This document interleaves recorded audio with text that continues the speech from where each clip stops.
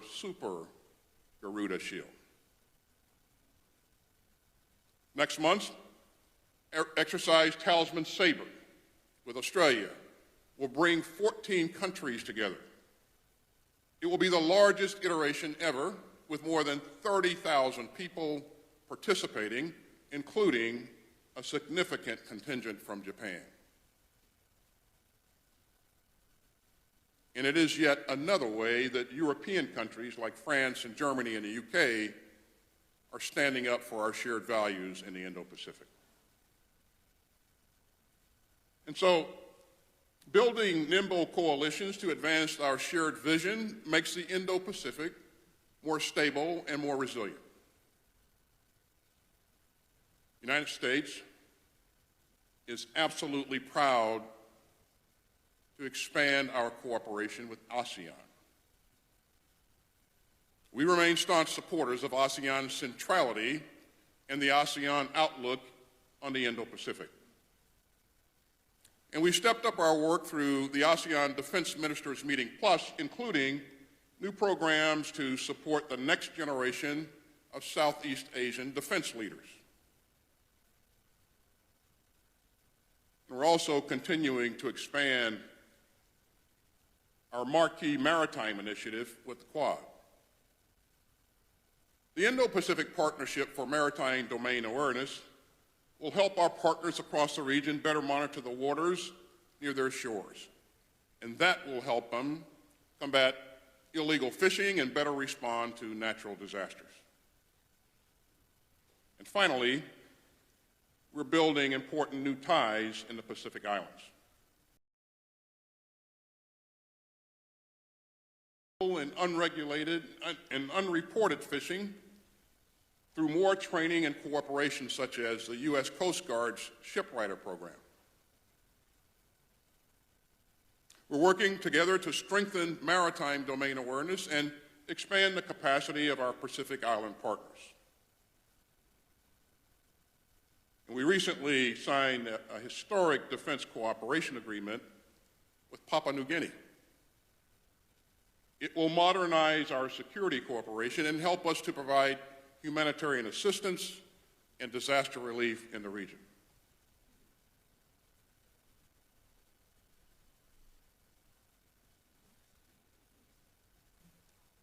And so, ladies and gentlemen, our work together has made this region stronger and safer.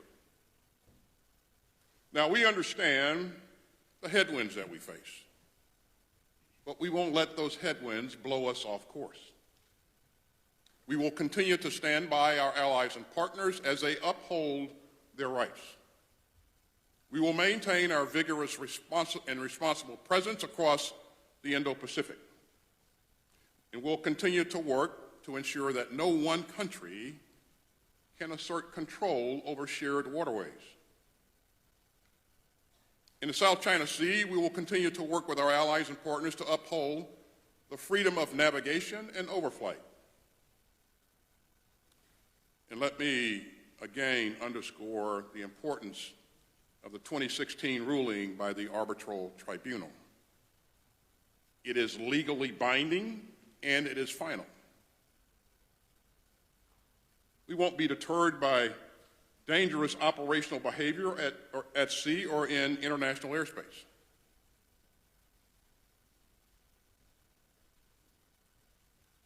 The People's Republic of China continues to conduct an alarming number of risky intercepts of U.S. and allied aircraft flying lawfully in international airspace. We've all just seen another troubling case of aggressive and unprofessional flying by the PRC. So we will support our allies and partners as they defend themselves against coercion and bullying. To be clear, we do not seek conflict or confrontation, but we will not flinch in the face of bullying or coercion.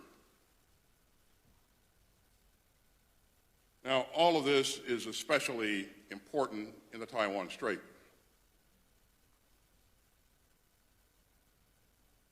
I also like to be clear about another point. The United States remains deeply committed to preserving the status quo in the Strait, consistent with our long-standing One China policy and with fulfilling our well-established obligations under the Taiwan Relations Act. Our policy is constant and firm. It is held true across U.S. administrations, and we will continue to categorically oppose unilateral changes to the status quo from either side. I'll also highlight that conflict is neither unilateral changes to the status quo from either side. I'll also highlight that conflict is neither imminent or inevitable. Deterrence is strong today, and it's our job to keep it that way. You know, the whole world has a stake in maintaining peace and stability in the Taiwan Strait. The whole world. The security of commercial shipping lanes and global supply chains depends on it. And so does freedom of navigation worldwide.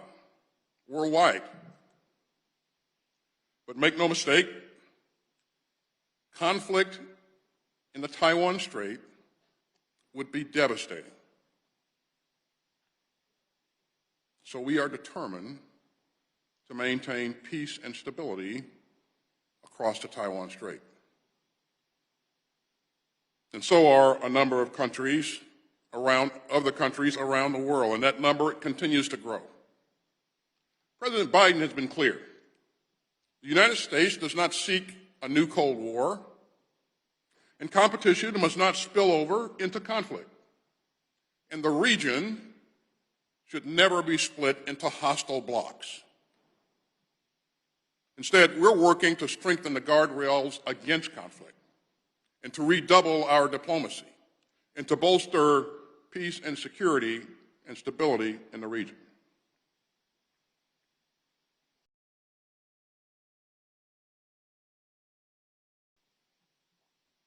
The United States believes that open lines of communication with the People's Republic of China are essential, especially between our defense and military leaders. For responsible defense leaders, the right time to talk is any time. The right time to talk is every time. And the right time to talk is now. Dialogue is not a reward. It is a necessity. And a cordial handshake over dinner is no substitute for a substantive engagement. And the more that we talk, the more we can avoid the misunderstandings and miscalculations that could lead to crisis or conflict. You know, I am deeply concerned that the PRC has been unwilling to engage more seriously on better mechanisms for crisis management between our two militaries. But I hope that will change, and soon. I've said it before, and I'll say it again.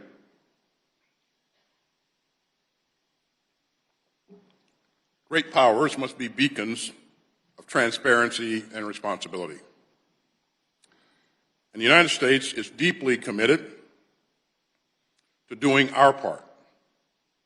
And we are determined to keep this region open, peaceful, and prosperous. Ladies and gentlemen, the Indo-Pacific has become an extraordinary example of human progress and peaceful cooperation. I'm proud to be here with you, and the United States is proud to be your partner. As I said before, conflict and strife are not inevitable, but peace and security are not automatic.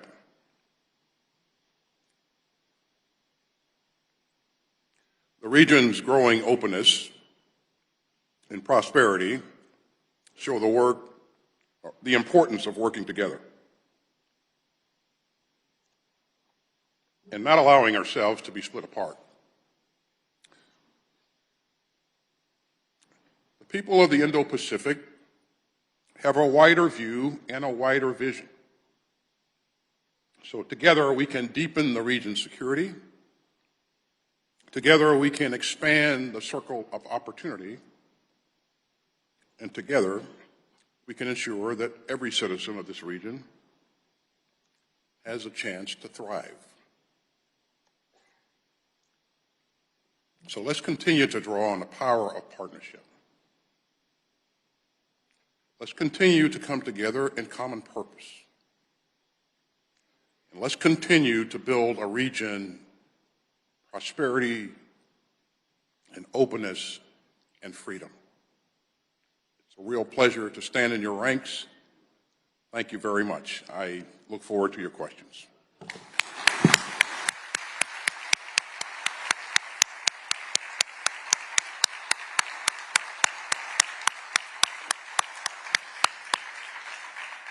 Mr. Secretary, thank you very much for that extremely compelling presentation. I think everyone will have marked down your note that the right time for talk is any time.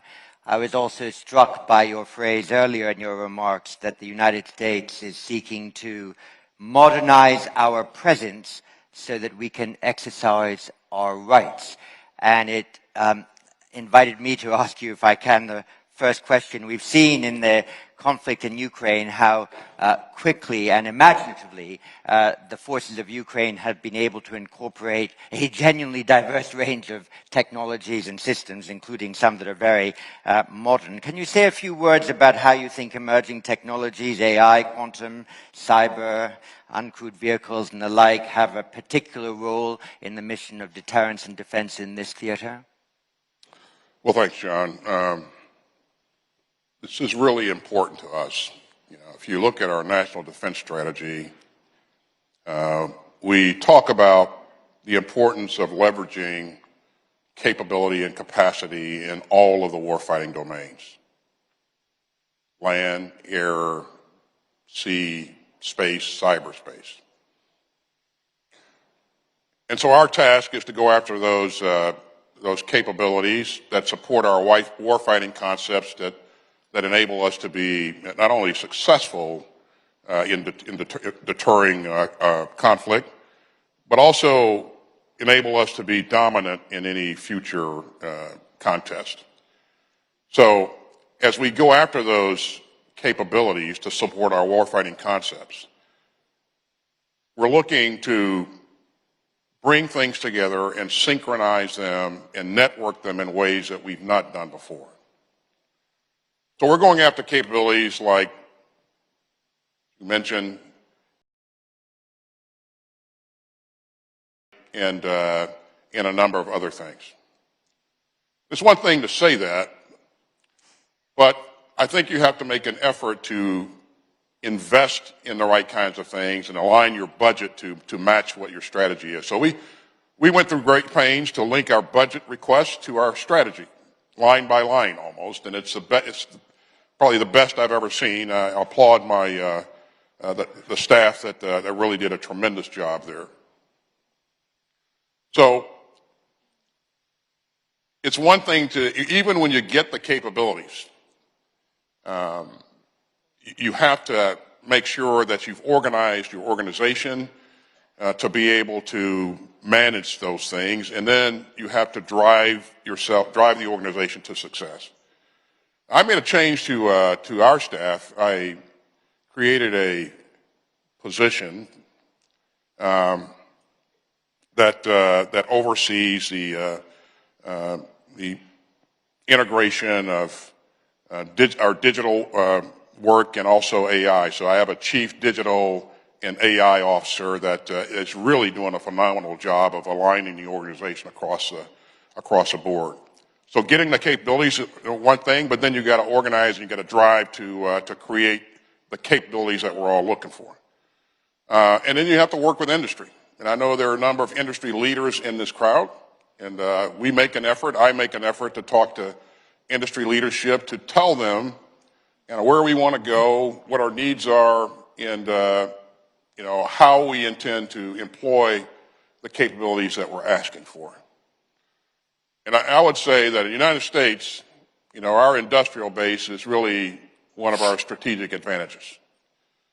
But, unless we're communicating the right things to industry, we won't be where we need to be in the long term. So that remains a work in progress.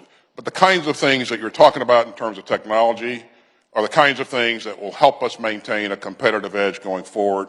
It is very important to us. It is fundamental to our national defense strategy.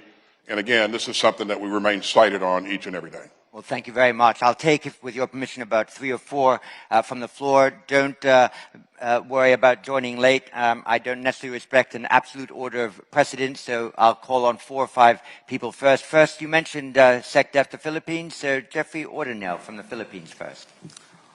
Hi, thank you.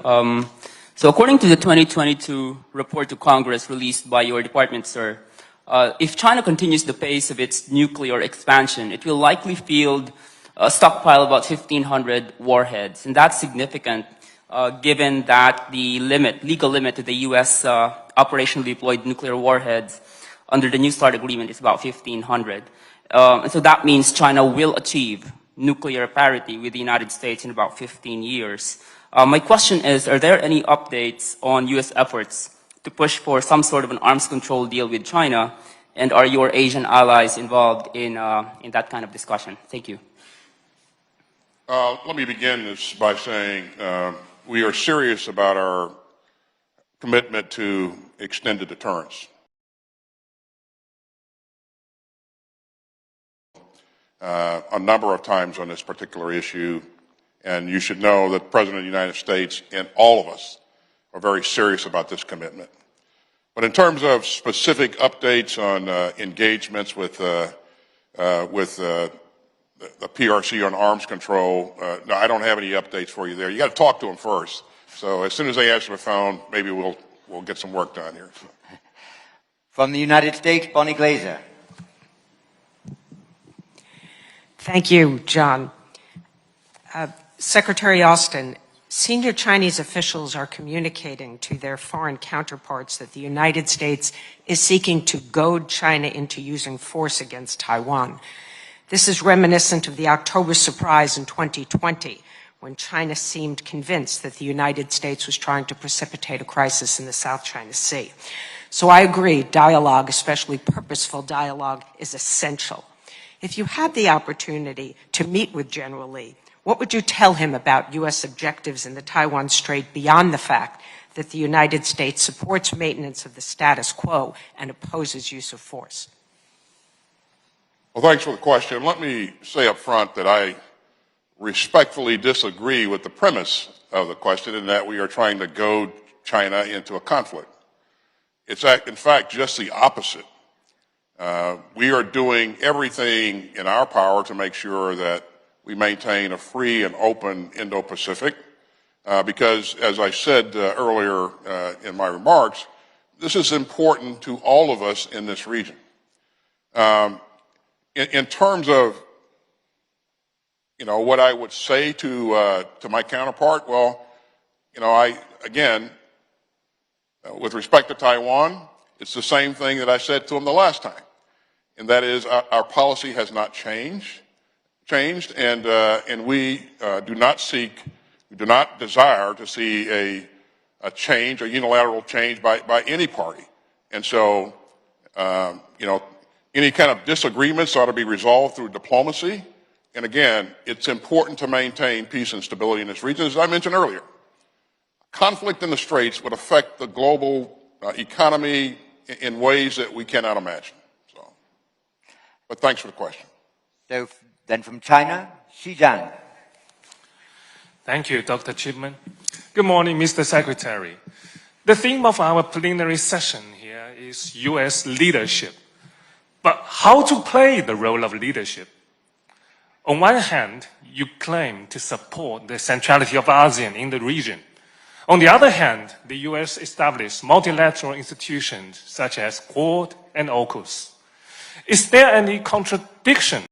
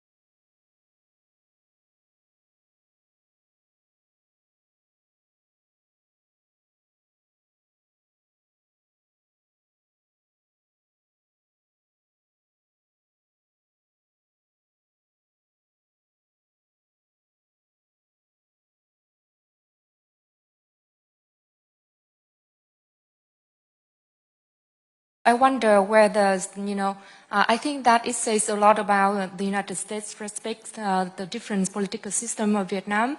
So I wonder whether you agree that being a communist is not a problem, but being a revisionist may be another issue. Thanks. So kind of differentiate between a communist state and a revisionist state.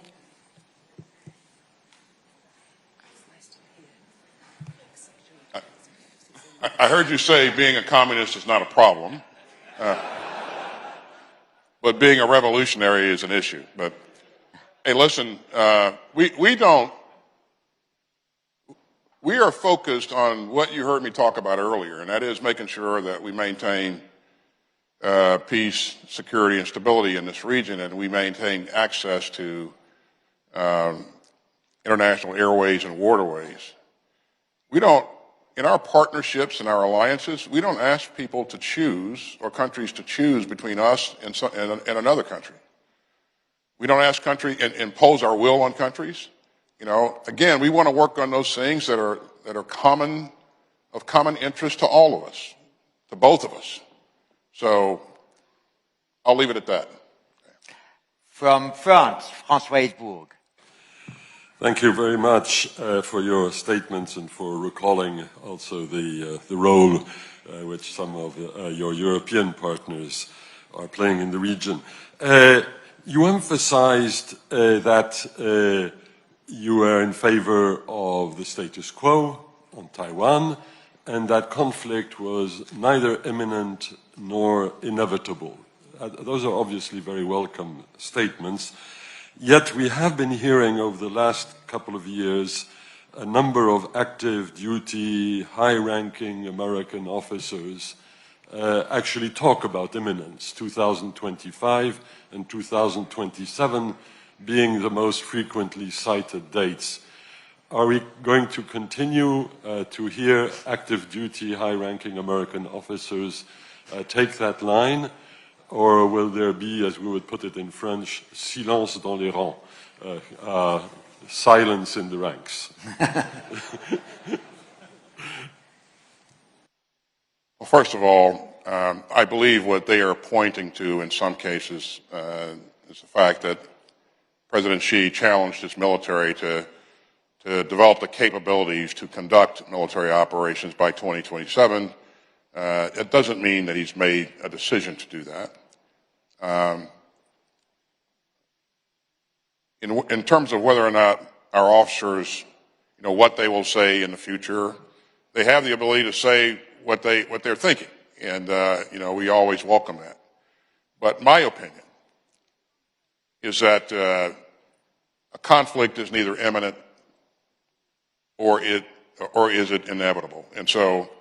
we're going to do everything we can to make sure that we're doing the right things to maintain the status quo. But, you know, the way that you deter any misguided decision is by having a combat credible military, and we have one, and we will continue to have one. And our officers that are in charge of maintaining that combat credible force have to remain focused on making sure that they are ready to address any situation or circumstance. I know my Indo-PACOM commander is in the room somewhere, and he'd be the first to stand up and tell you, boss, you've charged me to do that, and by golly, I am going to be ready no matter what happens. And that's what I want him to do. But again, I don't think that a conflict is inevitable, nor do I think at this point that it's imminent. And from the Netherlands and the IISS, Veerle Nowens. Secretary of Defense, you made mention to the UK, Germany, and France in the Indo-Pacific. I wanted to ask, how important is it for the United States, for European countries to be engaged militarily in the Indo-Pacific? How important is it for European militaries to be engaged militarily in the Indo-Pacific? How does it add value to the effort, I think is the... Well, the first thing I'll tell you is we're not trying to create a NATO in the Indo-Pacific. And we have a number of colleagues here today from Europe. And I'm really glad to see them here because they all have interests in this region.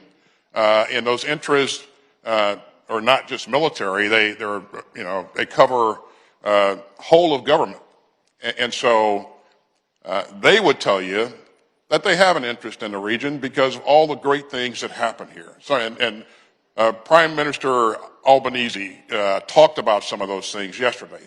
The rate at which this region is growing, you know, the capability, the capacity that this region has.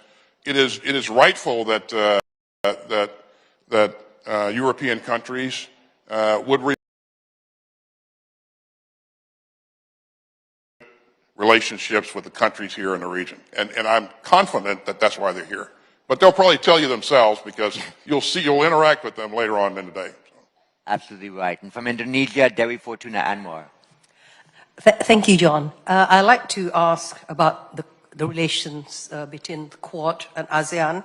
As you know, the Secretary, as you know, there have been a lot of initial skepticisms and concern that the Quad may undermine ASEAN centrality. But I'm very happy to hear again that, you know, you have stressed again the ASEAN centrality. And recently, President Widodo actually said that, you know, Quad and ASEAN are not competitors, they could be partners. Now, I'd like to tease out more. Do you envisage a Quad ASEAN as an institution cooperation, or is it be Quad and individual ASEAN countries cooperation? Given the fact that all Quad countries are also members of the East Asia Summit. So what would be the format of such cooperation? Thank you. I think it's a question about the complex Rubik's Cube of the regional architecture in this region and how each of these different minilateral and established multilateral arrangements interconnect. Well, you know, I think we should take what we have, and which is what we've done and what we'll continue to do, in terms of bilateral, trilateral, and multilateral alliances and partnerships, and build on those incrementally. Again, I don't think we should drive things to go in one direction or another. We're not trying to create a NATO in the Indo-Pacific. We value our relationships with our allies and partners. And each of our allies and partners has, they have their own self-interest, and we understand that, and we want to make sure that we're helping them protect their self-interest, and that they, when possible, are working with us and with other countries to provide for a free and open Indo-Pacific. Great. I'm going to take two questions in succession and let the Secretary then answer those, and we'll conclude the session with that. My first of this duet is Sharon Nanau. Yes, sir. My question is on USA through this partnership and cooperation is pushing United States agenda for smaller island states. Example, in the Solomon Islands, the US was absent for over 20 plus years, and only because of its diplomatic switch to China, they've reopened their embassy last year. So through this cooperation, you've mentioned allies and partners, but is it another form of pushing USA agendas, especially for smaller island states who don't have a leverage when coming to interacting with the developed or bigger countries? Thank you very much. He's got that on small island states and their place in U.S. engagement in the region. And from Ireland, but also the Financial Times, Dimitri Sevastopoulou. Thank you, and also a very small island state. Secretary Austin, good morning. You've made a lot of progress creating a more lattice security architecture in the Indo-Pacific, but one thing that's missing is joint operational war plans with allies, particularly Japan and Australia, for Taiwan contingency. So my question is, how urgent is the need for joint operational war plans, and how hard is it proving to develop them?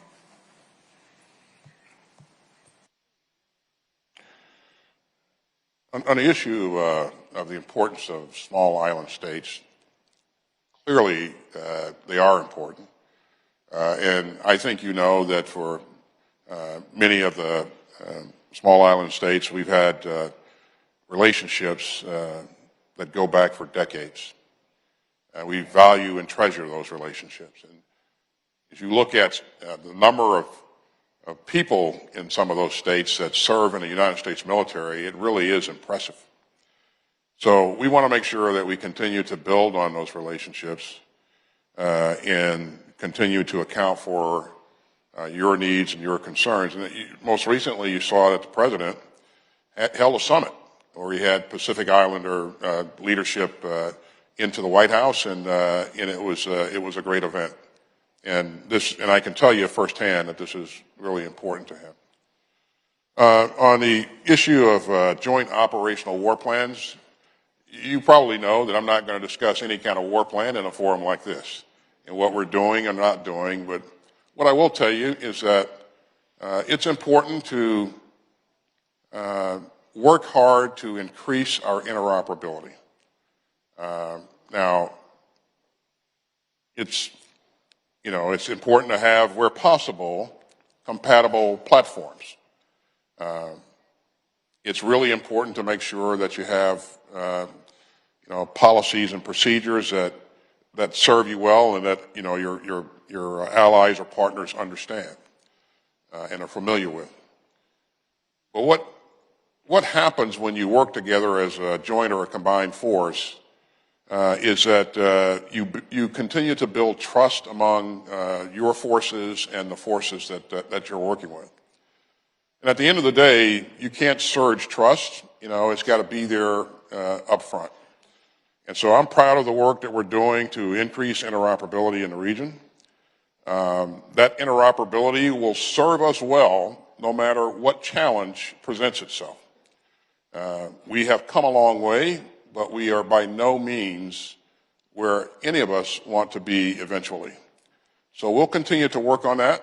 And for all of you that have provided opportunities for my troops to work with your troops, let me say thanks again. I cannot tell you how important that is. In terms of specific plans, again, we don't discuss plans in public forums, but I will assure you that we will continue to work with our allies to make sure that we think about and account for future contingencies. John, thanks so much for allowing me to be here, and I guess we'll leave it at that. Absolutely, since it's 9:30 and it just hit 9:31, so I want to thank you very much for your presentation. I want to ask everybody in the room to do two things. First, stay seated, because the second plenary will start almost immediately as soon as our next three speakers are mic'd up.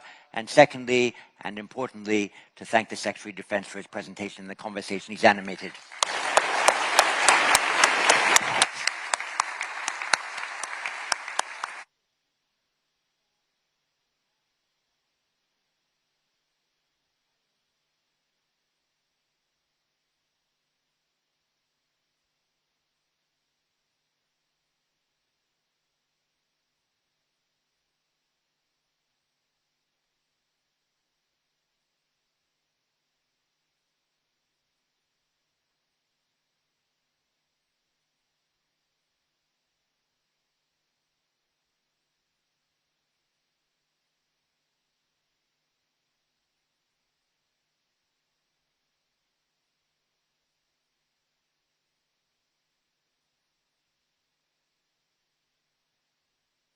下载中天新闻网 App 抽奖拿好康，小七咖啡很多人都有抽到，下一个幸运者可能就是你。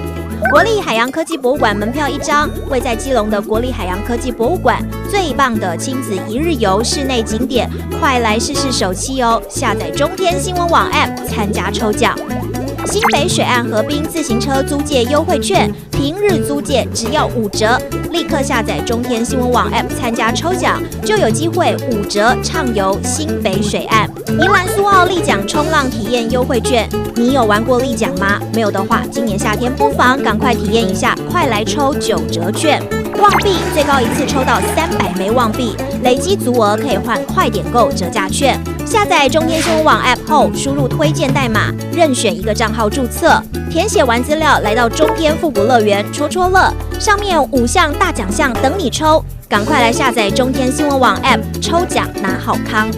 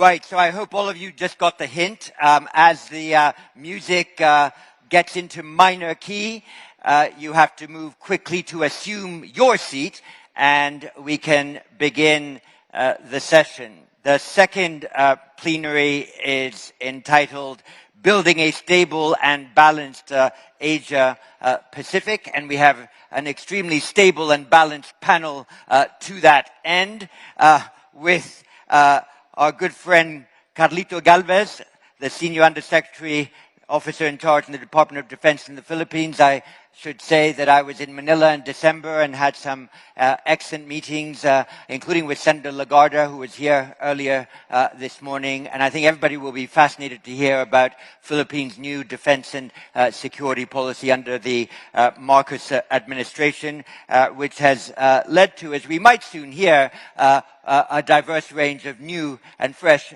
bilateralized arrangements. Really pleased to have, for the first time at the IISS Shangri-La Dialogue from our home state, as it were, Secretary of State for Defense Ben Wallace, who has been Secretary of Defense for a considerable amount of time and built a range of personal defense diplomatic experiences from that. And we're really pleased, given also the previous announcement of the Indo-Pacific tilt of the United Kingdom, to hear him today. And finally, for her second appearance at the Shangri-La Dialogue, Anita Anand, the Minister of National Defense of Canada, which is, of course, famously an important Pacific state. So now that the room is settled and I assume attentive, could I invite Carlito Galvez to take the podium and address the second plenary? Thank you.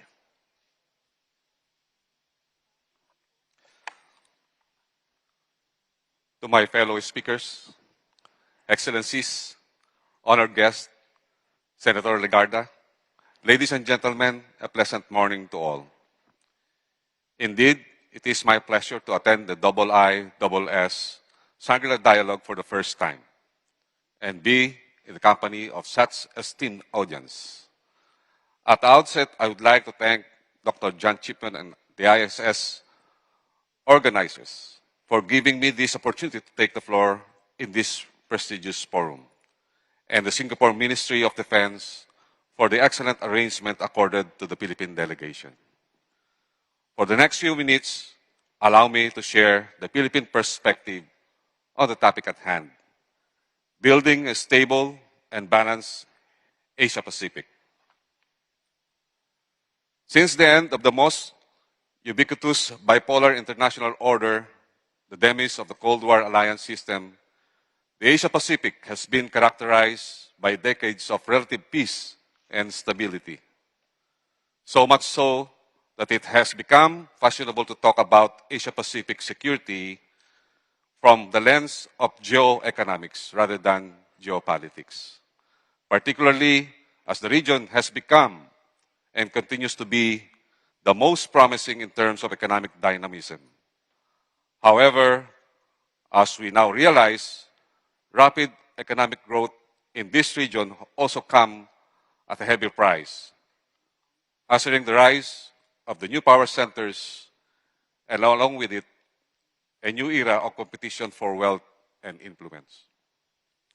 Today, the return of geopolitics has magnified the long overlooked but enormously complexity that is already endemic to a region beset with historical animosities and with the greatest number of unresolved land and maritime disputes. The issues in the South China Sea and the East China Sea and the strains in the cross-strait have particularly emerged as plus points in the region. The increasing provocations in the Korean Peninsula, as well as the skirmishes in the Sino-Indian and Indian-Pakistan borders, have also been fueling mutual suspicion between parties involved. 5,000 miles away, the war in Ukraine has showed us that geopolitical calamities, which we thought have turned highly unlikely since the end of the Cold War, are certainly still entirely plausible. How then do we avert the complete unraveling of the long peace and stability in the Asia-Pacific amid this increasingly volatile and uncertain security environment? At this juncture, allow me to discuss two significant points. First is upholding the primacy of the rule of law. And second, the continued pursuit of dialogue and multilateralism. In upholding the rule of law, as a small nation relative to big and powerful neighbor with a grand design on its territory, the Philippines has always believed that international law is the greatest equalizer among states. It is exactly this belief that made us confidently resort to the compulsory dispute settlement mechanism of the United Nations Convention of the Laws of the Seas, or UNCLOS, and the Hague Tribunal. We view the 2016 arbitration award as not only setting the reason and right in the South China Sea, but also as an inspiration for how matters should be considered by states facing similar challenging circumstances. We underscore that the award is not directed at any country, with the Philippines seeing it as it should be seen as favoring all nations subscribing to the rule of law. The award is conclusive, as it is indisputable, definitively clarifying a legal situation beyond the reach of arms to change. It is authoritatively settled the status of historic right in the South China Sea and declared as without legal effect claims that exceed geographical and substantive limits of maritime entitlement under UNCLOS. As the chief architect of the Philippine foreign policy and the commander-in-chief of the Armed Forces of the Philippines, President Ferdinand Marcos Jr. has strongly emphasized his directive to safeguard every square inch of our territory from any foreign power. Mindful of his guidance, UNCLOS and the 2016 Arbitration Award are and will continue to be the twin anchors of our policies and actions in the West Philippine Sea and broader South China Sea.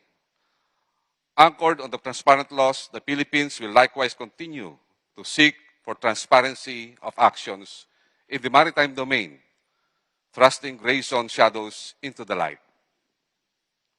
At this juncture, allow me to express that the Philippines welcomes the increasing number of states that have come in support of the award and what it stands for, an affirmation of the preeminence of the law and the triumph of amity over ambition. We realize that right alone does not make might, as it is ultimately your support that will preserve the global order at sea and uphold the universally recognized principles of international law. Along this line, we welcome the G7's recent statement, which reaffirms the legally binding nature of the award and all other statements made by the governments around the world will uphold the ruling as a milestone in corpus of international law. In the same vein that the Philippines underscores the resolution of the complex competing claims in the South China Sea in accordance with international law, we also hope that relevant parties to other land and maritime disputes in the region would find peaceful and effective ways to manage their diverging positions without prejudice to their respective legitimate rights. As the old adage goes, good fences make good neighbors, as it is only when neighbors have clear boundaries and respect for genuinely amicable. The 2014 agreement between the Philippines and Indonesia concerning the limitation of our exclusive economic zone and similar maritime delimitation agreements reached by other countries in the region, as well as the resolution of territorial issues between Indonesia and Malaysia over Sipadan and Litigan in 2022, and Singapore and Malaysia for Pedra Branca and Middle Rocks, and the Southern Leads in 2008, are a strong manifestation that resort in international law continues to be paramount in the peaceful resolution of fundamental differences. On the pursuit of dialogue and multilateralism, I understand, however, that fostering the political will and mutual trust to sit down for constructive dialogue and reach an agreement to abide by a shared system of norms and values is not an easy feat. Nonetheless, I dare to affirm that the multilateral system, even in the face of heightened geopolitical tensions, remains a uniquely inclusive vehicle for managing mutual interdependencies in ways that enhance both national and international welfare. In many ways, a remarkable example that multilateralism works even in the region of diverse as Asia-Pacific is manifested by the history of the ASEAN. As enshrined in the 1967 ASEAN Declaration, the inception of the ASEAN was founded on a partnership of equality and mutual benefit, with member states undertaking not only to ensure their peaceful and progressive national development, but also to put their differences aside so as to proceed with active collaboration. Such declaration by nation, which only 2 years earlier were in a state of confrontation with each other, could be regarded as a near miracle. And the fact that ASEAN has weathered all difficulties since then means that its foundation has been solidly laid. Ladies and gentlemen, acting in isolation and decoupling amid the declining state of goodwill in the region would only serve the return of an iron curtain that will undermine any potential for confidence building and cooperation between and among us.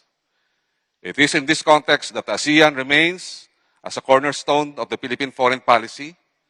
ASEAN's principle of openness, transparency, and inclusivity represents its continued equitable treatment of norms and principles, offering a neutral ground where all table their interests in the region. It is only in this light that the Philippines continues to seek a substantive ASEAN-China Code of Conduct in the South China Sea through a process that perseveres despite the pressures of destabilizing actions and incidents on intimidations. Wars are not inevitable, but a result of our grave failure to resolve our fundamental differences. When the risk of conflict looms, it is time for more dialogue, not less. It is along this line that ASEAN must be strengthened as an institution for building strategic trust and cooperations which are at the core of preemption. I am pleased to note that just recently, the Philippines hosted the second ASEAN Multilateral Naval Exercises, or AMNEX, an initiative which promotes interoperability in response to common maritime challenges that shape the regional security architecture. The exercise was also held back-to-back with the 17th ASEAN Navy Chiefs meeting, which adopted the Navy-to-Navy guidelines for maritime interactions with the aim to contribute to the implementation of international maritime law and convention. In conclusion, I would like to end my remarks with a quote of Albert Einstein, that peace cannot be kept by force, it can only be achieved by understanding. Ladies and gentlemen, the preservation of prolonged peace and stability in the Asia-Pacific rests on our accountability to the rule of law and the success of our cooperation amid diversity. As we face increasing geopolitical risks, which are compounded even further by the consequence of climate change and the legacy of the pandemic, the Philippines remains committed to diplomacy and dialogue to build the aggregate resilience of the region as a whole. Thank you for your attention, and mabuhay.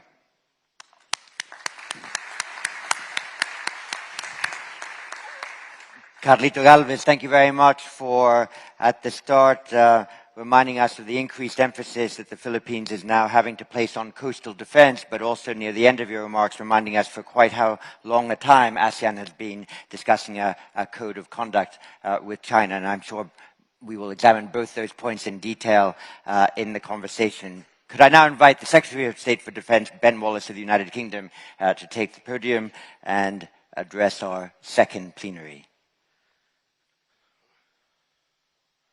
Good morning, and thank you to ISS for hosting, and it's a privilege to be here in Singapore, an island nation and trading powerhouse with which the UK has much in common, not to mention a shared history. And I'm delighted to share the panel with my colleagues from Canada and the Philippines, just two of the nations we're working closely with to keep strengthening the international order that benefits everyone.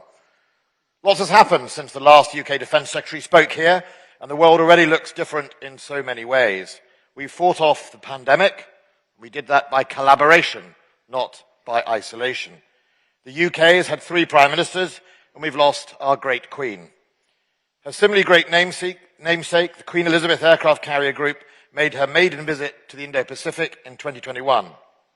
And that same year, the United Kingdom published the Integrated Review, signalling our increased commitment to this region. That review has been updated this year, and we're pressing ahead with our tilt to the Indo-Pacific, not least becoming ASEAN's first new dialogue partner this century. Of course, events in Europe are focusing us closer to home at the moment. Russia's illegal war in Ukraine is forcing a rethink of the Euro-Atlantic security architecture, and it has spurred yet more countries to seek the collective security of NATO membership, precisely what President Putin claimed he was acting to prevent. But as busy as things are at home, developments continue apace. The Indo-Pacific economic performance makes this year the world's undisputed growth engine, 40% of global GDP, 60% of global shipping, home to half the world's population and some of the fastest growing economies and most innovative economies in the world. But apart from seeking to secure blocks of interest, we believe this region offers enormous economic opportunity for all. It's why European companies and countries are looking east, and why the United Kingdom government considers our interests to lie as much here as they do in Europe. Indeed, in 2022, our total exports to the Indo-Pacific amounted to £127 billion, a remarkable increase of 22% on the previous year.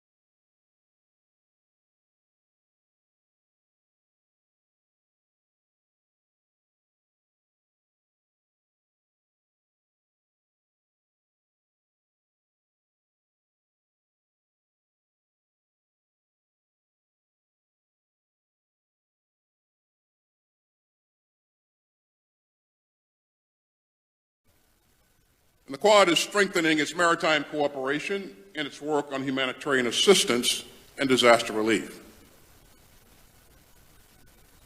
And all 4 Quad partners will participate in Exercise Malabar, which will take place. Conflict and disputes are resolved without fear or favor. What unites us is that roles apply to us all, regardless of actor or geography. We are all equal in the eyes of the law. It provides a level playing field. It ensures fair play, which is one of the reasons, I believe, why Singapore has been so successful in recent decades, because of the respect here for the regulatory environment, anti-corruption, dispute resolution, and fair play. And it works here in Singapore, why can't it work elsewhere? Whether you are the smallest country seeking to protect your fishing rights or the largest seeking a greater share of global trade, the rules-based system is there to protect and enable us all. Yes, all, including China. It is why the UK strongly believes so strongly in protecting the rights of littoral states in their exclusive economic zones, as well as in the importance of upholding the United Nations Convention of Law on the Sea. We reject any claims that do not adhere to its tenets. Attempts to restrict the global common are fundamentally damaging to us all and our trade. If international treaties bearing the signature of 157 parties are junked on a whim, this represents an attack not just on one treaty, but on the entire international system. So the United Kingdom will continue to demonstrate that all parties should stick as close as possible to UNCLOS, because responsible powers have a duty to protect international rules, and neither can they take a backseat in evolving those rules as well. We want a 21st system of laws designed by all, for all. The second way we maintain balance and stability is by backing free trade. The UK has always believed in free commerce and capital flows. The more we open up competition, the more we reduce overdependence and build resilience. And neither can we afford to decouple commercially or diplomatically. We believe the best resilience comes from diversification, not from protectionism. That's why the UK is working to diversify our supply chains. It's why we have done deals with Japan, Australia, and of course Canada. And why we are now enthusiastic new members of the Comprehensive and Progressive Agreement for Trans-Pacific Partnership. You cannot put a price on the ability to sell to 500 million people with a combined GDP of £11 trillion. And we're building up the momentum, having signed free trade agreements with Australia and New Zealand, as well as Singapore, Japan, Vietnam, and the Republic of Korea. Third and finally, the way we preserve stability is through the promotion of our principles and values. Coming to Shangri-La and visiting Singapore, I feel immediately at home. Despite very different national systems, we share many of the same principles and values that believe that all nations have the right to chart their own course, instinctive understanding of the importance of global trade, and above all, a belief in fair play. You don't need to have mastered the rules of cricket to know that fair play is ingrained in the British psyche. No matter how big or small you are, how rich or poor, we believe nations should treat each other fairly with respect. The UN conventions reinforce that as a P5 nation, we believe we have a responsibility to help uphold those rules around the globe. And that's where defence does come in, because it has an important supporting role to play, not just in hard power projection, but soft power promotion. The skills and capability of our armed forces are there to help friends when they're in trouble, from humanitarian assistance and disaster relief to crisis management and civilian evacuations, and ultimately in times of conflict. I know you share that view, many of you here. We've seen it in Ukraine. Alongside our troops training Ukrainians in the United Kingdom are Australians and New Zealanders as well as Canadians. The US-chaired Ukrainian Defence Contact Group now includes many countries represented in this room. And we appreciate the very material support that you are sending to Ukraine to help return stability to our continent. And that's because you recognise, as our Prime Minister said recently, the Atlantic and Pacific security is indivisible. Our security is your security. And that's why the UK is becoming more proactive and more persistently engaged in the Indo-Pacific. We've been using our warships HMS Spey and Tamar, our two Royal Navy ships permanently deployed in the region, to deliver humanitarian aid to Sami at Tonga, to help enforce the sanctions against the DPRK, and to undertake 16 port visits and over 20 regional exercises. We've expanded our network of defense attaches and regional defense staff, including the recently restored defense section in Manila in the Philippines, to deepen our understanding and influence over 20 countries. And we've been growing our wider defense presence in the region, whether here in Singapore, our garrison in Brunei, and the recent reciprocal access agreement with Japan. As a result of all of this, we've been able to increase our tempo, conducting over 60 defense activities in the last 2 years alone, from exercises and training teams to staff talks and personal exchanges. And as I speak, there are 45 officers from the regional partners here today attending professional military education courses back in the United Kingdom. And all that activity helps to build those partnerships, because it's only by deepening friendships, knitting together a tapestry of partners and allies, that we can collectively secure our populations and our interests. The UK is a proud member of the five-power defence arrangement, the region's original defence arrangement, established when its security landscape looked very different. We celebrated the FPDA's 50th anniversary in 2021. And from my discussions while here, I'm convinced that it has an even more important role to play in the years ahead. In parallel, we're now entertaining new partnerships with the recent announcements of AUKUS and GCAP with Japan and Italy. And for the avoidance of doubt, these are not just about countering threats or the submarines and planes we're building. They are about a collaboration effort that underpins them, partnering for technology, transferring skills, skill sharing and information exchanges. They are a national and generational enterprise. They will allow us to sustain our capabilities over a long term, and they'll strengthen our supply chain resilience to help us prosper through the 2020s and 2030s. That's why ASEAN is also so important, and why in recognition of ASEAN's centrality, I formally applied in March this year for the UK to join the ADMM+.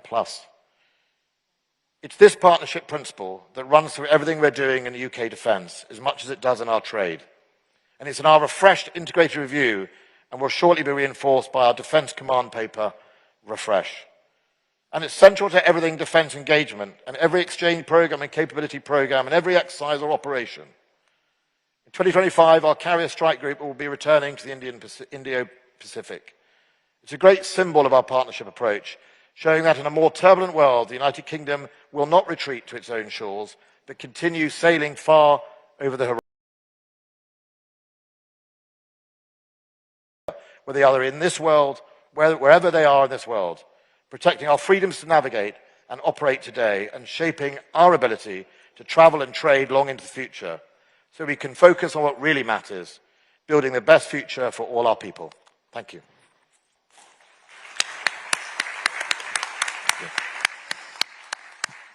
Secretary of Defense, thank you very much for providing us, I think, in summary, three crisp epigrams. Rules are agnostic to power. Defense serves as soft power promotion, and the partnership principle is central to defense. I hope that's an adequate summary. Could I invite now our friend, the Minister of Defense of Canada, Anita Anand, to take the floor. Thank you so much for coming to the Shangri-La Dialogue for your second successive year. Well, thank you so much, John, and good morning, everybody. Bonjour tout le monde. Secretary Wallace, Senior Undersecretary Galvez, it is an absolute pleasure to be back here in Singapore for my second Shangri-La Dialogue as Minister of National Defence of Canada. And let me start by thanking you, John, as well as James Crabtree and the ISS team for putting on such a stellar event. You're really rocking it, so thank you so much. Now today, we are here to discuss building a stable and balanced Asia-Pacific. And I'd like to tell you what Canada brings to the table in advancing that goal. Canada is a Pacific country. Our Pacific coast is 25,000 kilometers long. 6 of our top 13 trading partners are found in this region. Et aussi un Canadien sur 5 tire des origines familiales dans la région, comme moi-même. Aujourd'hui, l'Indo-Pacifique est la région économique qui connaît la croissance la plus rapide au monde. As a Pacific country, Canada has a keen interest in building a region that is stable, that is balanced. What does this mean? It means an Indo-Pacific where international rules and norms prevail and all actors engage responsibly. An Indo-Pacific where disputes are resolved peacefully. And ultimately, an Indo-Pacific that is free, that is open, and that is inclusive.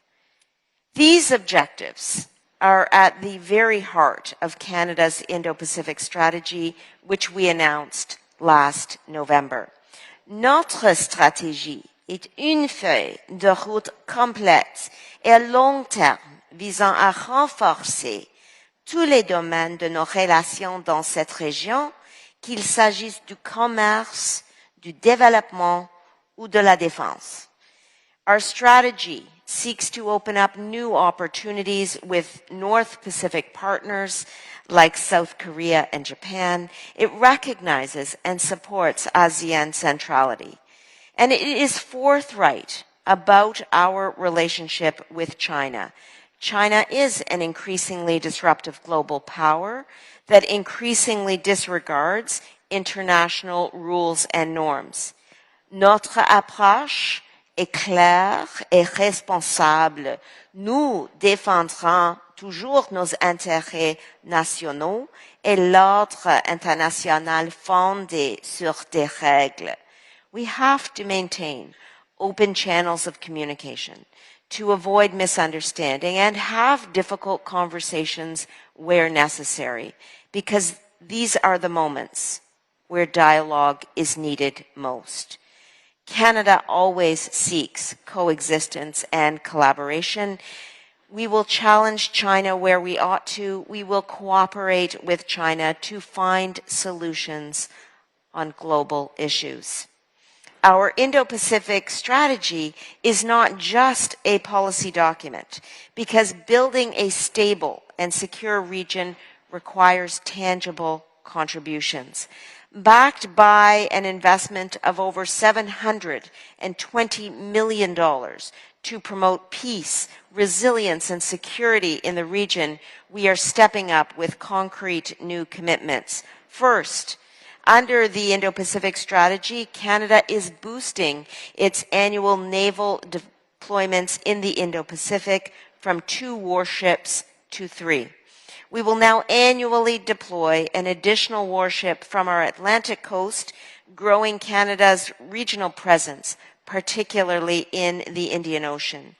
Our bigger footprint this year begins, and the Atlantic-based frigate HMCS Montreal and the replenishment unit MV Asterix are in the region right now and actually visited Singapore just a few days ago.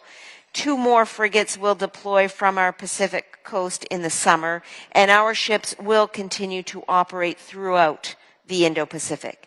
As part of these deployments, our ships sail in the South and East China Seas and through the Taiwan Strait in full accordance with international law. This is a clear signal of Canada's commitment to working with allied and partner navies towards regional peace, stability, and prosperity. And we will always act in accordance with international law, including high seas navigation rights as outlined in the UN Convention on the Law of the Sea. Our Indo-Pacific strategy also boosts Canada's participation in multilateral exercises in the region, so that our armed forces can have a more frequent and fulsome presence here. The strategy also means that we will work together and train and learn from our partners in the region, such as Indonesia, Malaysia, the Philippines, Singapore, and Vietnam. And that includes initiatives to advance women, peace, and security initiatives by supporting the meaningful participation of women in uniform. This is an area where Canada has much to share, and importantly, much to learn from our partners in the region. And in this regard, I am thrilled to be joined in Singapore by Canada's Ambassador for Women, Peace and Security, Ms. Jackie O'Neill, who just visited Vietnam and Indonesia on her way to Singapore. Enfin, notre stratégie lance de nouvelles initiatives pour aider nos partenaires militaires à renforcer leur cybersécurité et leur cybercapacité afin qu'ils puissent détecter les cybermenaces et y répondre plus rapidement et plus efficacement. Since 2018, Canada's main Indo-Pacific military mission has been known as Operation Projection.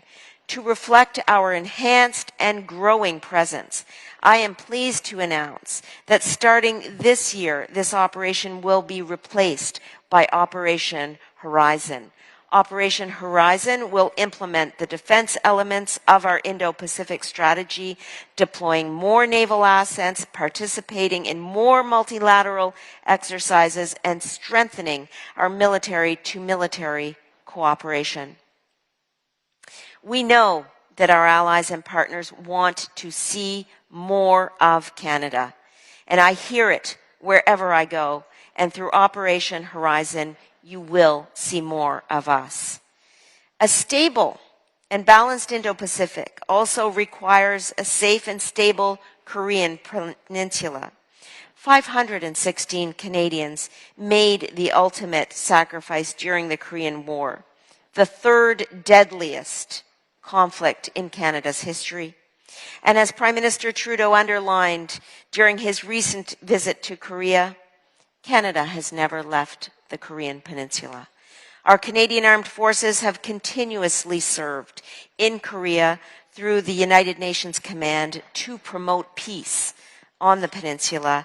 And today I am so pleased to announce that the next Deputy Commander of the United Nations Command in the Republic of Korea will be a Canadian general or flag officer.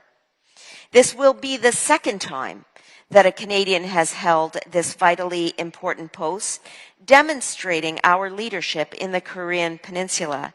In fact, the first non-American to ever assume that role was a Canadian as well. He is with me here today, and he is now our Chief of Defense Staff, General Wayne Eyre. Thank you, General Eyre, for your leadership. To further support stability on the peninsula, Canada recently announced the extension of Operation Neon, through which we regularly contribute ships, aircraft, and personnel to the multinational effort monitoring UN Security Council sanctions against North Korea. One of those aircraft, a Royal Canadian Air Force CP-140 Aurora, recently completed a 6-week deployment conducting surveillance to identify suspected violations of UNSC sanctions. And when we deploy our aircraft to monitor United Nations Security Council sanctions against North Korea, we expect all actors in the region to engage responsibly, behave safely, and conduct themselves professionally. Responsible engagement and safe behavior are a cornerstone of a stable and balanced Indo-Pacific, and Canada believes strongly in being transparent, open, and adhering to the international rules and norms that underpin our collective security. Finally, a stable and balanced Indo-Pacific depends on partnerships. L'année dernière, par exemple, le ministre de la Défense, le Dr. Ng Hen et moi-même avons signé un accord de coopération en matière de défense entre Singapour et le Canada. And today I am thrilled to confirm that recently the Republic of Korea and Canada signed a 10-year Memorandum of Understanding on Defense Research and Development. This is just an example, my friends, of how we will continue to forge resilient relationships with our closest partners in the Indo-Pacific, and we will build new partnerships with important regional leaders, India, for example. Canada believes in ASEAN centrality as the foundation for cooperation and stability in the region, which is why we are working to deepen our security cooperation with its members. We appreciate ASEAN's support for Canadian observer status in the 2 ASEAN Defense Ministers Meeting Plus experts working groups. We were delighted when ASEAN leaders recently adopted a regional plan of action on women, peace, and security. And I am pleased to say that Canada is on track to finalize its strategic partner status with ASEAN by September, which will enable us to work even more closely with our partners in this vitally important region. Of course, we will always remain tightly coordinated with our closest allies, including our Five Eyes partners, and we are always looking for ways to advance and strengthen our relationships. My friends, every issue that matters to global security in the coming decades, democracy, climate change, human rights, artificial intelligence, and more, will all run through this region. As a Pacific nation itself, Canada has much to offer the region, and the region has many opportunities in turn for Canada. Through our Indo-Pacific strategy, you will continue to see more and more of Canada. And through Operation Horizon, which I've announced today, you will see a larger Canadian defense presence right here in the Indo-Pacific.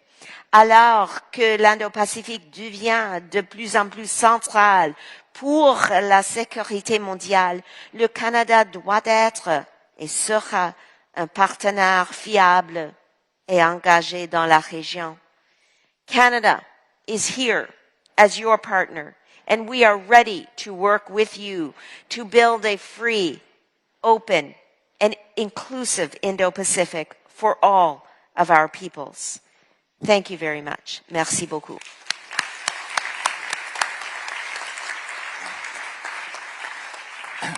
Merci, Madame la Ministre, pour votre discours et pour avoir expliqué si clairement que votre politique de défense est là pour renforcer les règles de la région et les règles internationales, je suis aussi sûr. I picked up one particular thing in your address, which was an emphasis I hadn't heard before from a Canadian Defense Minister on the diversity of your relationships in the region, because you spoke about East Asia, you spoke about Southeast Asia, including your 2 new bilateral accords, and you also spoke about the Indian Ocean. So that is quite a vast geographical region to which you are projecting influence and defense diplomatic skills. We now turn to questions. I've got about 9 or 10 people on the list. What I intend to do this time is ask 5 or 6 of you to sequentially ask your questions, and then I'll come back to the panelists and invite them to answer in rough proportion to the number of questions that might have been directed principally to them. If I can get more than 5 or 6 in, I will, and then Valérie Niquet. Thank you. It's a question to Secretary Carlito Galvez. You mentioned free and open Indo-Pacific and the rule of law, and this is something that Japan shares too. And how do you see the role of Japan in the region, considering the many constraints that Tokyo still faces in military action, including the exports of arms to its partners or close allies? Thank you. Thank you very much. And from Germany, but also the IISS, Ben Schreier. Thank you, John. Also 2 short questions for Secretary Galvez, if I may. Secretary, you mentioned that your president has instructed you to, quote, safeguard every inch of Philippine territory. So 2 questions there. First, does that mean that the Philippines is moving from a hedging strategy between the US and China towards a more close alignment with the United States as part of a balancing strategy against China? And secondly, How can the Philippine Armed Forces accelerate the necessary development of more air and maritime capability, including unlocking more funding? Thank you. Thank you very much. And from Japan, but also from the IISS, Yuka Koshino. Thank you, John. I have a question to Defense Secretary Wallace, since you touched on Japan. So NATO-Japan engagement has been gaining momentum since Prime Minister Kishida's attendance at the Madrid summit last year.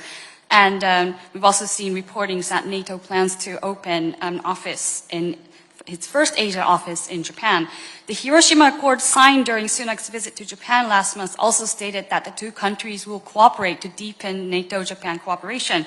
So from your perspective, where are the key areas that Japan can make a substantial contribution to supporting NATO's mission in Indo-Pacific and beyond? Thank you. Thank you very much. And from China, Yongshang Teng. 感谢有发言的机会。我想 Thank you very much for this opportunity, allowing me to raise my question. I just want to make a short comment regarding Madam Anita Anand's speech. So after the Cold War, in Asia-Pacific region, basically stability has been maintained. It is a result of a combined efforts of all the countries in the region. So that's why we're here discussing the stability and the balance in this region. Just now, Madam Anita Anand said that China is a destructive force in the region. As a matter of fact, what we're doing is, to the contrary to this, we have been making great efforts to maintain peace and stability in the region. Most countries in the region have already become, or to put it in another way, China has become the biggest trading partner to most countries in the region. And in terms of security, we have also made great progress, be it from a bilateral relationship point of view or multilateral relationship point of view. So, Madam Minister, you said that China is a destructive force. Actually, what you said is destructive by itself. China's force has never been extending to anywhere near Canada for any operation. We are not monitoring or supervising any national leaders' speech or dialogue. In order to maintain the stability and the balance in the region, it is true that we need to explore more effective measures instead of base your speech on assumed orders to criticize others. Thank you very much.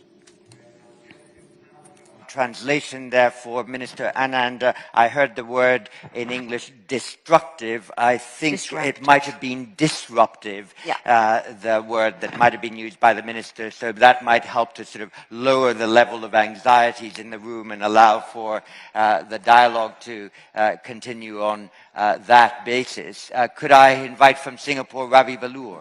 Yeah. Thank you, John.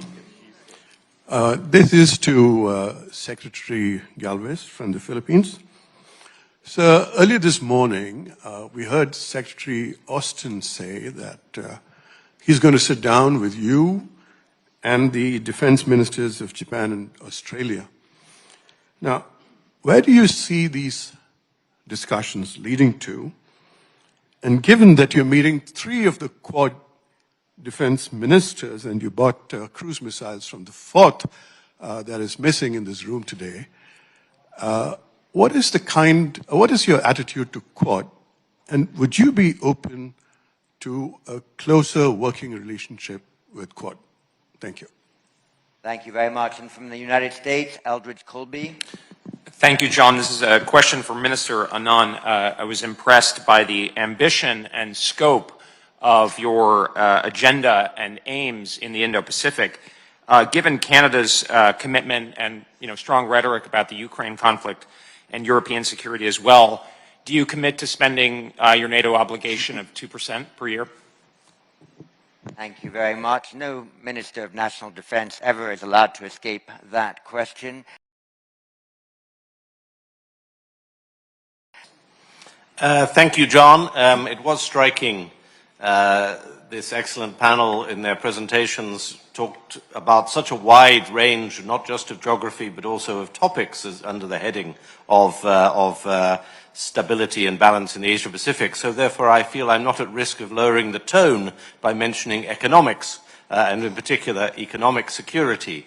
Last week in Japan, Deputy Prime Minister Lawrence Wong gave a very striking lecture warning of the risks that the de-risking strategies of economic security may be going too far and potentially leading to a fragmented economic system as well as political system in the region.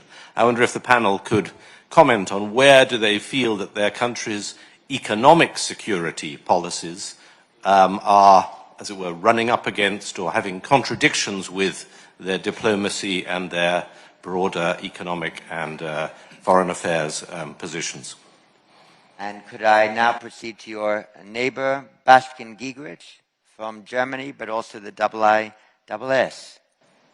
John, thank you very much. I'll take it back to defense, I'm afraid. My question is for Secretary Wallace. So Secretary, you said that UK interests lie as much here in this region as they do in Europe, and I wonder whether you could say a bit how that insight translates into choices in the Defense Command Paper that we will see soon. Thank you very much.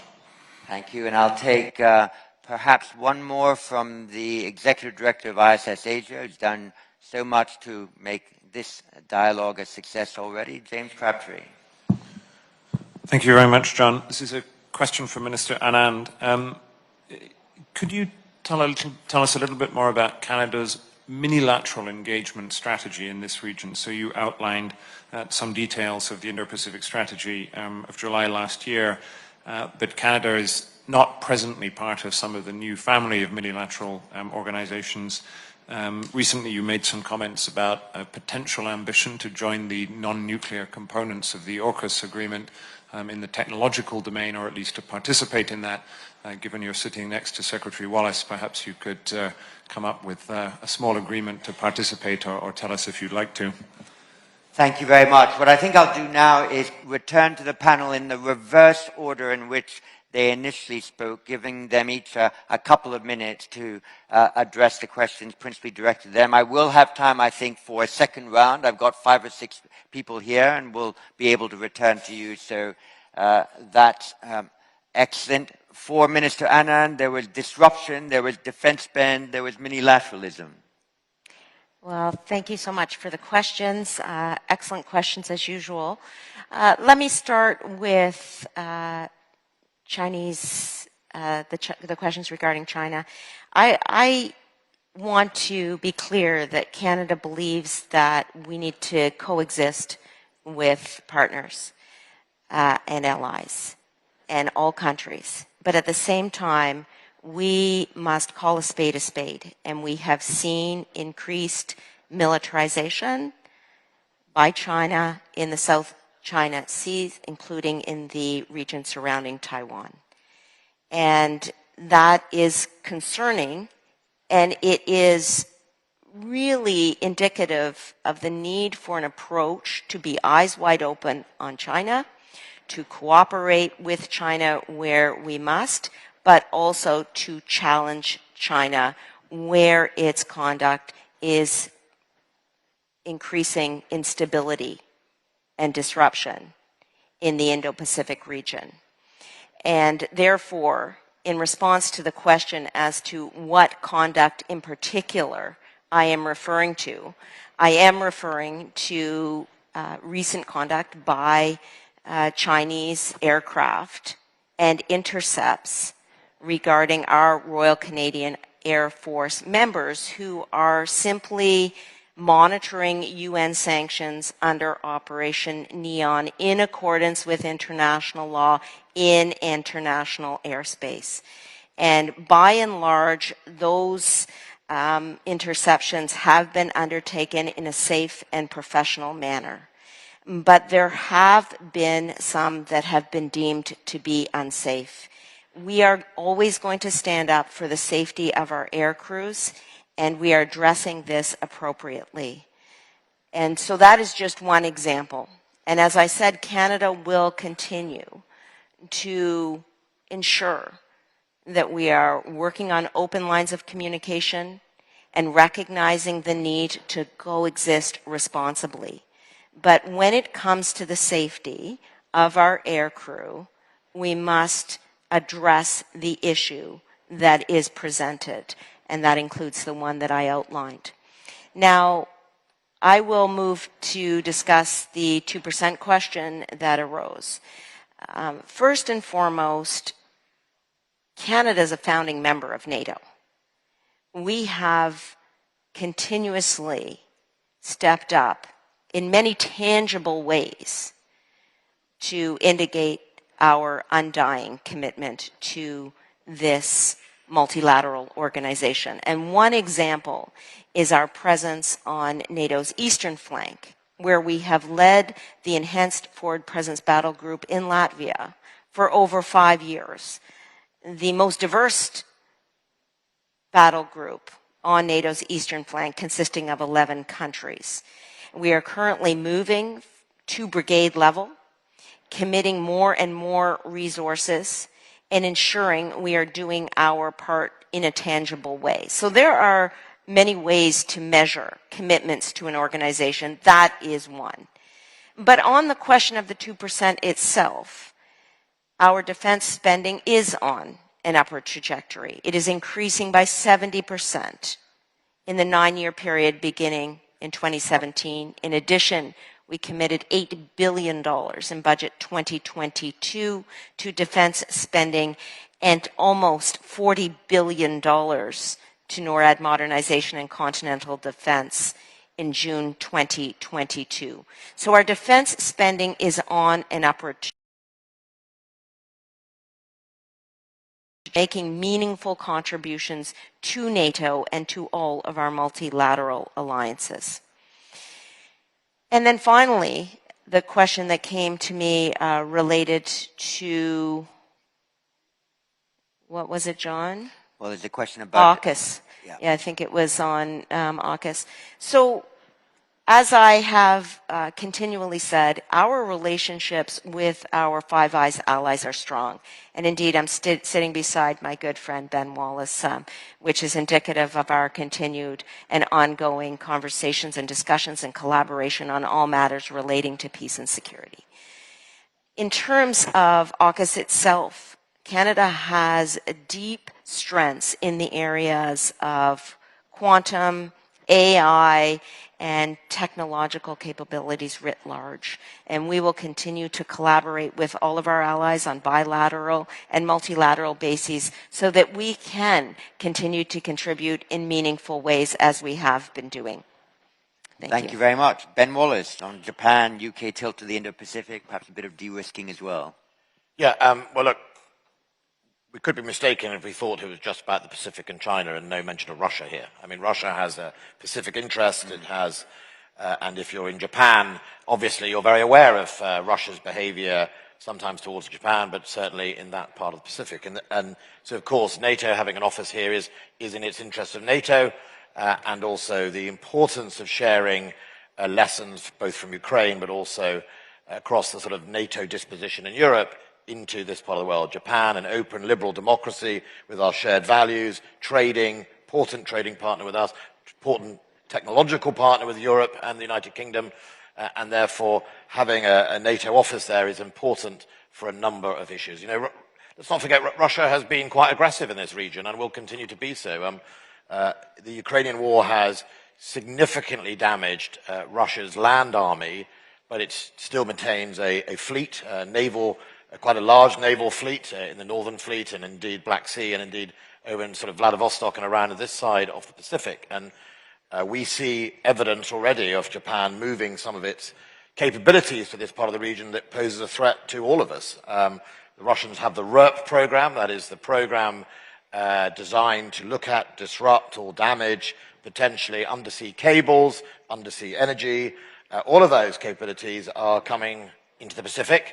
And we should realize what that means for our vulnerabilities. And we are all vulnerable to global cable threat, whether that is from espionage or indeed just disruption or energy.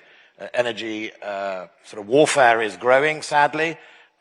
We neighbor with Norway. Norway now supplies 40% of Europe's gas. Right? It's not just Norway's obligation to protect that. It is all European countries have a duty to protect that vulnerability.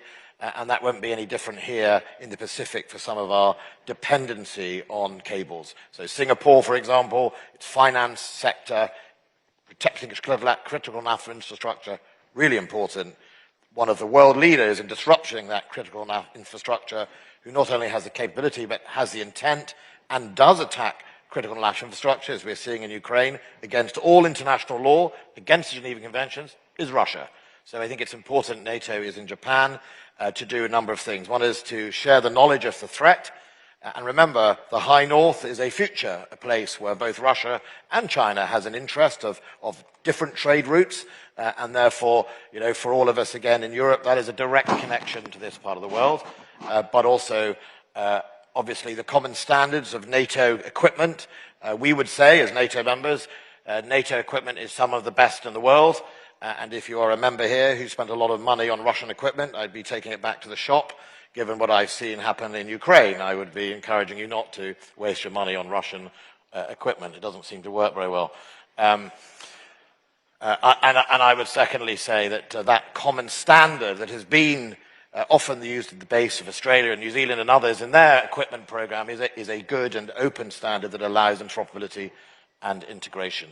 On the other areas about the EU, the balance between Europe and the Pacific tilt of the United Kingdom. So first of all, it's not an either-or, right? Let's balance this.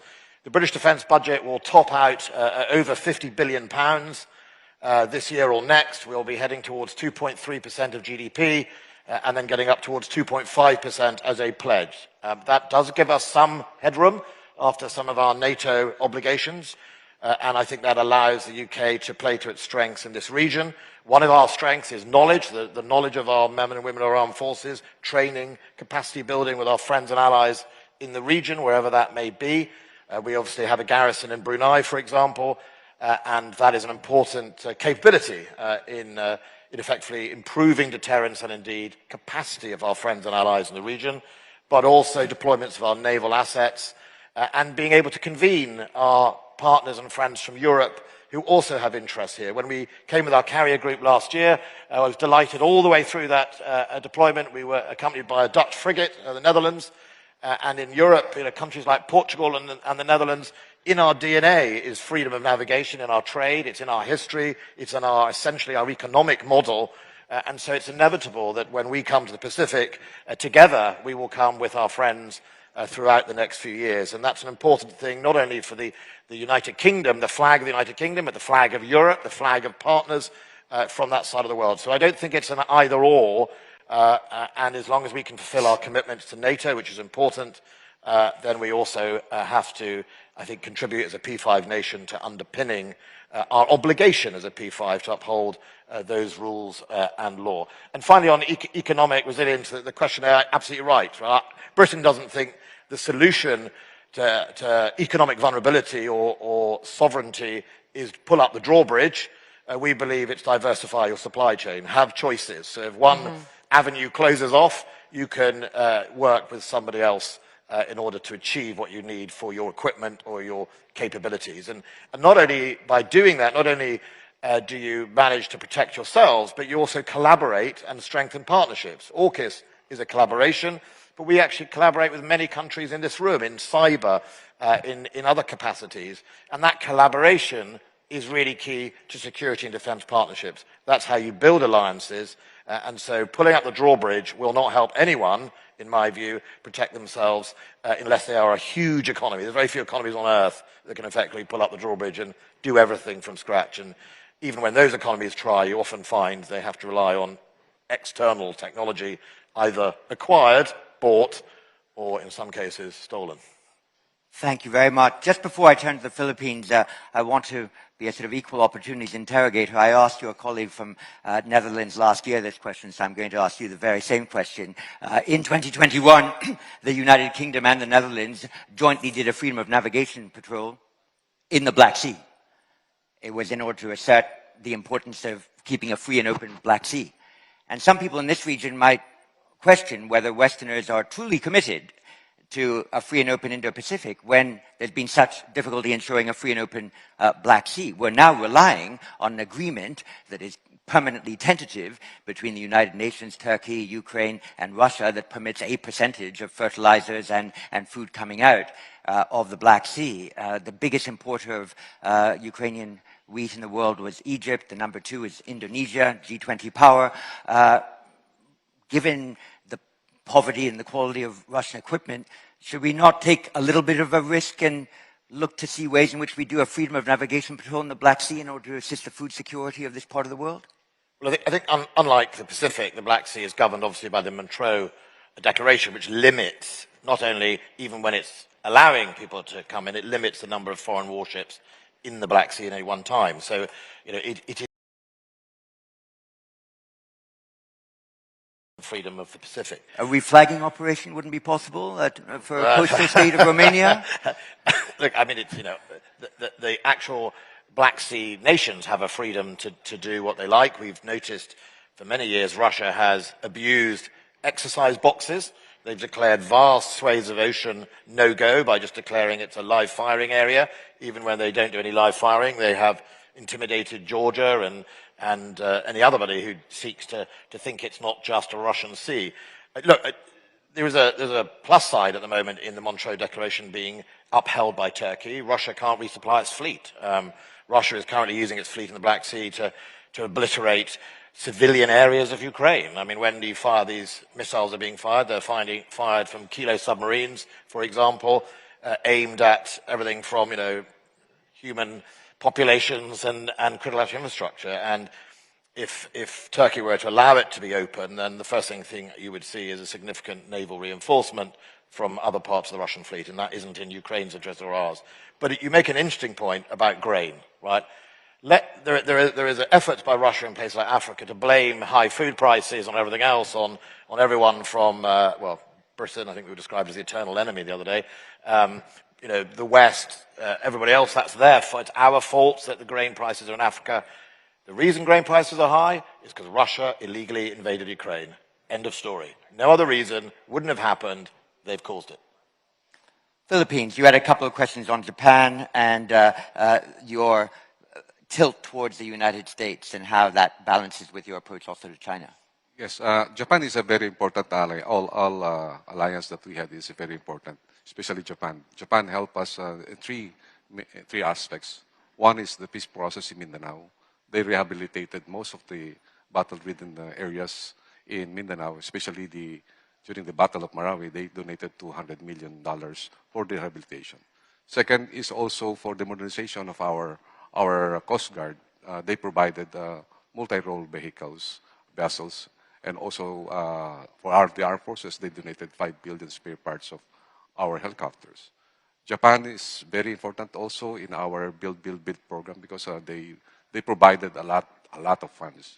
During our visit in Japan this year, the Prime Minister, the Japan government, assured the Philippines of its support to achieve the high medium level income country, and provided much support of 600 billion yen, and also the construction of the first subway in Metro Manila. So Japan, we are looking forward for having some sort of reciprocal access agreement, and also we are jointly having some meetings with the security and the defense department on how we could have include the Australia and US in our talk. And we are in the Philippines has only two missing forces agreement with Australia and also with the US. So Australia provided us a very intensive training for counterterrorism. So they provided people-to-people skills training to our soldiers. And also Australia provided meaningful strategic education. I came from an Australian education.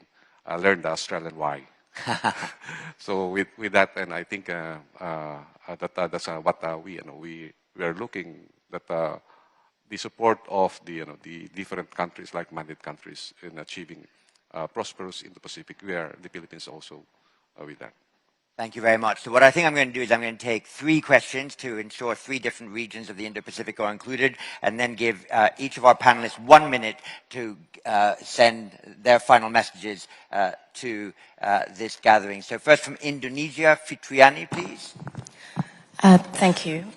My question is, I would like to know, aside from the Minister Anand that mentioned the achievement on women, peace and security, I would like to know the commitment of the countries in terms of supporting the advancement of women, peace and security agenda, not only in quantity, but in quality, including increasing access in terms of leadership and command position for women in the armed forces, peacekeeping, as well as leadership in new technology, such as cyber and artificial intelligence. Thank you.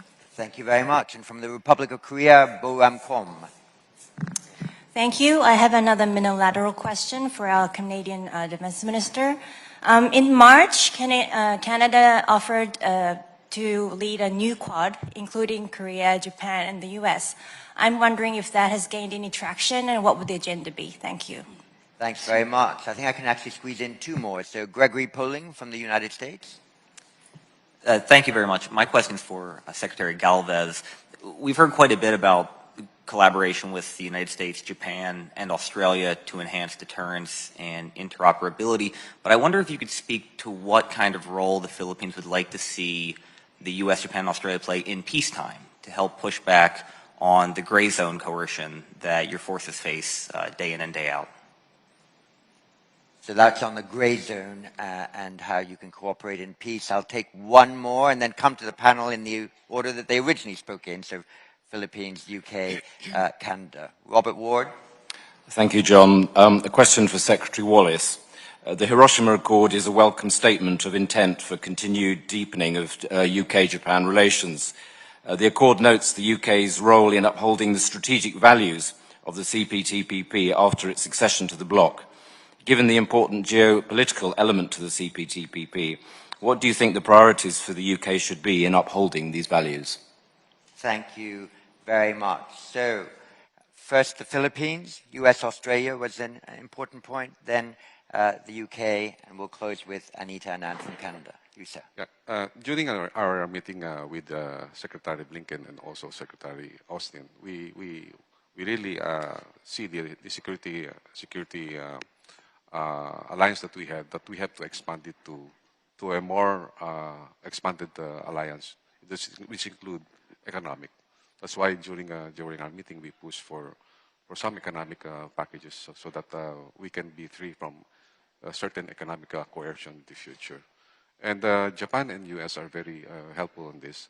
So that's why President Biden has promised that he will send his economic team to the Philippines. And we have seen already the presence of USAID providing some assistance, especially during disasters. And I really agree that our future fostering is really to have a close relation with Australia, Japan, Canada, the UK, and the other countries, so that we can really look forward on accelerating the modernization of our armed forces, and also to push for the rule of law based in the Indo-Pacific region. Thank you very much. Just before I move to Ben Wallace, you mentioned the visiting forces agreements that you have with the United States and Australia. There's been a lot of talk of a potential visiting forces agreement between Philippines and Japan that would work within the constitutions of each country. Can you announce any progress on that kind of discussion? We are on the process of discussions, and actually in the Balikatan exercises, we really explore on possibly expanding the bilateral Balikatan exercises into a multilateral exercises. So in that exercise, we already included for the first time, 101 Australian soldiers. And in the near future, we might be expanding it with the other allied nations. Thank you very much. Ben Wallace. Well, thank you. Obviously, I'm the Defence Secretary rather than the Trade Secretary, but I think CPTT is really important because the principles we have to uphold is, as I sort of said in my speech, that the acceptance of a common standard of the rule of law, of freedom, openness and transparency, as Defence Secretary Austin said. You know, it's important that we engage in our trade in a transparent way, but also that the United Kingdom, I think one of the most important things is be openness to competition, be openness to free trade. That's what it's about. You know, you don't have to tell me in this region the success that free trade has given many of these countries over the last 30 years. If you look at the progress and growth of GDP, that is driven out of effectively free trade and openness, and that has benefited millions, potentially billions of people in this region, and I think that is the real success of it. There's no half signing up, is how I would say. You're either in it or you're not, and we're in it, and we will do everything we can to make sure we live up to the spirit of that. Anita Anand. Well, thank you. Two questions came to me there. The first on women, peace, and security. And let me just say that we all have an obligation to advance progressive values, including ensuring equality and non-discrimination of women in whatever institution we're participating in. And for the other women defense ministers in the room from the Netherlands and Portugal, and myself and other women around the NATO table and beyond, that is something we are working on every day internally in our own military institutions, but also externally in our partnerships and our cooperative arrangements with other countries. And certainly in our Indo-Pacific strategy, the externally focused document that I discussed in my speech, Women, Peace and Security, ensuring that we are imparting and discussing and ensuring collaboration on these important progressive and I would say values that ensure modernization of military institutions are absolutely central. But it's not just external, it's also internal. What are we doing in our own military institutions, in our own armed forces to ensure that women have those leadership roles, they're able to ascend to those leadership roles, and they're doing so in a way that is not beset with sexual harassment, sexual misconduct, or discrimination of any sort. And in Canada's case, we are taking a very deliberate and explicit approach to ensuring that women are able to advance in a way that respects their dignity, empowers them, and protects them every single day when they are putting on a uniform in service of our country. And I'm happy to provide more detail offline about those many reforms and initiatives that we are continuing to implement. In terms of leading a new Quad, I just want to reiterate the point that Canada will always stand up and contribute to our alliances, to our partners, to our allies.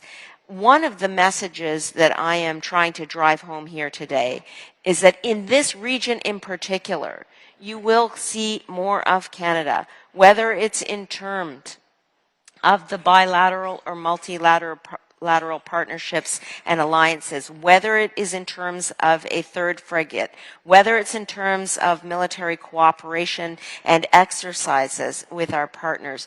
The goal is to ensure a free and open Indo-Pacific that is stable, as the name of this panel suggests.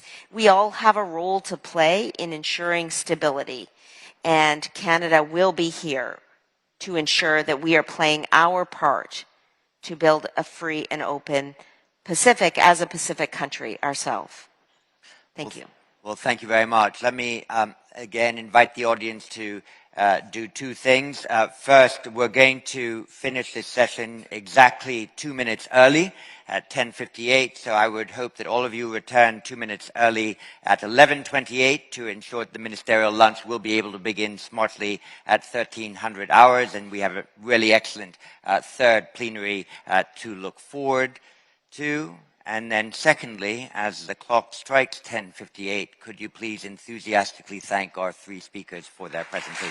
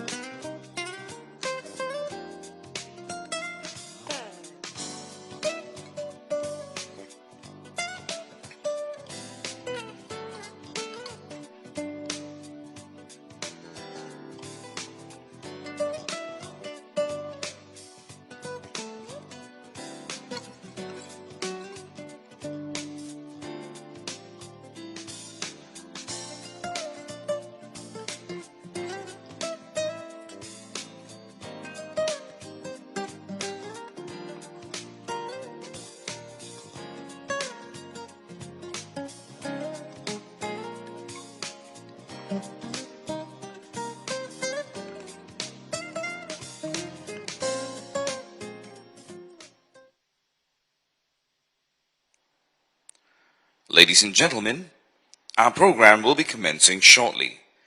We invite you now to take your seats in the ballroom and switch your communication devices to the silent mode. Thank you.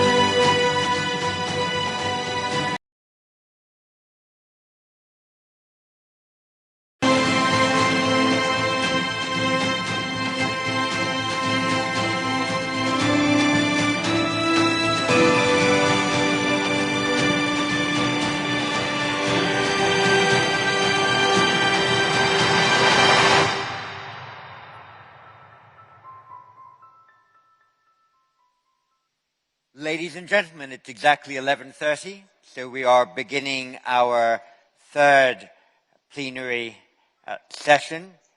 The theme is resolving regional tensions, and we have a very distinguished panel from 3 different parts of the world, and I will ask them in a moment to speak in the order in which they appear on our agenda. We're really honored and delighted to have General Prabowo, the Minister of Defense of Indonesia, who is attending his second IISS Shangri-La Dialogue, but he also attended one IISS Manama Dialogue in Bahrain. By the way, this year's Manama Dialogue will take place between the 17th and the 19th of November in the Kingdom of Bahrain, and given the growing relationships between the countries of the Middle East and those of Asia, we all look forward to having a strong representation of Asians to our 19th IISS Manama Dialogue in Bahrain. Minister Prabowo also attended the first IISS Riyadh Defense Forum on March 5, 2022, which we held in the Kingdom of Saudi Arabia, and we look forward to strengthening our links there. And for the second time at the IISS Shangri-La Dialogue, Lee Jong-sup, the Minister of National Defense of the Republic of Korea.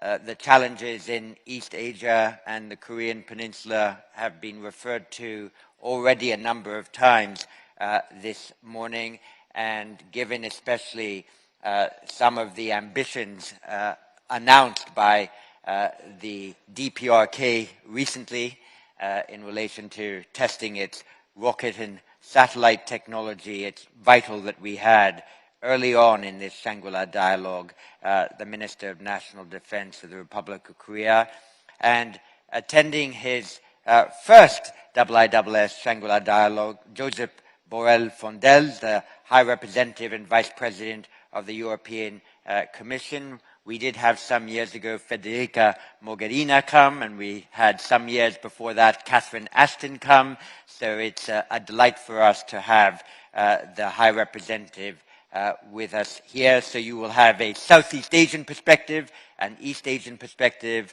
and a European perspective on the challenges in resolving regional tensions. But may we first begin with Minister Prabowo. The floor and that podium is yours. Thank you very much, sir.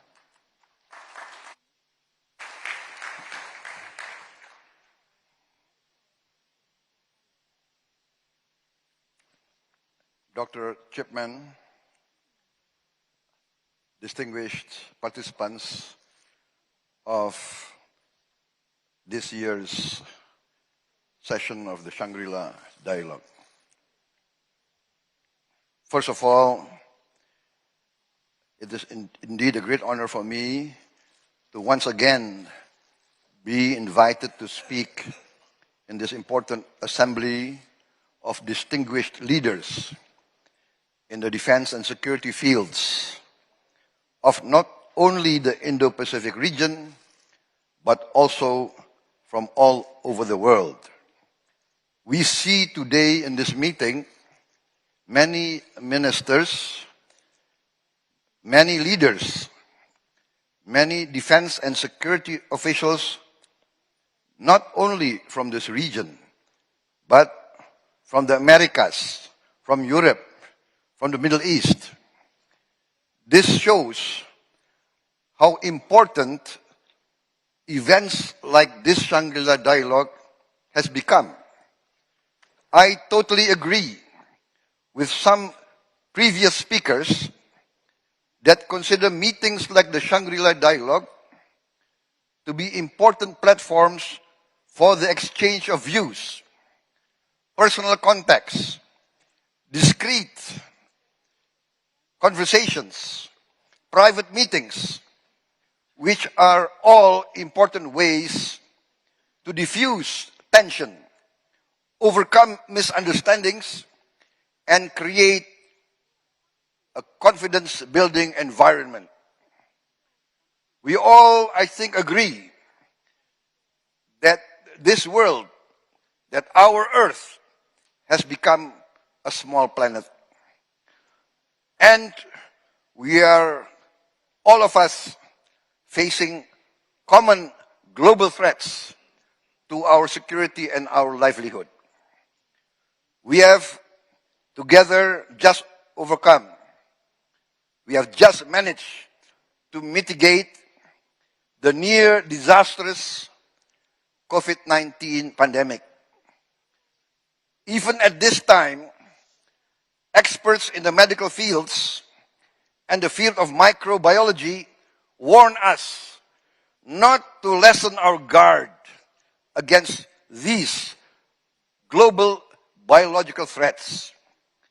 My friends in the medical field warn me that there are now new mutations of the original COVID-19 virus appearing again. Distinguished friends, participants, these are but a few examples, some examples of the universal threats that we will face, all of us, in this small planet of ours. Also, experts warn us that we face, in the near future, in this 21st century, crisis in energy, in water, and of course, in food supply and food security. It is imperative for us to overcome our geopolitical rivals.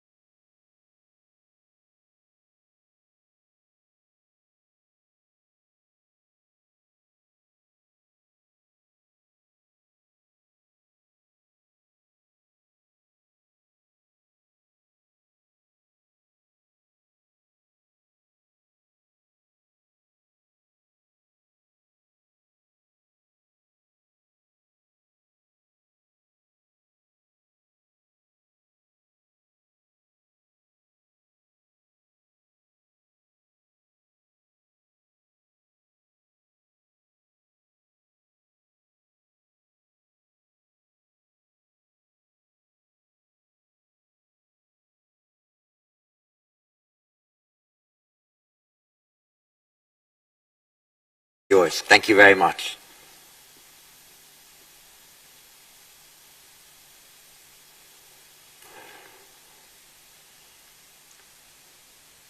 Good afternoon. This is the Minister of National Defense of the Republic of Korea. It is my great pleasure to... Good afternoon. This is the Minister of National Defense of the Republic of Korea.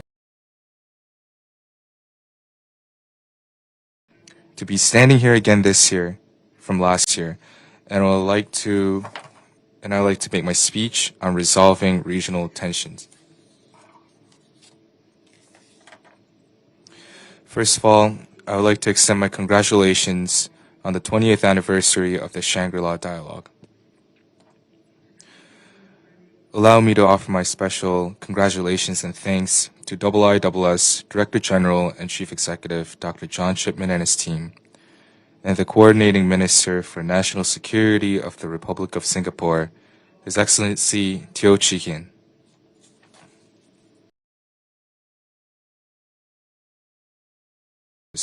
The tension in the region is rising. As a result of the continuation of the war in Ukraine and historical and geopolitical factors, the security environment of the international community is facing many uncertainties. In addition, unconventional security threats such as infectious diseases, climate change, cybercrimes, and terrorism are deepening the uncertainties. Amid such circumstances, North Korea, despite the strong oppositions by the international community, is adhering to its nuclear and missile developments. The advancing nuclear and missile capabilities of North Korea are threatening the rules-based order, which we jointly protected to this day.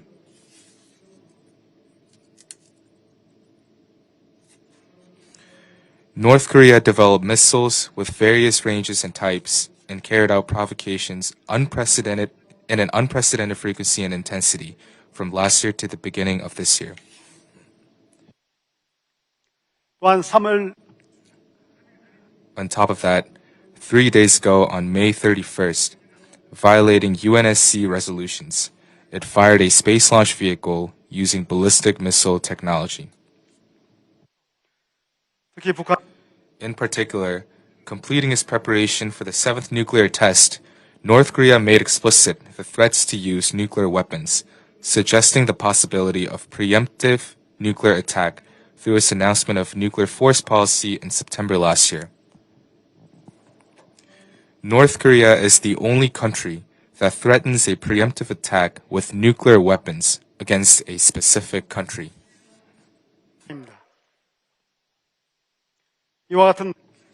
Such a behavior is a point-blank violation of UN Security Council resolutions. It is also a breaking of a promise made in 1991 between the two Koreas that declared denuclearization on the Korean peninsula. Not to mention, this is also an unlawful action that directly undermines the Nuclear Proliferation Treaty preserved by the international community since the Second World War.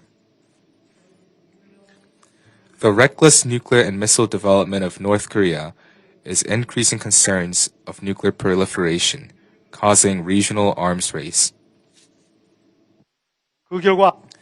As a result, the security dilemma of rising security costs for each country is expanding.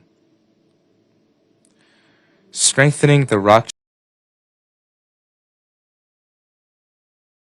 is also an inevitable measure taken to protect regional freedom and peace from the advancing North Korean nuclear and missile threats.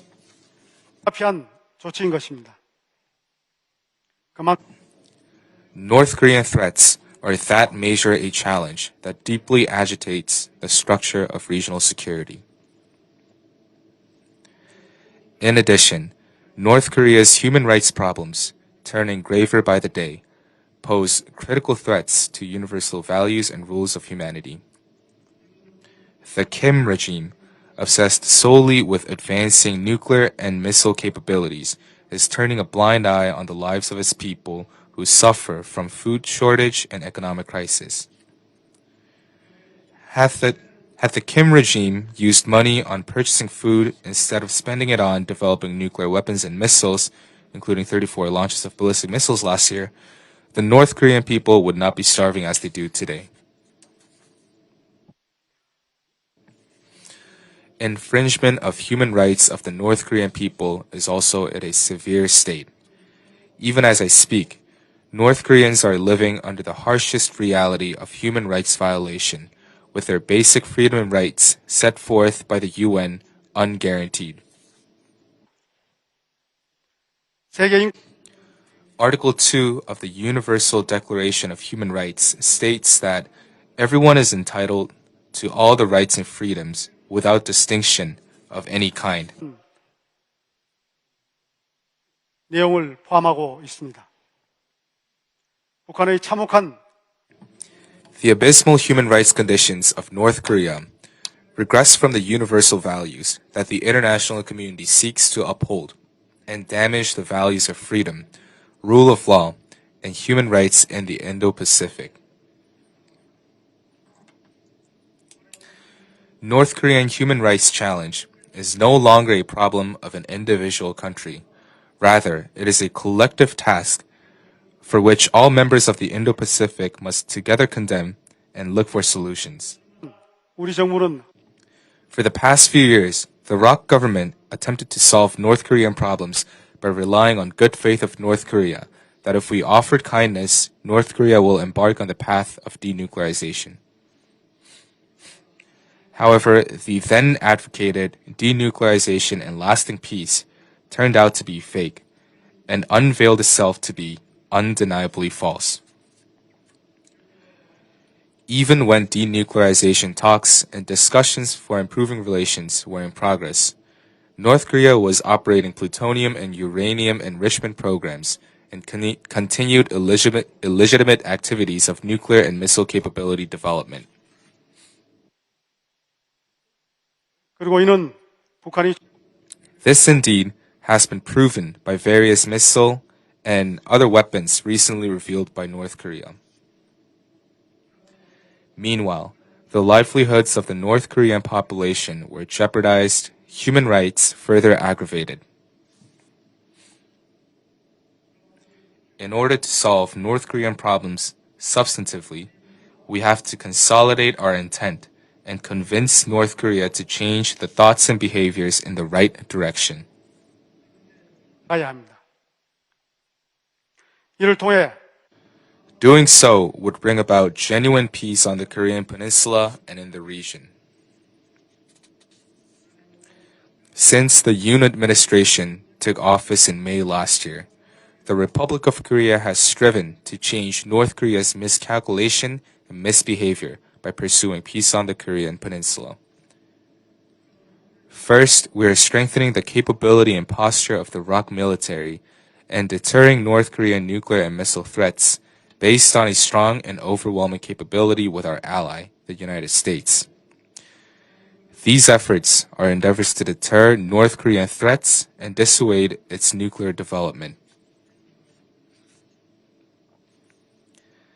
Furthermore, our government proposed the audacious initiative, which pledges a substantial improvement of the economy and livelihood of North Korea in return for choosing denuclearization and opening the door of dialogue and diplomacy.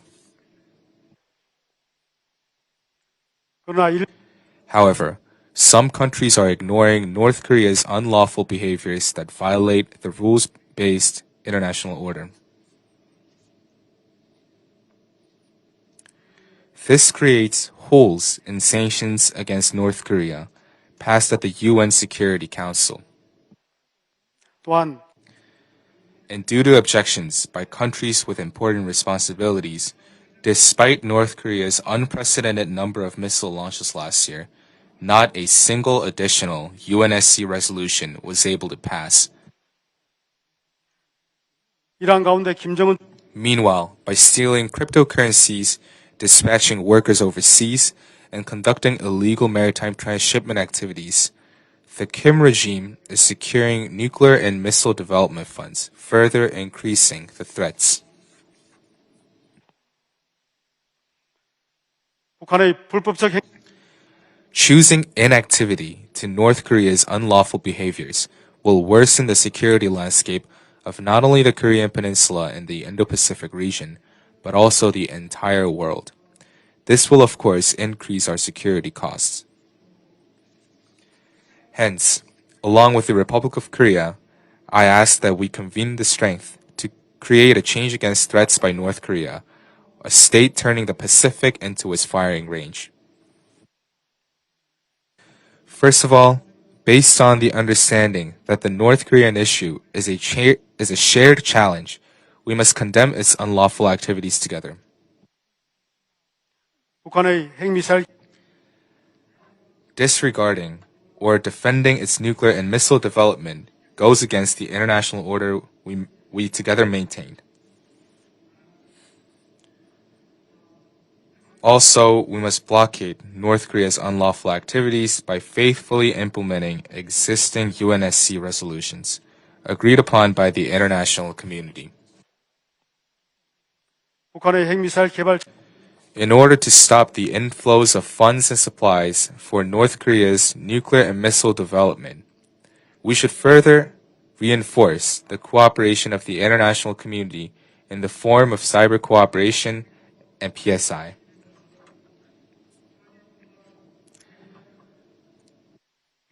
If North Korea conducts additional provocations such as nuclear test or ICBM launch, we must demonstrate the international community's resolute and united strength by passing UNSC resolutions. With such a united action, we need to change the Kim regime's calculation as following. 북한이 핵위협과 강압을 통해 얻는 이익 We must make North Korea understand that the costs of making nuclear threats and coercions far exceed the benefit of doing so, and that if they continue the illegal activities as they do today, they will only become more isolated, and that they will not be able to solve the problems that they face. We also need to make the regime realize that coercion and threats will never be rewarded, as showcased through the war in Ukraine. While at the same time, that if they open the door for dialogue and choose a novel path, bright future will wait ahead.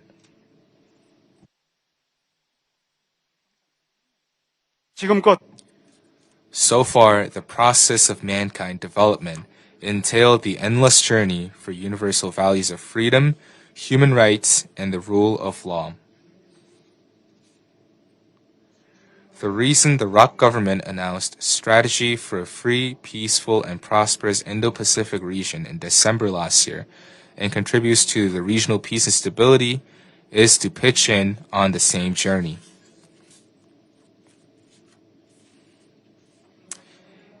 Nonetheless, North Korea is regressing from this journey. The instability on the Korean Peninsula, caused by its actions, is now evolving into the instability in the Indo-Pacific and the global security.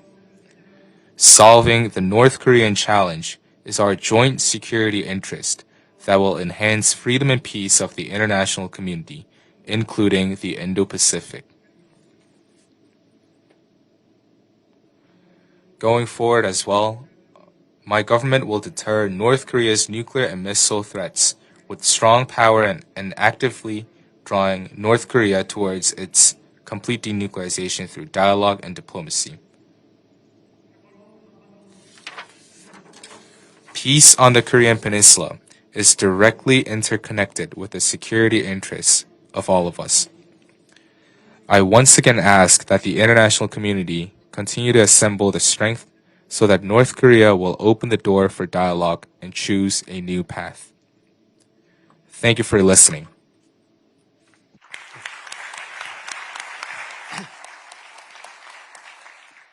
Thank you very much, Minister Lee, for that very clear explanation of how the Yoon administration has moved from what might have been styled in old-fashioned speak a sunshine policy to what might be styled a dual-track policy, where the UN administration is strengthening ROK's capability while at the same time making an economic offer to the DPRK for peace should it follow denuclearization, and also for reminding us of an acronym that we haven't perhaps heard enough of in the last year or so, PSI, the Proliferation Security Initiative, which binds a lot of countries together in order to ensure that DPRK doesn't gain the means to further threaten your country and the region. So many thanks for that. And with that, could I please invite the Vice President of the European Commission, High Representative Josep Borrell, to take the floor.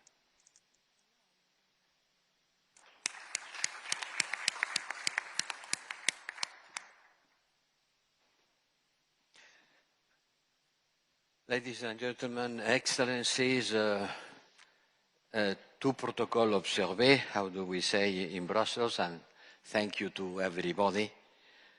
I am very glad to be here at Shangri-La Dialogue and discuss regional tensions with my colleagues from Indonesia and with South Korea. I know how important is this forum, and I also know the crucial role played by Singapore as a source of moderation and equilibrium in a region which is at the heart of the global competition today. Yes, in Europe we have a war in our borders, but the epicenter, the core of the global competition, it's in the Indo-Pacific. It's here. And I would like to start saying some words about how do I look at the international systems in order to explore how can Europeans and Asians can work together to prevent another military confrontation in the region. Yes, because the international system is here in Asia, in this part of the world where the challenges are bigger. For me, the international system is based on a dual dynamic which affects directly Asia and its security. And this dynamic is not a bipolarity, neither a multipolarity. It's both. We have both. We have a bipolarity driven, of course, by the US-China competition, a competition which is deeper than the previous Soviet-American rivalry because it covers all fields, including technological competition, which was limited during the Cold War. This competition is political, ideological, economic, technological, and strategic, and Asia is the main area of that competition. And then there is another part of the system which is purely multipolar, and it expressed that many other countries in the world becomes more assertive and refuse to remain passive, have their own national agenda, and multipolarity is the product of globalization and the wider distribution of wealth all over the world. And Europeans, we accept that reality. And we have the ambition of being a pole on this new multipolarity. We accept the idea that the world is becoming multipolar, and we have no intention to oppose the rise of emerging nations which believe that their time has come in their history. On the other hand, I know that despite the regular presence of member states of the European Union, my colleagues, ministers of defense, in this forum for many years, Europe is still largely seen as an extra-regional actor with limited impact on the regional security dynamics of Indo-Pacific or Asia. And the war in Ukraine has reinforced this feeling. The feeling that now Europe is turning inward and is limiting its global exposure despite our strong messages reassessing the opposite. So I will use this moment, this speech, in order to try to express to you which are the fundamental reasons of our regional commitment, based on the fact that the security today is a continuum in a globalized world, the evolution of our approach with adoption of the strategic compass, and our aim for a better effectiveness in order to be a smart enabler of security and defense. My starting point is to underline that Europe and Asia have a direct stake in each other's security, and that we have to work together in order to avoid a confrontation in the region. Nothing is far away in a globalized world. As I said, security is a continuous across the space, and any war or any major security crisis in one region affects everyone, everywhere. And you cannot neither divide the economics of the security, you cannot compartmentalize, because security tensions will affect the economy, and the economy problem will create security tensions. Allow me to present some figures in order to illustrate that. This year, Asia and the Pacific will contribute to more than 60% of global growth. 60% of the global growth. It's clear that Asia is the beating heart of the global economy.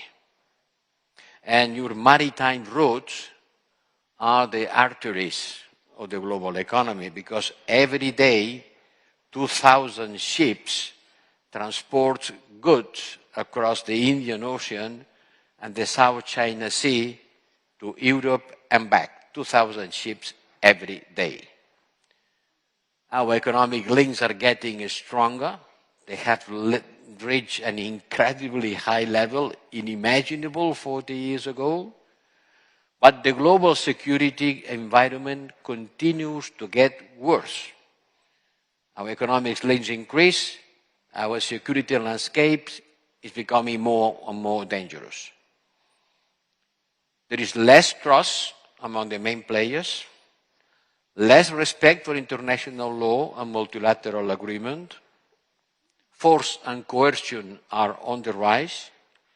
It's not law, but force, which is increasingly shaping our world. And unsurprisingly, everybody expands their military spending. Why? Because people are afraid. And they are afraid because they face challenges. And since they face challenges, they buy arms, a lot of arms. And the figures illustrate this course to rearmament.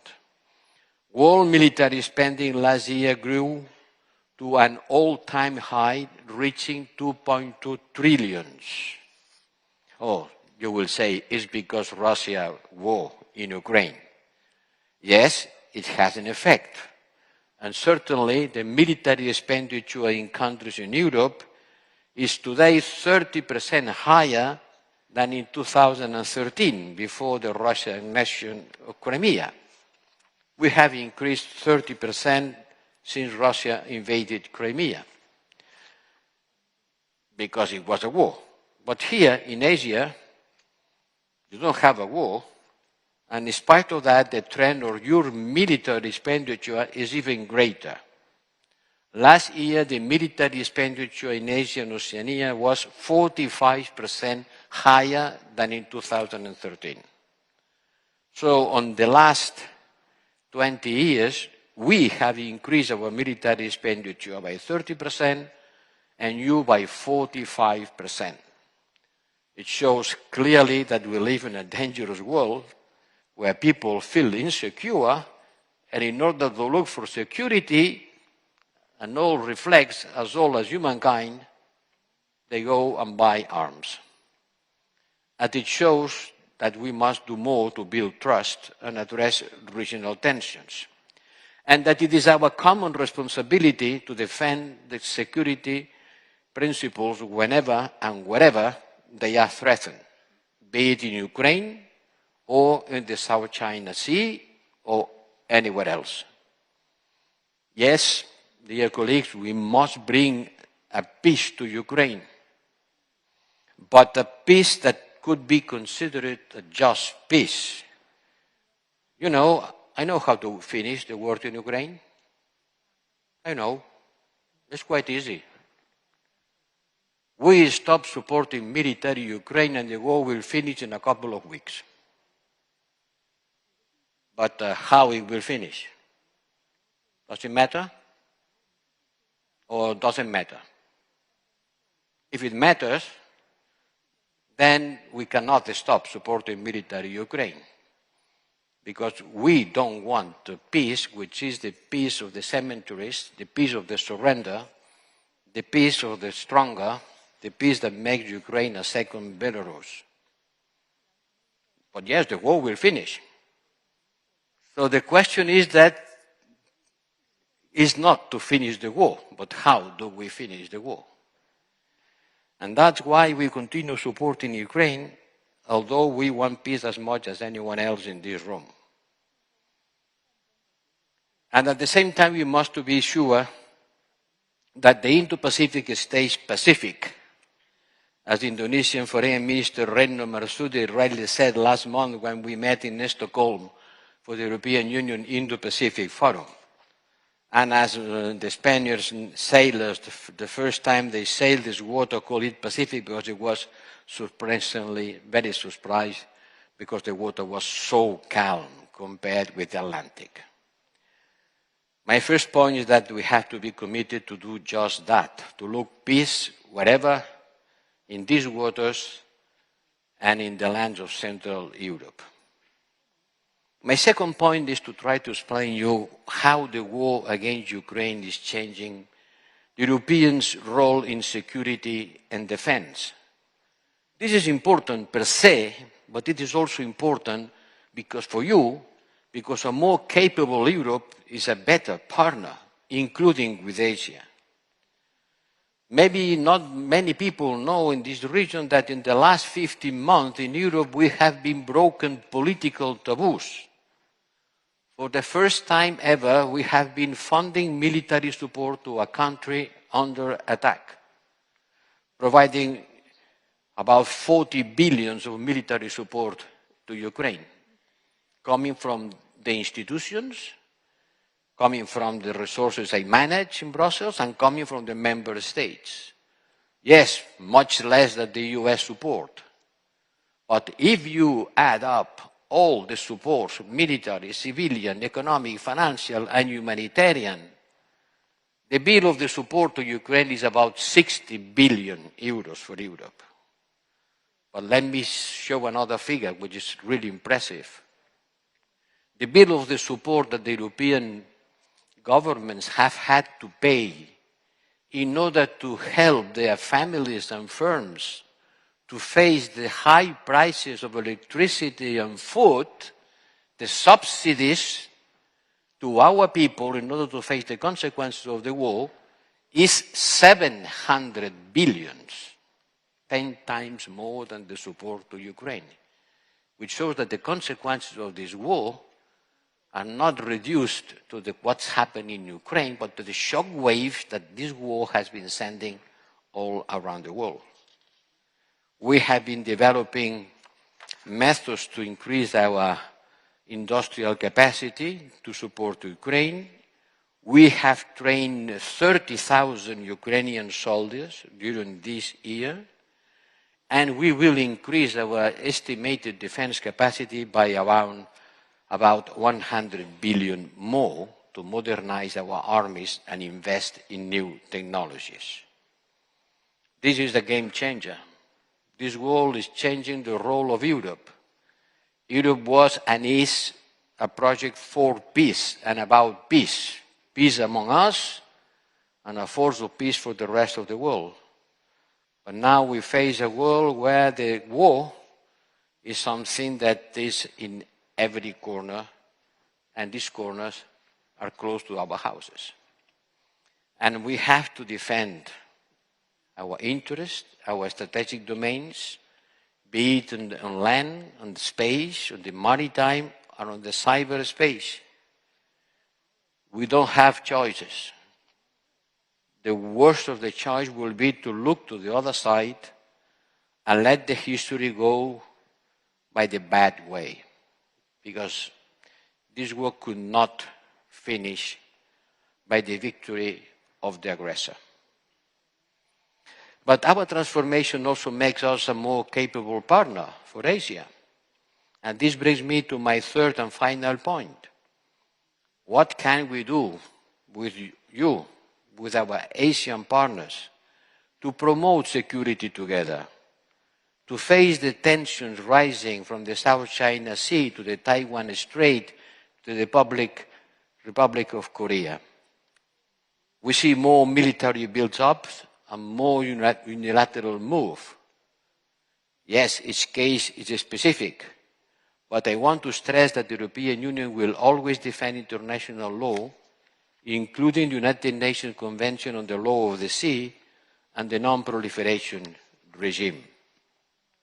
And because in our DNA, we have always favored multilateral solutions and regional approaches, we are very glad that under our strategic partnership with ASEAN, our security cooperation is a growing component.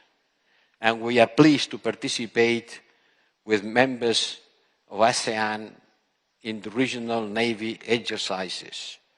And we are happy to see that the navies of ASEAN partners work with us in Operation Atalanta, which are good examples of what we can do concretely. At the bilateral level, we have security and defense dialogues with China, Japan, India, South Korea, and others. I think this type of cooperation can be more than just dialogues, but to make them as concrete and operational as possible. Ladies and gentlemen, let me wrap up.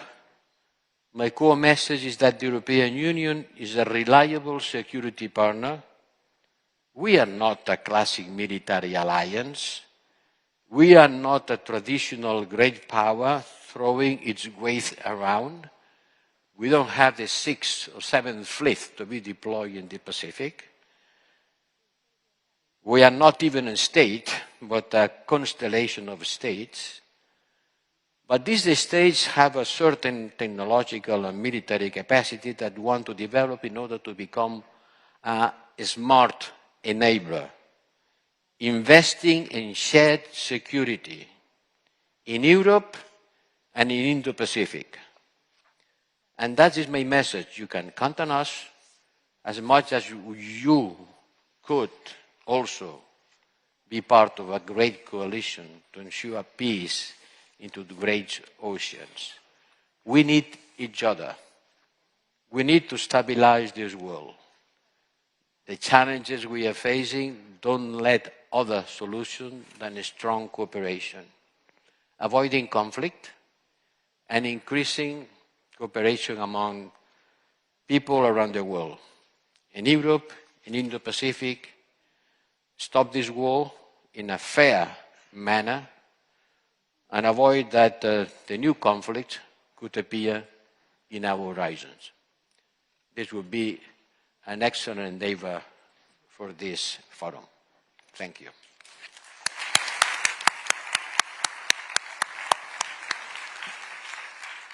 Thank you very much.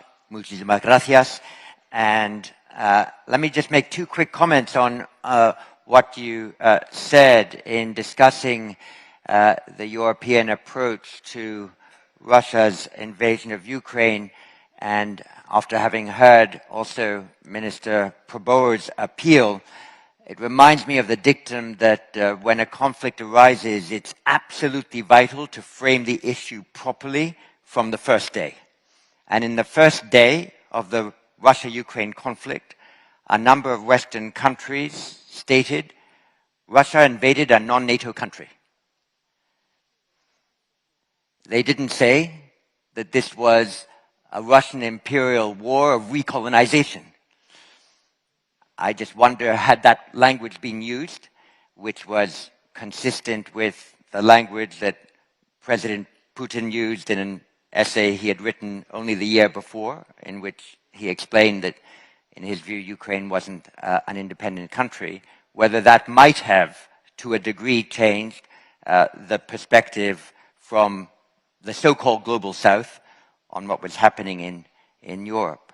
The second, I think I was very struck by your sort of percentage increases of defense expenditure proportionately in Europe and in Asia. I need to make a party political broadcast here, as we would say in the UK, which is the IISS produces a military balance and has 173 countries' defense economics analyzed within it. And we will look carefully at those numbers and see if we can come up also with ones that are of equal interest.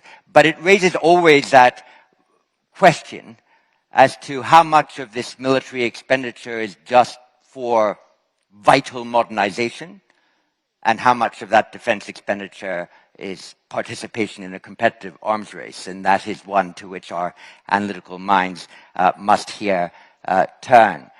We have 30 minutes left, so my proposal is that we spend 20 minutes, not more, maybe 18, hearing crisp questions and comments from the floor, and then I will return to the panel in the reverse order in which they spoke, for each of you to take 3 minutes to distill the best of what you have heard and to transmit the best that you have then available from the panel. So first, may I ask Ankit Panda from the US. Thank you. My question is for Minister Lee. Minister, I wanted to ask you about the historic Washington Declaration that was agreed between your president and President Biden in April. There's been a lot of attention on the nuclear consultative group, but I wanted to ask you about a comparatively less discussed component of this declaration, which is the aspiration to, I quote, closely connect the capabilities and planning activities of the new Republic of Korea Strategic Command and the U.S.-Korea Combined Forces Command. Could you tell us a little bit about how efforts are proceeding on this endeavor and how you expect things to play out in the coming months? Thank you. And from Australia, Gordon Flake. My question is also for Minister Lee. Thank you for the clarity you had on the challenges and choices posed by North Korea. But my question is on Korea's recently announced strategy for a free, peaceful, and prosperous Indo-Pacific region that was announced last December. That strategy goes beyond the Korean Peninsula. It even goes beyond the New Southern policy of the previous government and extends well into the Indian Ocean, into the broad sweep of the Indo-Pacific. My question is, since that policy calls for a focus on comprehensive security cooperation in the Indo-Pacific, what is Korea's defense or security strategy as part of that Indo-Pacific strategy? And to clarify that, your colleague from Canada, which subsequently has also announced an Indo-Pacific strategy, made it quite clear that they have this Operation Horizon, a new strategy specifically to give security or military teeth to the Indo-Pacific strategy. Thanks very much. And from the IISS, but based in Paris, Mumtaz. Thank you, John. Minister Prabhu, by saying we shouldn't put blame on any side of the war in Ukraine, you basically drew an equivalence between the invader, Russia, and the invaded, Ukraine. So my question to you is, does the non-aligned position in 2023 consist in encouraging aggressors? How could this provide a sustainable and just peace? And is this coherent with everything we've heard since this morning about the importance of upholding rules and order in the Indo-Pacific, and how might does not make right? Thank you. Thank you. And from China, Ning Li. 你好，李部长，我问那个韩国的国防部长。My question is to the Korean minister. You pointed out that if we do not manage well the situation, it could even lead to nuclear conflict. My question is, to resolve the peninsular crisis, if we only rely on exerting pressure and continuing with the sanction as in the past many years, can we really solve the problem? You also mentioned in your statement that you want to call on the parties to try to persuade and resolve the situation in Peninsula. I want to hear from Minister Lee. Do you have any specific program and a pathway to address the tension? Because we have been hearing, because the dialogue has been paused for many years to address the nuclear issue, if we do not resume dialogue, if we do not have a pathway which is supported by humanitarian aid, how other new methods or proposals do you have on that to solve the problem? To use a proper language and to bring some clarity, saying there is no Ukrainian-Russian conflict, there is Russian invasion of Ukraine, and there are no disputed territories in Ukraine because Ukraine only has the territory of 1991, which was established and has not changed since then, so this is the only internationally recognized borders of Ukraine. But I think there is a major illusion also that if we have a ceasefire, as it is now, we will have a decrease in atrocities. Actually, I think that it will only bring not to cessation of atrocities, but actually to increase in them, giving Russia a free hand in raping Ukrainian women, in killing civilians, and also in kidnapping Ukrainian children from the occupied territories. So I do think that we have to be very clear in what we say. But my question will be about food security, because increased food prices have been mentioned several times. I was wondering what can be done to make Russia to adhere to its commitments under the grain deal, which it has obstructed so far, and whether we have a plan B in case the grain deal is not functional anymore. Thank you. Thank you very much. And from Japan and also the IISS, Mariko Togashi. Mariko. Thank you, John. My question goes to Minister Lee. I'd like to ask you about ROK-Japan relations, which is vital to keep stability in the region. Since the start of your current administration, the bilateral relationship has improved significantly in military, economy, and economic security as well. So my question is, how can the two countries build confidence that is less vulnerable to political shifts, both through military and non-military means? Thank you. Thank you very much. And from Germany, Maybrit Stumbaum. Thank you very much. My question goes to Mr. Borrell. The U.S. Secretary of Defense Austin this morning said that a war in the Taiwan Strait is neither imminent nor inevitable. So as you mentioned, the high importance also for the European lanes, I was wondering, how is your assessment about the proximity of a war in the Taiwan Strait, and what could be the European role in terms of military, to quote my colleague here? Would there be a military involvement of European forces in any way in the area, or what can we do about the resilience of supply chain? And I would like to give the question also to your colleagues on the panel. What could be a European contribution to ease tensions in the region? Thank you. Thank you very much. And from Myanmar, Min Jin.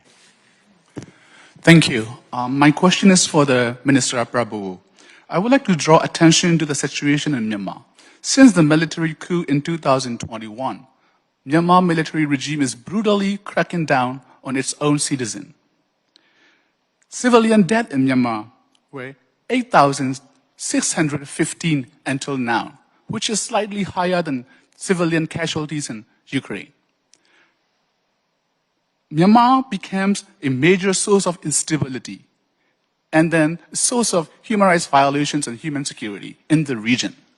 So my question to the Minister Prabowo is, as Indonesia is an ASEAN chairman for this year, how Indonesia can work closely together with Thailand, which is another ASEAN member, and China, which is ASEAN partner, to mitigate, or if possible, to address the Myanmar crisis, because we all know China and Thailand are two most important countries in addressing Myanmar crisis. Thank you. Thank you very much. And someone from the IISS who generated over the last year something we call the Myanmar conflict map. I forget quite how many data points it has, but Aaron Connolly might say so at the beginning of his question. Aaron Connolly. Thank you, Dr. Chipman. Minister Prabowo, I have a similar question about Myanmar. President Jokowi said earlier this year that Indonesia had a particular history that it could share with Myanmar's generals about its transition to democracy. You were present during those events in 1998, and you have been an active participant in Indonesia's democracy for the last 20 years. So I wonder, in your particular capacity, what advice you would give to Myanmar's generals if you had the chance. Thank you. And from Vietnam, Wang Thi Ha. Thank you. I would like to ask Minister Prabowo about his proposal to set up a demilitarized zone and hold a referendum in the occupied territories.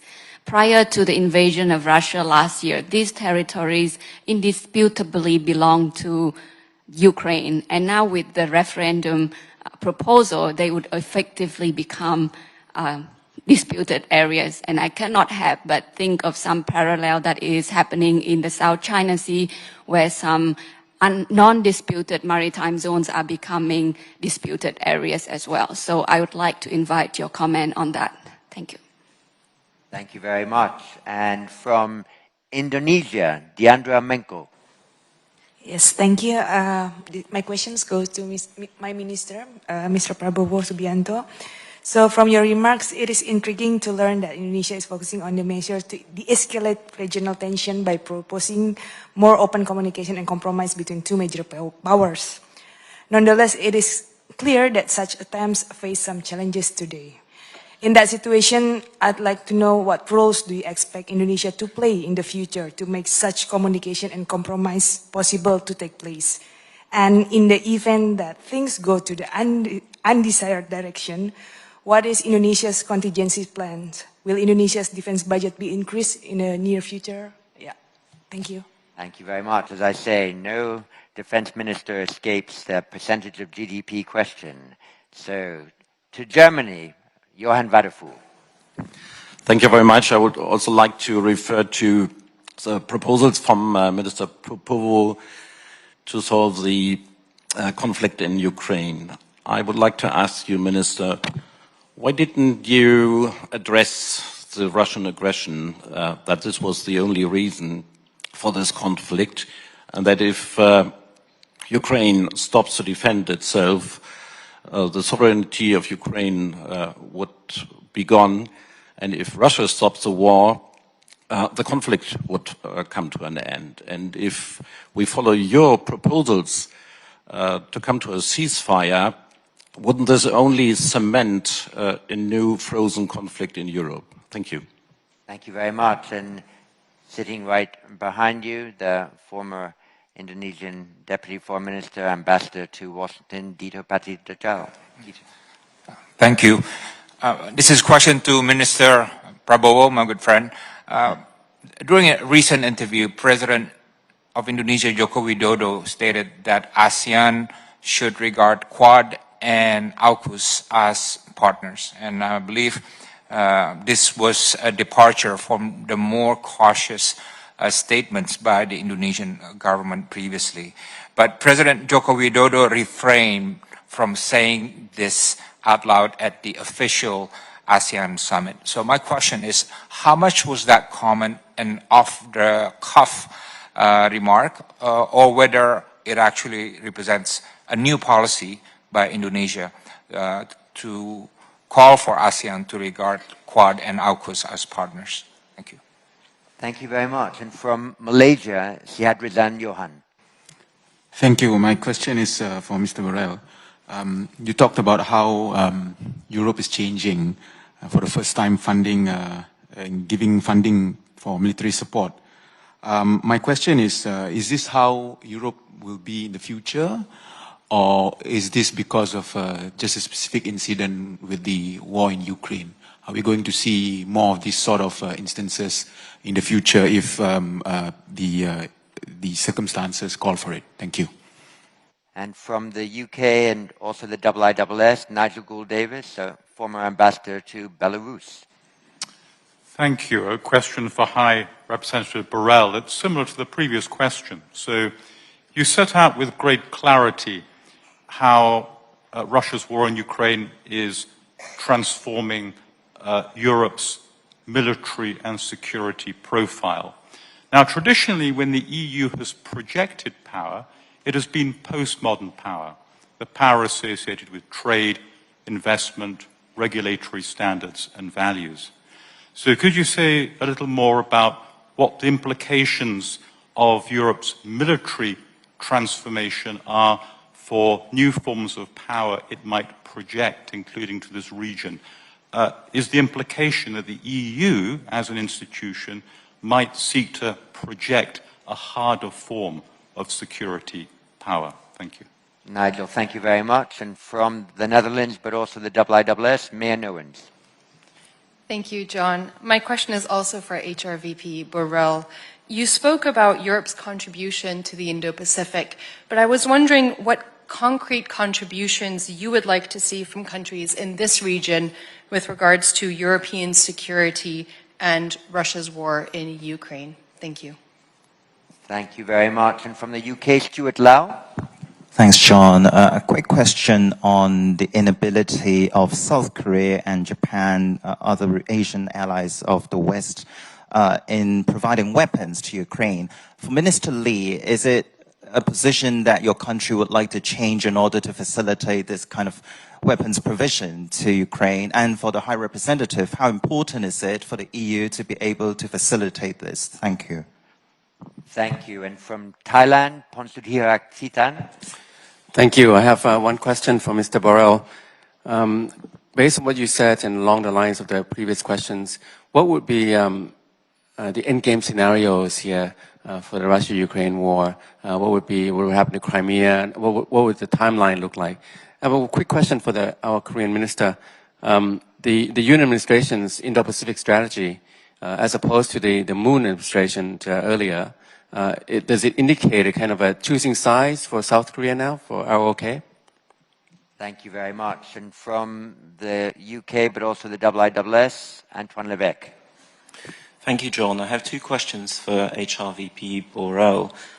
First, on allocations of resources to the Indo-Pacific. You listed the extent of the EU's commitment to the war in Ukraine. Can you explain to us how the EU may conceive of making a greater commitment to the Indo-Pacific in terms of spending and capabilities in the future, given that resources are scarce and that the conflict in Ukraine is still ongoing? And secondly, on UK-EU relations, I was struck by Minister Ben Wallace's references earlier today to Europe. I wonder if you might be able to elaborate a little bit on the extent to which the EU would seek to respond to this overture by the UK and preparedness to work more with Europe, including the EU. Thank you. Thank you. And from Japan, Ken Jimbo. Thank you very much. I have a question to Minister Lee on the Washington Declaration in April. Given that DPRK's enhanced capability, especially on the tactical nuclear weapons, that will definitely complicate your escalation management, would you think that current arrangement with the United States is enough, or you still consider additional measures are needed? In addition to that, there has been a report that involvement of Japan in the nuclear consultative group to link extended deterrence in the new alliances. I'd also like to know your perspective. Thank you very much. And the last question before we return to the panel from Cambodia, Chengpor Aung. Thank you. My question goes to Minister Prabowo. You are the chair of the ASEAN Defense Minister meeting this year. So my question may be similar to the other questioner, but how would you foresee ADMM this year under your leadership to achieve and deal with the issue like one, South China Sea, two, Myanmar conflict, and third, the lack of engagement on the defense sector between the US and China? Thank you. Well, thank you very much. I think the questions and comments were almost exactly mathematically equally divided. So I would like to give each of the panelists 3 minutes to respond to them. I'll try, as I call on each, to distill the main points made just in preparation. I think, Minister Lee, you had a lot of questions about how you engage with the DPRK and how your strategy is different from what your plan is, and also about your own Korean Indo-Pacific strategy. To Vice President Borrell, a number of questions on the nature of EU power, the way it will engage with the Indo-Pacific, its thinking on how the Russia-Ukraine war might conclude, and then rather intriguingly at the end, whether you divine any emerging special relationship between the EU and the UK, given recent statements. And for Minister of Defense Prabowo, a few questions on exactly what does non-alignment mean when there is a war of aggression, and can it be possible to consider territories that are not disputed just because they are attacked? We heard that from Vietnam.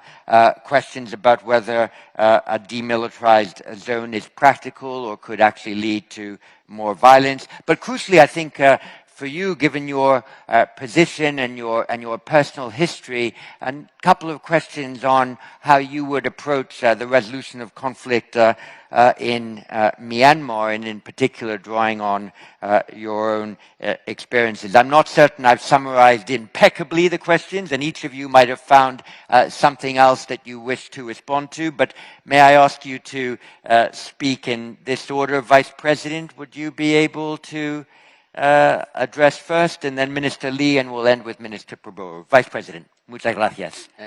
Sorry, there is a lady that asked a question. I think it was in this part of the room, and I couldn't understand her. Maybe she could have the opportunity to repeat it. I can't quite recall who that was. If she comes back, I'll let her ask the question. But on some of these other points, I think you've got some ammunition ready. Oh, yes, I have a lot of questions. Well, this war has not changed the nature of the European Union. The European Union is not a military union. Its main resources are civilians. Most of the members of the European Union are members of NATO. NATO is the system for territorial defense of Europe. There is no alternative to NATO for that. But the member states of the European Union has also decided by the treaties to develop a common capacity of defense. Complementarity to NATO, not alternative to. And that's what I am in charge of trying to push for. And this capacity of defense, pooling the capacities of the European armies, has not to be confused with the creation of the European army, which is not in the agenda. But to make the European armies, in plural, better together, avoiding loopholes, avoiding gaps, being more coordinated with their capacities interoperable and less fragmented, could be a good thing for the taxpayer first, because they would be much less expensive. Secondly, much more efficient. And third, Europe will be more able to face the challenges that we have to face. Some of the challenges will have to be solved inside NATO. Others, NATO will not solve it. And the Europeans should be able to have their own capacities. But I want to make things clear. Europe is not a military alliance, has the will to create a military capacity by pooling certain capacities of their national armies. And if we have been engaged in this war, it's because Ukraine is our close neighbor and partner, and because we thought that, frankly, we couldn't do the same thing that we did with Crimea, with the invasion of Crimea, to do almost nothing, to engage. And this engagement has the limit of non-belligerency, but should continue as far as Ukraine needs in order to defend its sovereignty. But the nature of the European Union remains the same. It remains the same until the point that the European budget cannot finance military supplies. So, how is it that we are doing it? Because we are doing that through a budgetary instrument which is not part of the European Union budget. It's an intergovernmental tool that can be managed, decided, run by the member states without being inside the institutional setting of the European Union. Thank you very much. Minister Lee.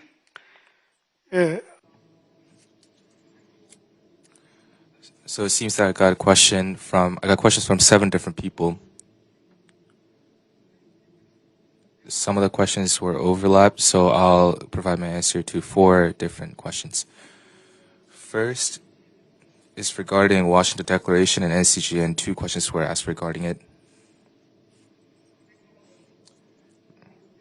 Relating to nukes, jointly planning and jointly trainings and exercises and jointly executing are part of this agreement, and including information sharing as well. We have built the confidence and trust on extended deterrence much more than we did in the past, and it was a very significant declaration that we made. Then how does this relate to our relations with Japan was one of the questions. NCG,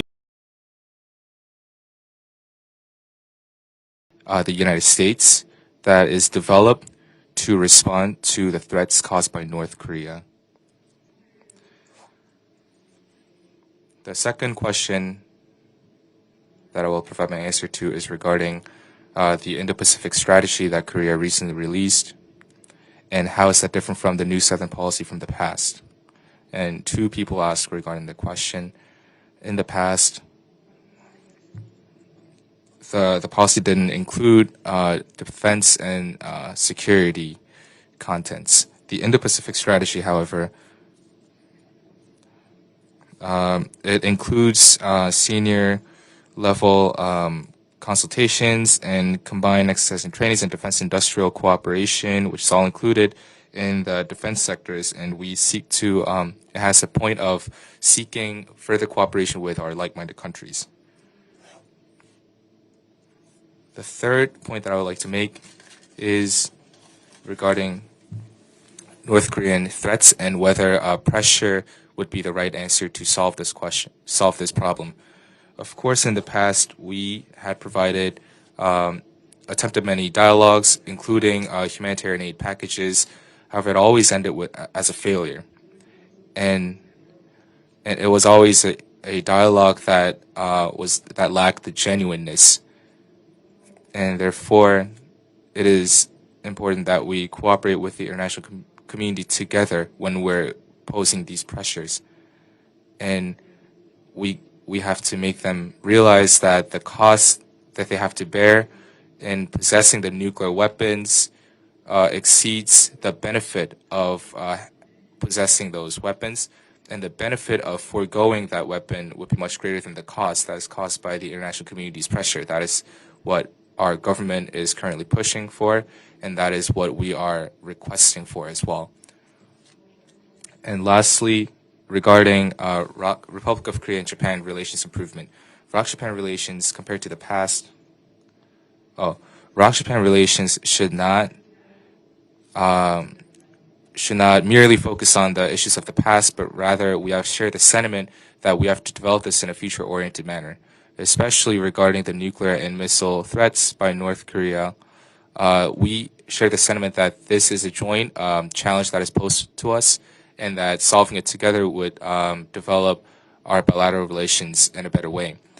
Then how do we improve and develop this bilateral relations? I believe this what's important about this is the trust, and how to develop the trust is through person-to-person exchanges and senior-level consultations.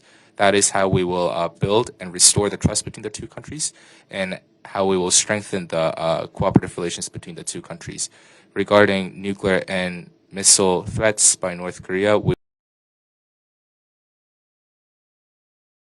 put relations together. Over. And finally, 3 minutes.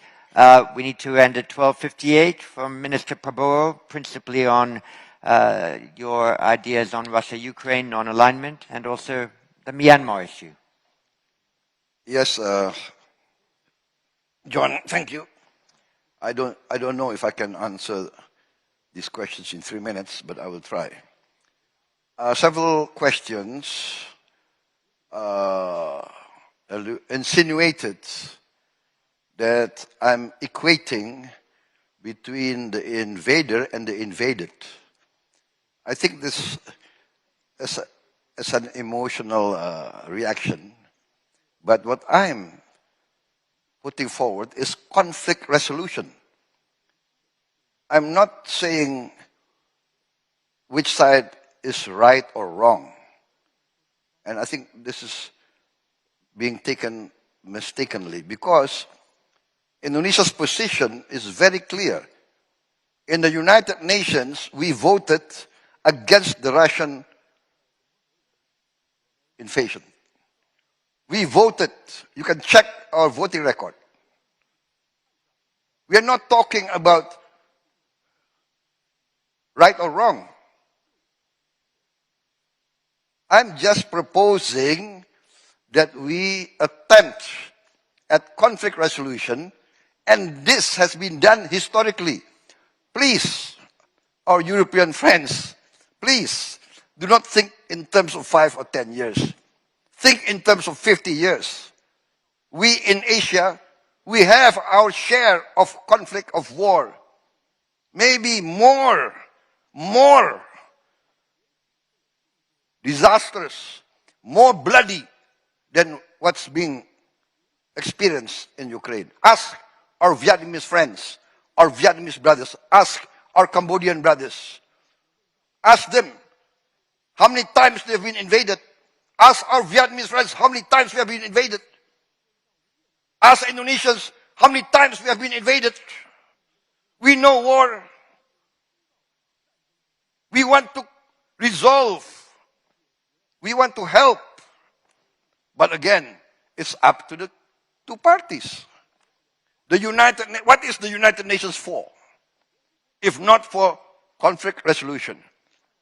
Why is a proposal for a demilitarized zone so taken as if it's not rational? We have a demilitarized zone in Korea. We had a demilitarized zone between North and South Vietnam. We had a demilitarized zone in the Sinai. We have now United States monitoring force in many countries. There are conflicts not only in Europe. There are violations of sovereignty not only in Europe. Ask our brothers in the Middle East. Ask the Africans. Ask the people of the Democratic Republic of Congo, forces in the Congo.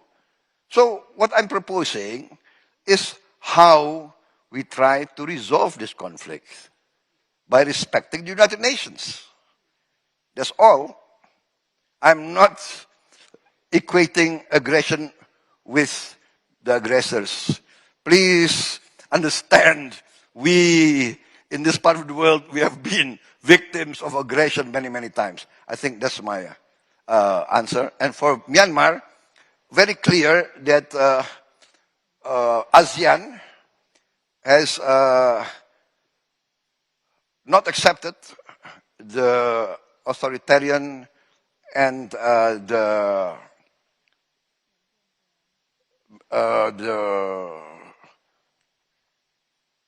activities and the lethal actions of the Myanmarese military regime against their own people. So that is very clear. And I think Cambodia, as the previous leader or chairman of the ADIMM, Cambodia was also very clear, and Cambodia did not invite the Myanmarese political leaders to the ADIMM meeting. And I think that's our position also. And we have been discussing among ASEAN members that we should try to still engage the Myanmarese military regime if that is acceptable to our political masters, and try to convince them to de-escalate, again, to try to achieve ceasefire and democratic resolution of the conflict. And we have given our example in Indonesia. In Indonesia, in 1998, I think we are one of the few examples in the world of a military voluntarily withdrawing from politics. A military today, and we are proud of it. We are proud of that. I myself was accused many times of preparing a coup d'etat, preparing, but I did not carry out. I formed a political party. I took part in 4 general elections, right? I became a presidential candidate in 2 general elections. I'm preparing to go for the 3rd time, So we are proud of that, and we want to convince our Myanmarese colleagues that the military always should defend their people and not take violent actions against their own people. Indonesian military tradition is we are a people's army. We rose from the people. We are nothing without the people, and therefore we voluntarily withdrew from politics. And we will go to the people to get a mandate of the people by the consent of the people. I think that's my answer. Thank you. Thank you very much. Everybody, please thank our panelists. They've all worked exceptionally hard. And you've now also learned your lunch, and please be back in the room by 2:40 this afternoon so that we can start on time. Thank you very much.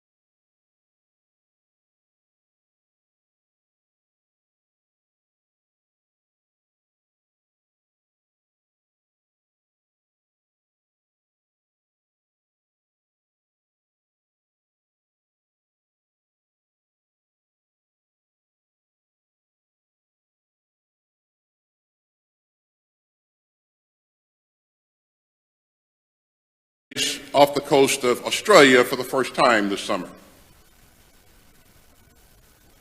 In many of the regions, other top exercises are expanding as more countries come together around our shared principles. Last year, our annual Garuda Shield expanded from a bilateral exercise with Indonesia to include 14 countries with more.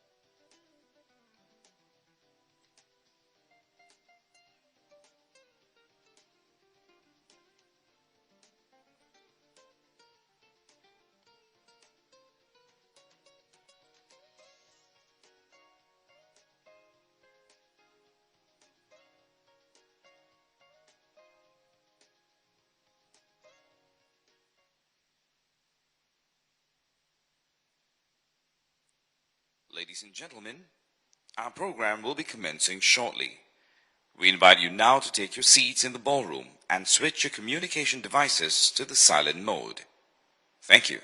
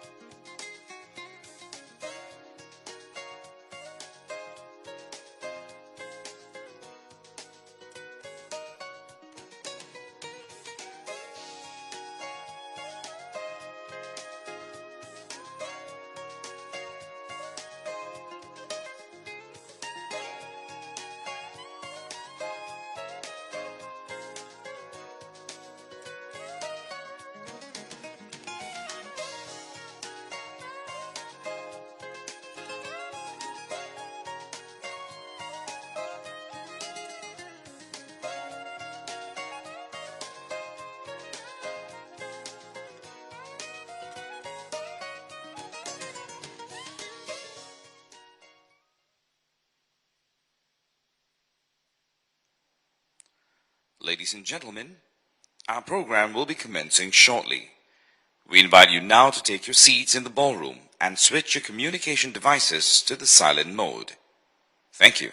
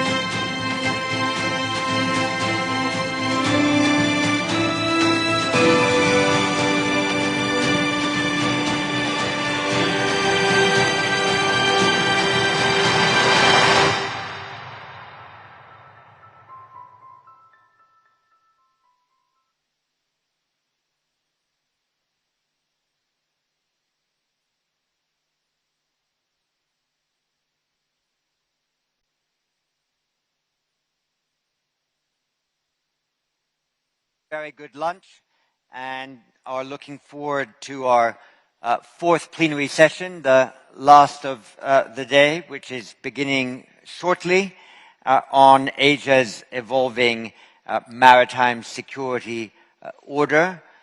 Just to remind that we will have a good 1 hour break after this plenary, after which the simultaneous special sessions begin, and many of you will be registered for those. One on balancing Asia-Pacific minilateralism and ASEAN centrality, one on managing Euro-Atlantic and Asia-Pacific security, and one on defense cooperation in the Indian Ocean region. And that will take us into dinner time. But before that, we have this fourth plenary. There is no IISS Shangri-La dialogue that doesn't concentrate in some fashion on the maritime security order. And we're delighted to have three different perspectives of that order, from the East Asian perspective, a Northern European perspective, and a Pacific Island point of view. And I'll ask each of the three to speak in the order in which they appear on the program, and then, as in the last couple of plenaries, invite a numerous amount of interventions from the floor before coming back to the panel.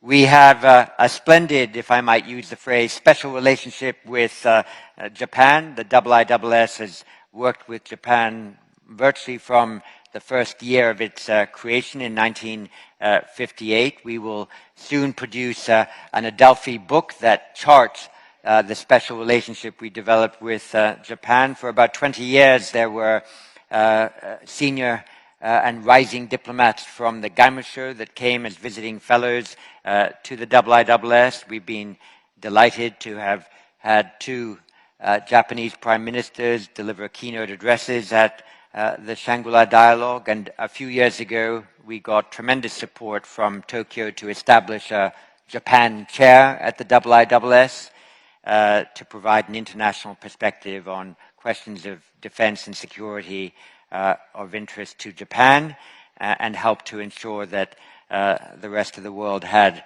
a useful understanding of Japanese defense and security developments, as well as geoeconomic ones, given that your administration has a ministry for economic security, appreciating, as someone earlier said in this dialogue, the interrelationship between geoeconomics and geostrategy.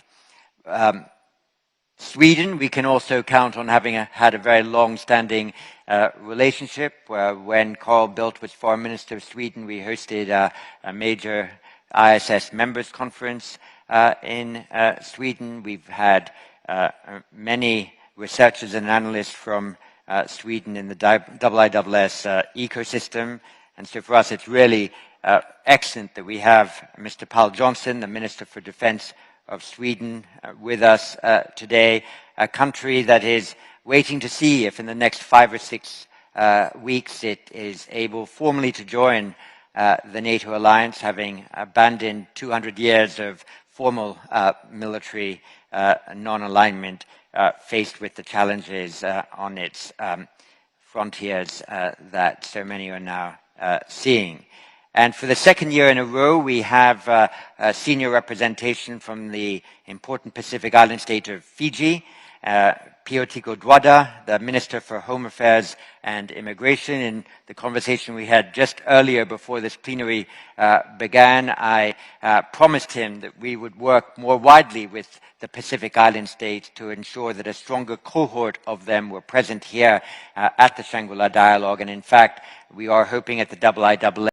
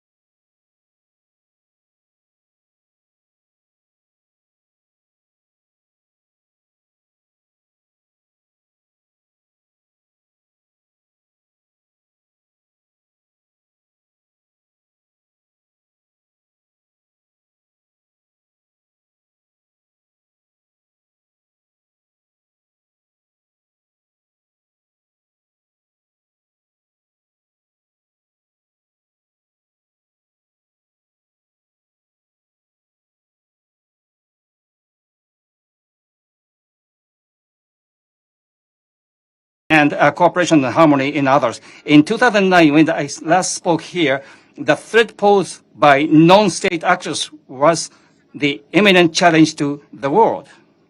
Today, however, competition and conflict among the states have once again emerged as urgent challenges.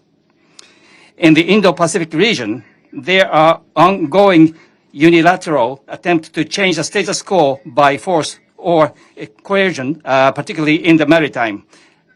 As I mentioned in my last speech to this dialogue, it is important to make efforts to prevent confrontation, which this region has experienced in the past. And these would still resonate today.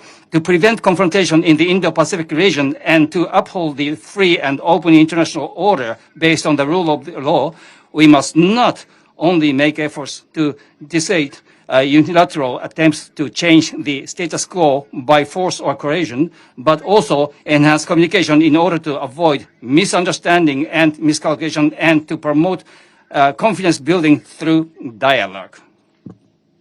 Now, today, I will discuss the responsibility that Japan is going to fulfill in order to seek and realize peace.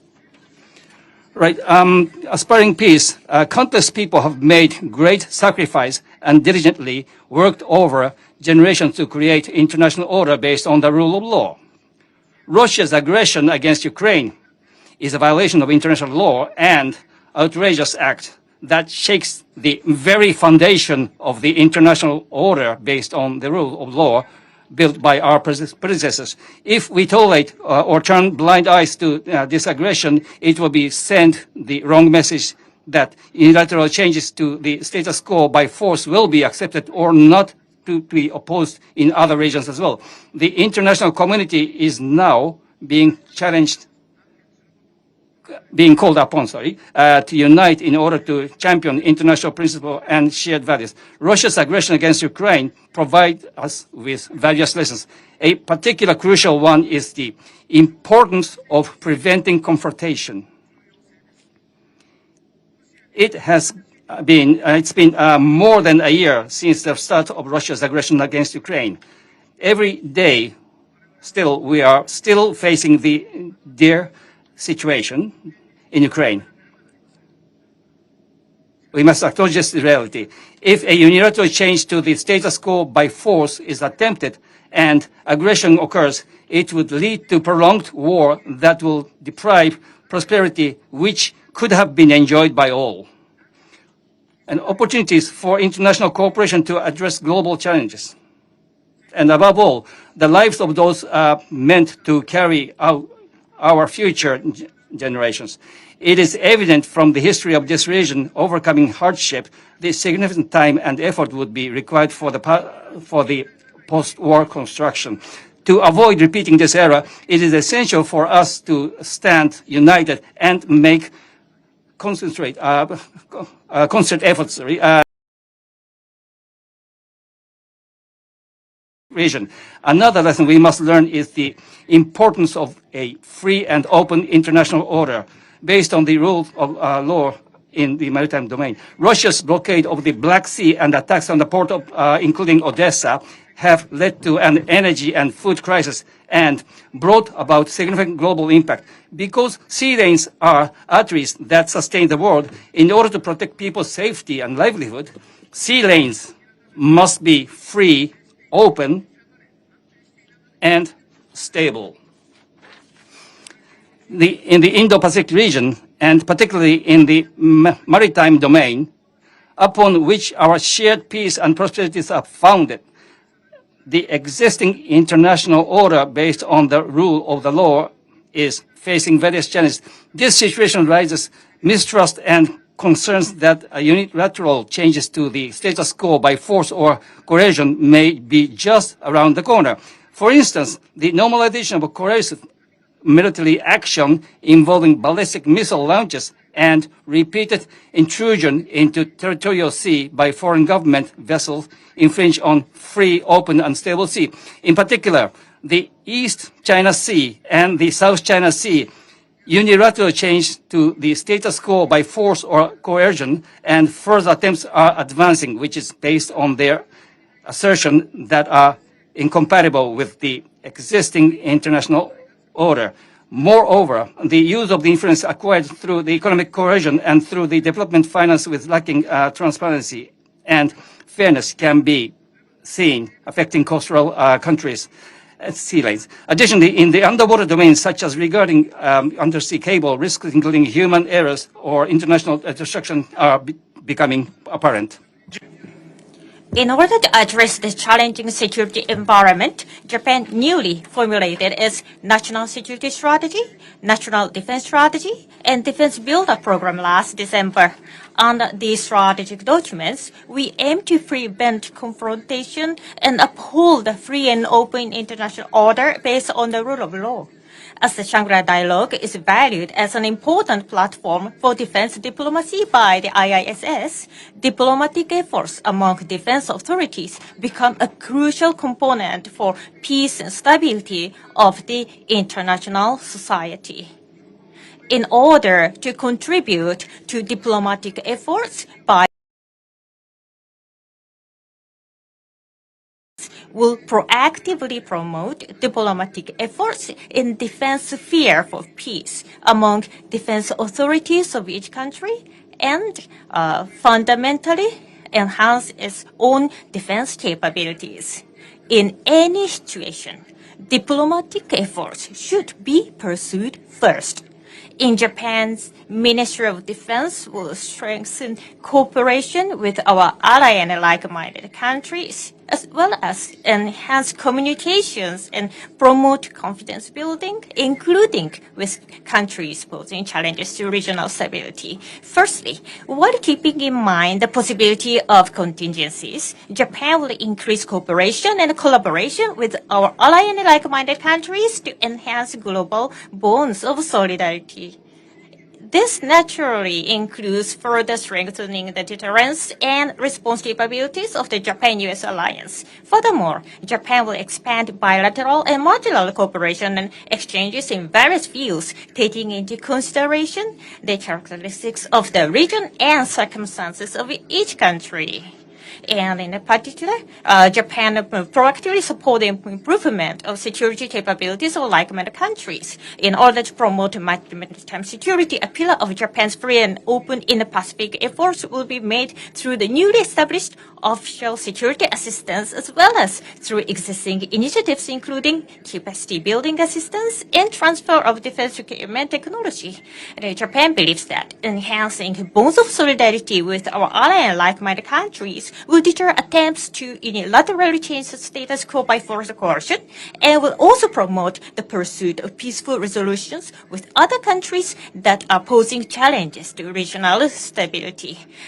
And furthermore, we aim to avoid misunderstanding and miscalculations, foster trust through dialogue by enhancing communications, including with other countries that are posing challenges to regional stability. In an unstable security environment filled with concerns and distrust, it's essential to maintain constant communication to avoid unforeseen circumstances. To this end, Japan has been working towards establishing a constructive and stable relationship with China, and has been operating the maritime and aerial communication mechanism between the Japan-China defense authorities. Additionally, we began the operation of the hotline between Japanese and Chinese defense authorities in this year. And furthermore, it's crucial for foreign countries to work together as one to promote confidence building and prevent confrontation. Particularly, we will continue to place importance on opportunities for dialogue provided by ASEAN-led multi-layer regional cooperation frameworks such as the ECC Summit, ASEAN Regional Forum, and ADMs Plus, as well as this dialogue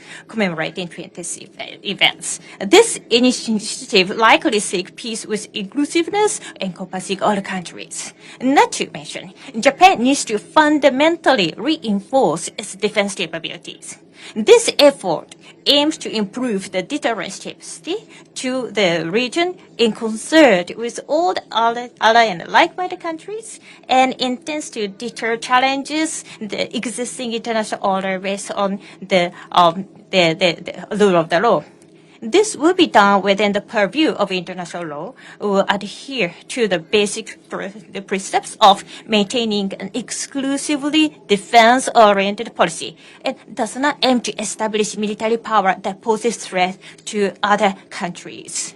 And the strengthening of regional deterrence by Japan and our ally like-minded countries will bring each country a position of strength that does not come to force, and indeed will provide a solid footing for diplomatic efforts in order to resolve differences in interest and opinions through dialogue. My message is clear and simple. We do not seek rivalry or conflict.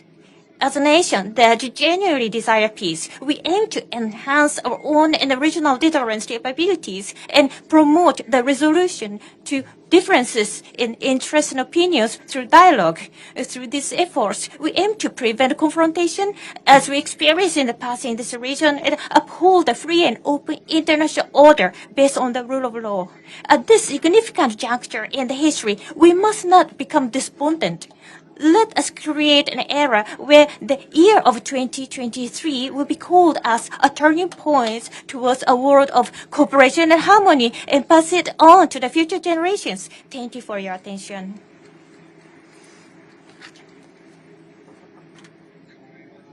Hamada Daijin.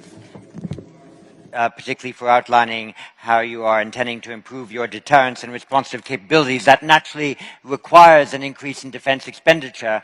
And one of the interesting things that our military balance defense economics teams considered was with the intent of Japan to move towards 2% of GDP of defense and the announced intent of Germany to do the same. When both arrive at that figure, it is likely that the number one defense spender in the world will still be the United States, the number two China, the number three Japan, the number four Germany. Who would have thought 4 or 5 years ago that Japan and Germany would have the third and fourth places as defense spenders in the world? But that's what happens when you have a strategic earthquake. When you have a strategic earthquake, too, people's national strategies might need to adjust. And so I invite the Minister of National Defense of Sweden to take the floor. Thank you.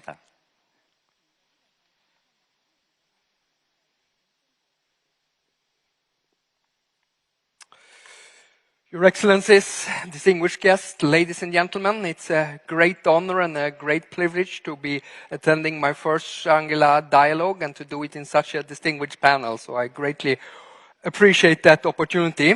My message also is that the security of this region is increasingly linked to the Euro-Atlantic security, and I'm also happy to be part of a strong European delegation here at the Shangri-La Dialogue. And I think it's paramount that we have a vibrant strategic dialogue between the Euro-Atlantic community and the Asia-Pacific region.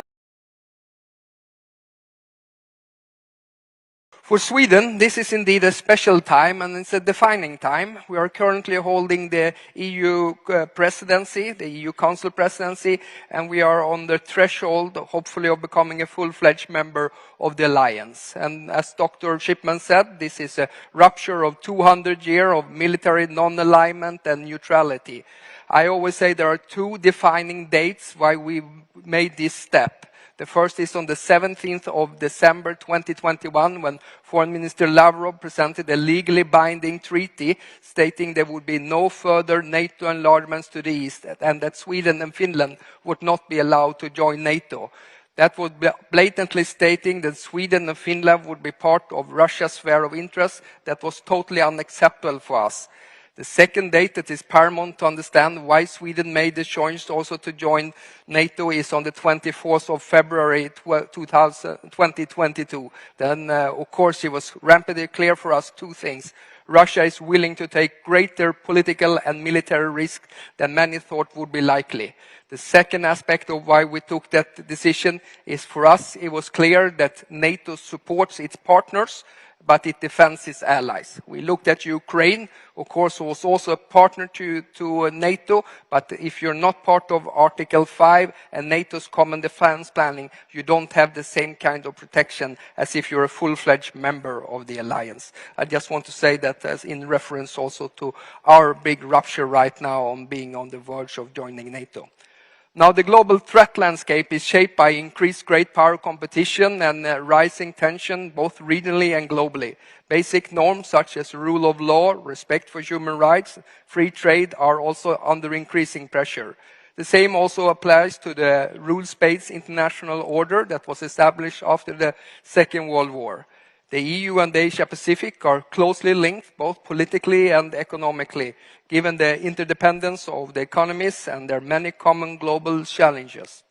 Trade between Asia-Pacific and Europe is on a global scale second to none.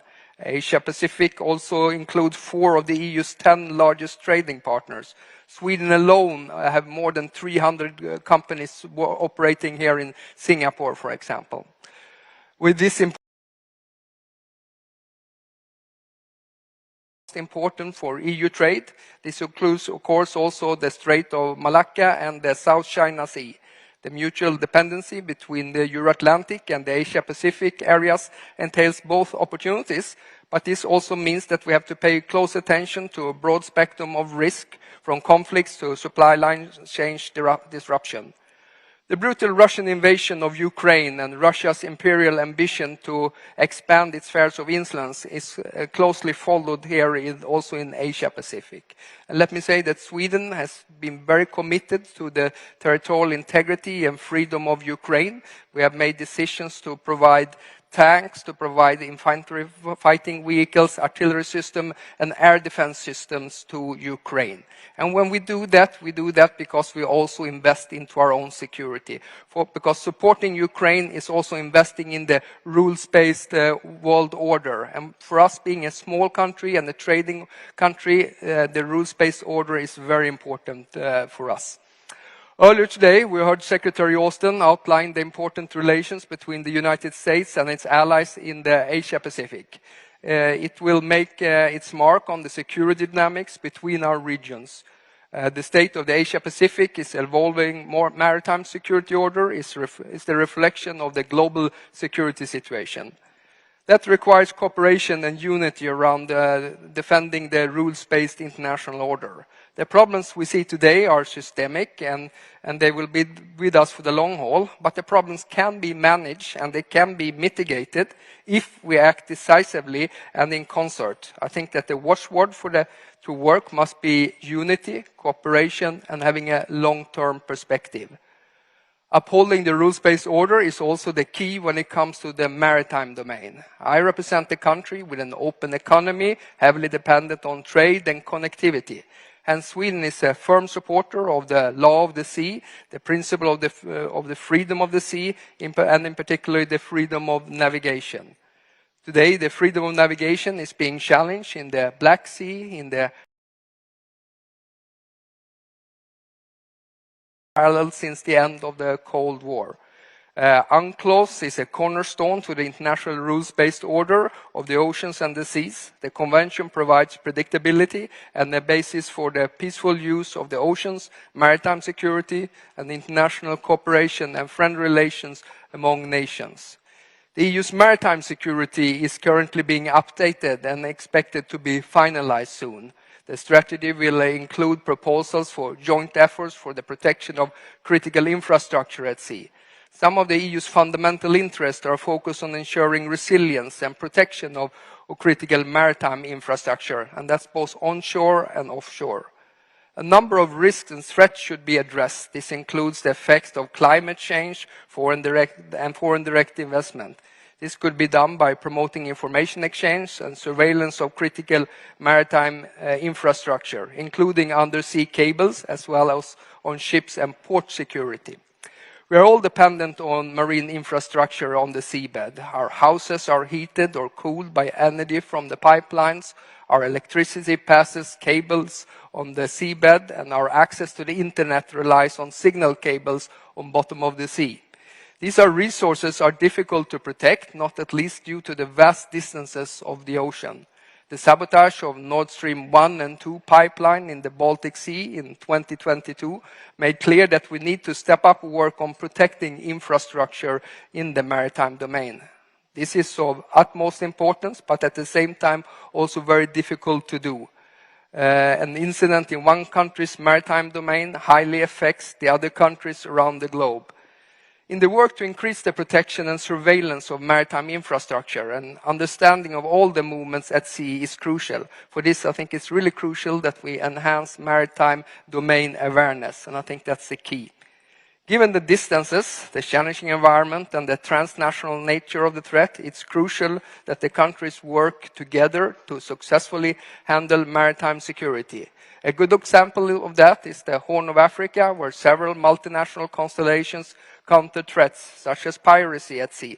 Maritime security has global implications, and it's not just a matter for neighboring countries. And that's also a reason why Sweden has been part of Operation Atalanta since 2009. Operation Atalanta is imperative for the protection of sea lines of communications, which are important for transporting goods and protection of the World Food Programme transports. It's a matter of a cost-effective, non-duplicating cooperation and the creation of a common understanding of the maritime security landscape. Finally, I would just like to point out 3 areas where I think that Sweden and the EU can make a difference to strengthen the ties between the Euro-Atlantic area and the Asia-Pacific. First, we must work in concert with the United States and Canada and other partners around the globe. Close transatlantic coordination and partnership with like-minded countries in the Asia-Pacific is crucial for our common maritime security. That brings me to my second conclusion. The EU and the Asia-Pacific partners face increasingly similar security challenges and threats. It's essential to cooperate and build partnership. We attach great importance to the deepening partnership in the region for shared security, connectivity, and sustainability. The recent successful Indo-Pacific Ministerial Forum in Stockholm was a concrete manifestation of this. Regional cooperation in formats like ASEAN are really crucial. For the EU and NATO, cooperation with Asia-Pacific is becoming increasingly important. It concerns, for example, the EU strategy for cooperation with Indo-Pacific. NATO cooperation with partner countries in the Asia-Pacific forms an important part of NATO's 2030 agenda. This forum of cooperation range from safeguarding rules-based international order and increased maritime presence to secure trade routes and to address hybrid threats and eliminate other climate threats. Since long, Sweden contributes to security in the region in concrete ways through our substantial defense cooperation, especially when it comes to underwater capabilities and air defense and sensor systems with many countries in the Asia-Pacific. In addition, Sweden can offer expertise when it comes to the total defense concept, something we worked together with Singapore, where we have competences when it comes to hybrid threat, disinformation, and cyber. And here we believe that we have a mutual interest in deepening cooperation with our partners. Sweden also takes it seriously our contribution to peace and stability on the Korean Peninsula. This marks the 70-year anniversary of the NNSC mission, where Swedish soldiers have served on the border since 1953. Finally, I would like to highlight 3 areas, where the third areas we can cooperate, and I think that's when it comes to innovation and joint capability building in the field of defense, where there is great potential for development. Cooperation on emerging and disruptive technologies is key for achieving this. In many countries in the Asia-Pacific are well advanced, both in terms of civil and military technology, and there is much to be gained from working together, but also building partnership based on common interests and technology transfers. To sum up, my message is that the security between our regions is increasingly interlinked, and we must deepen our partnership. Thank you very much.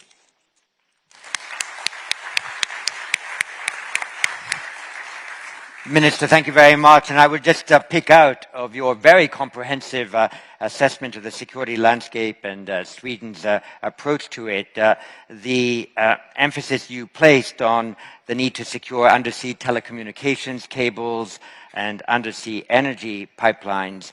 And one of the interesting things that is now happening in the defense world is that we are discovering that private companies have all sorts of roles. Private companies have had roles in helping Ukraine protect itself against cyber threats. But it's also true that private companies, especially in Northern Europe, are developing specialist capability to monitor undersea pipelines and therefore more effectively to attribute any attacks that might be made on those pipelines to any particular malign actor. So that is also an intriguing defense and military development that may become increasingly important. It's a delight now to invite our representative from Fiji to address us. All of us here are looking forward to COP28, hopeful that there can be some greater breakthrough on the issues of climate change and national resilience. All of us here have heard a great deal about great power competition and the dissatisfaction that smaller states have in being the victim of that great power cooperation. So who better to talk on both of those issues than the Minister from Fiji? Thank you, sir.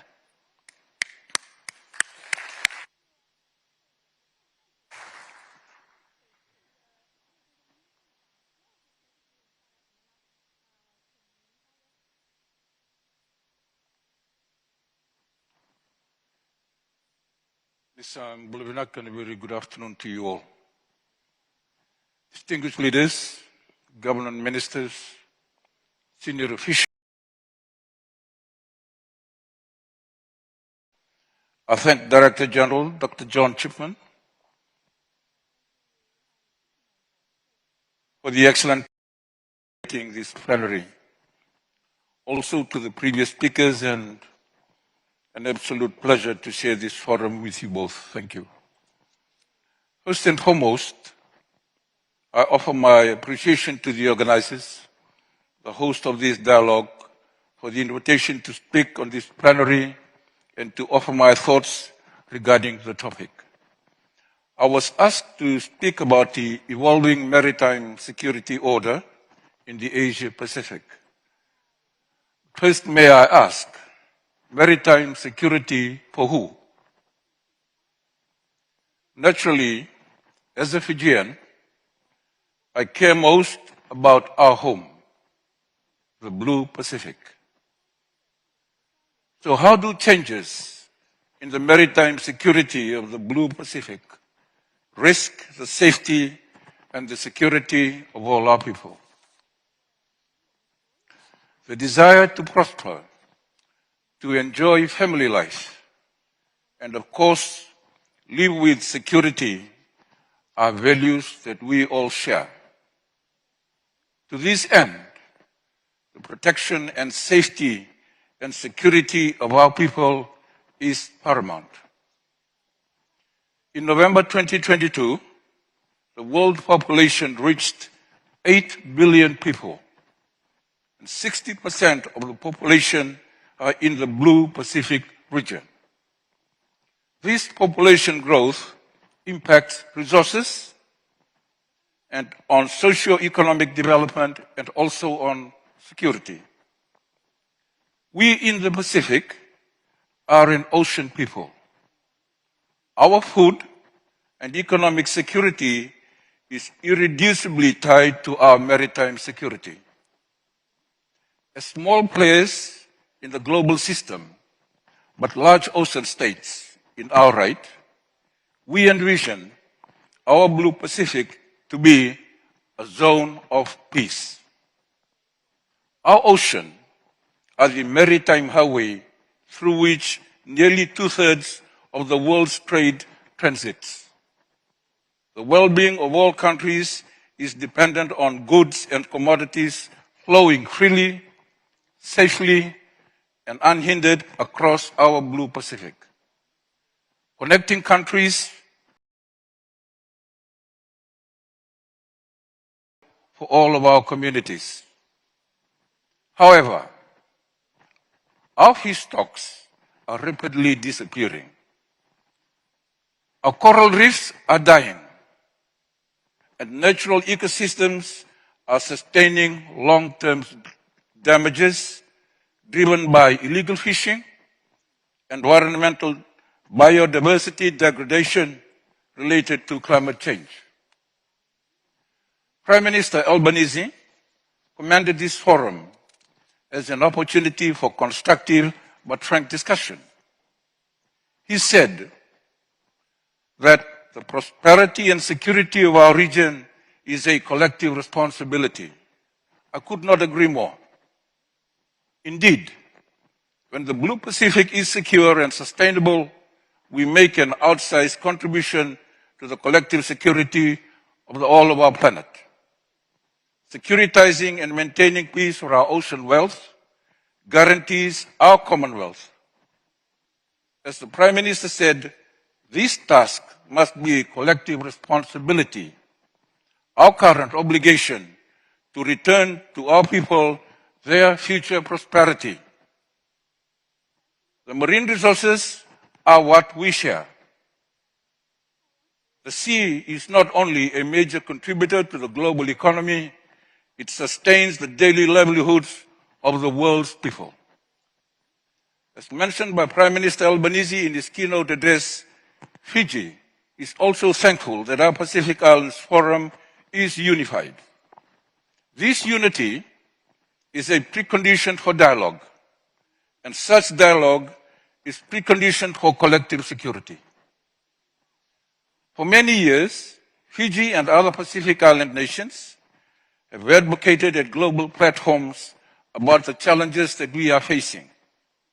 And yet, each year, the trends of climate change and its related impact on food, water, health security continue to accelerate.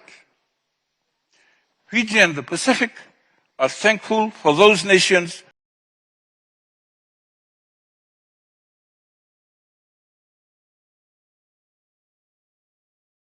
face. We need the community of nations to listen and act. This is our collective responsibility to our future and the future of our future generations. In our blue Pacific continent, the ocean is our livelihood. Our forefathers traversed the sea without fear. To them, the oceans connect the islands. Now we must all connect as the blue Pacific Ocean connects us for prosperity and peace, not only in our region, but in the world at large. Today, our maritime space has become part of strategic power competition, not only for the marine resources, but over leadership of the Blue Pacific, the Asia Pacific, or Indo-Pacific, depending on who you ask. This vast ocean area, spanning from the northern to the southern hemisphere, has drawn the attention of powerful nations. Geopolitical tensions and rivalries across the globe are spilling into the Pacific region, my island home. While some nations are in disputes over their maritime boundaries, we in the Pacific risk being left with nothing even to dispute over. International engagement in our region is more intense than ever. Never before has the rate of engagement ever been so high. These engagements must be meaningful and beneficial for small island nations of the Pacific like Fiji. On the geopolitics of maritime security, I and my other Pacific colleagues are told not to pick sides. However, we, as small island developing states, we need to consider our own security and development first. While the intense competition in my region and the race for global leadership may well threaten our collective maritime security and stability, more pressing for the Pacific are the ramifications of maritime threats such as climate change, illegal, unreported and unregulated fishing, transnational crime, and nuclear threats. We are in an endurance race for survival. However, we are resilient in our collective vision of our justice, peace and security, the ocean and the environment, which are all enshrined under the 2050 strategy for a blue Pacific continent. This strategy calls for regional responses to be developed the Pacific way, which is through consensus, respect for sovereignty, and collective action. What we can agree on, for most of us here sitting in this room, is that maritime and climate threats, if left neglected, will be a loss for us all. Now, when you come to Fiji and the Blue Pacific region, first think about the maritime security of the region you are in. Should you come for dialogue, do not just talk. We need action now to ensure collective prosperity for our islands and our people. This is an essential approach to address global challenges and ensure the sustainable development of all of our people. I thank you.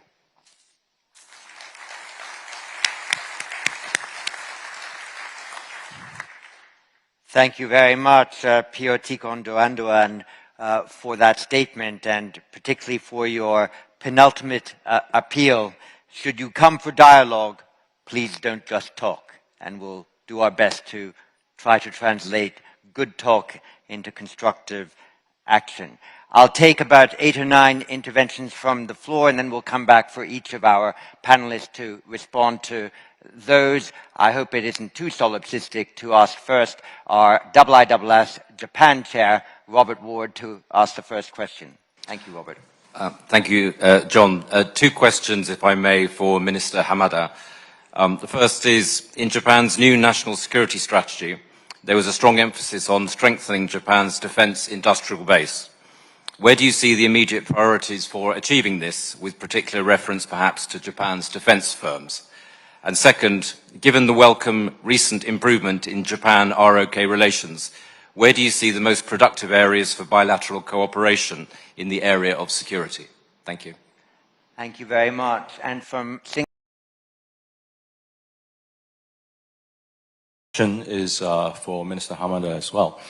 You talked about deterrence in your remarks. However, deterrence, as we know, requires both credible assurance and credible threat. And there needs to be a calibration of both as in a highly dynamic situation. How do you propose that Japan puts forward sufficient threat and sufficient assurance such that we don't get a spiraling of uncontrolled security dilemma, or that deterrence is ineffective? Thank you. Thank you very much. And perhaps now I'll turn to a green parliamentarian from the European Union and from Germany, Reinhard Butifocker. Thank you, Dr. Chipman. I have 2 questions to the Swedish minister. First, Minister, you reminded us that in 2021, Russia signaled its intent to extend its sphere of interest even beyond Ukraine, including Sweden and other countries. Against that backdrop, how do you respond to proposals that would cement Russian imperialist conquests in Ukraine? Could such politics help European peace? And my second question, what should the EU contribute, in your opinion, to the defense of stability and deterring of use of force to change the status quo across the Taiwan Strait? Thank you. Thank you very much. And from Brunei, Asura Saleh. Thank you very much. This question is directed to the Fijian minister. In your opinion, how would you balance Fiji's defense and foreign policy as a small Pacific island state amidst increasing major power engagement with existing lacking basic maritime law enforcement capacity gaps within Fiji?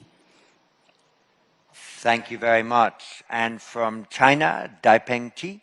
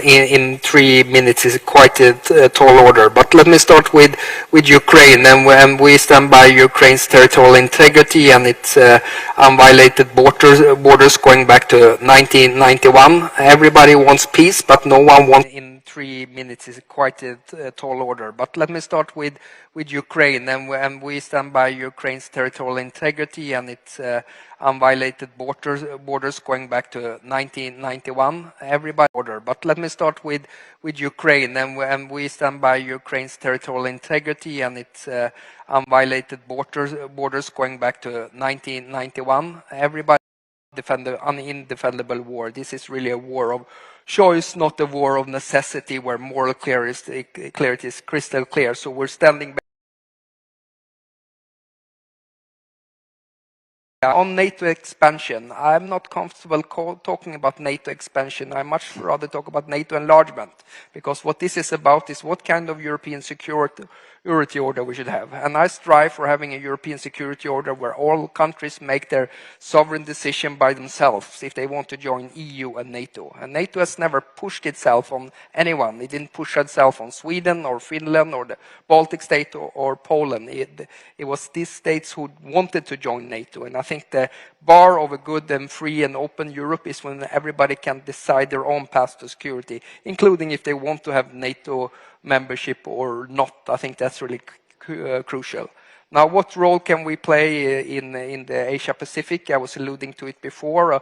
Also, I think we are not necessarily a provider of hard power, but we do have assets and capabilities on our industrial base. We do very well on innovation and connectivity. We can work with partners when it comes to hybrid threats, disinformation, and cyber. So I think those are some of the added value as a security partner we can have in the region. Now, on Sweden and Australia, I'm very hopeful. It's true, we had a very good, close relationship also before.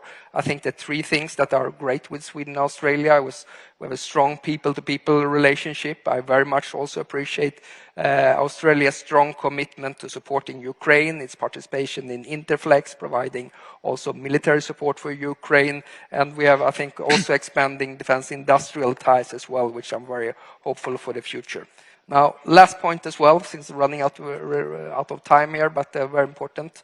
So where do we stand with our possible accession into NATO? Now, listen, we have an invitee status of 31 member states, and 29 out of 31 ratified our application in the record space. We are respectful of the fact that it's only Turkey who can make Turkish decision. It's only Hungary who can make Hungarian decisions. We have a trilateral MOU between Turkey, Sweden, and Finland. Sweden has worked very, very hard to implementing that MOU, and we will continue doing that after we join the alliance as well. And we're very hopeful because we feel that they would make good sense also for NATO to be, that we can be a security provider inside the alliance, because it's going to strengthen and consolidate the whole northern flank.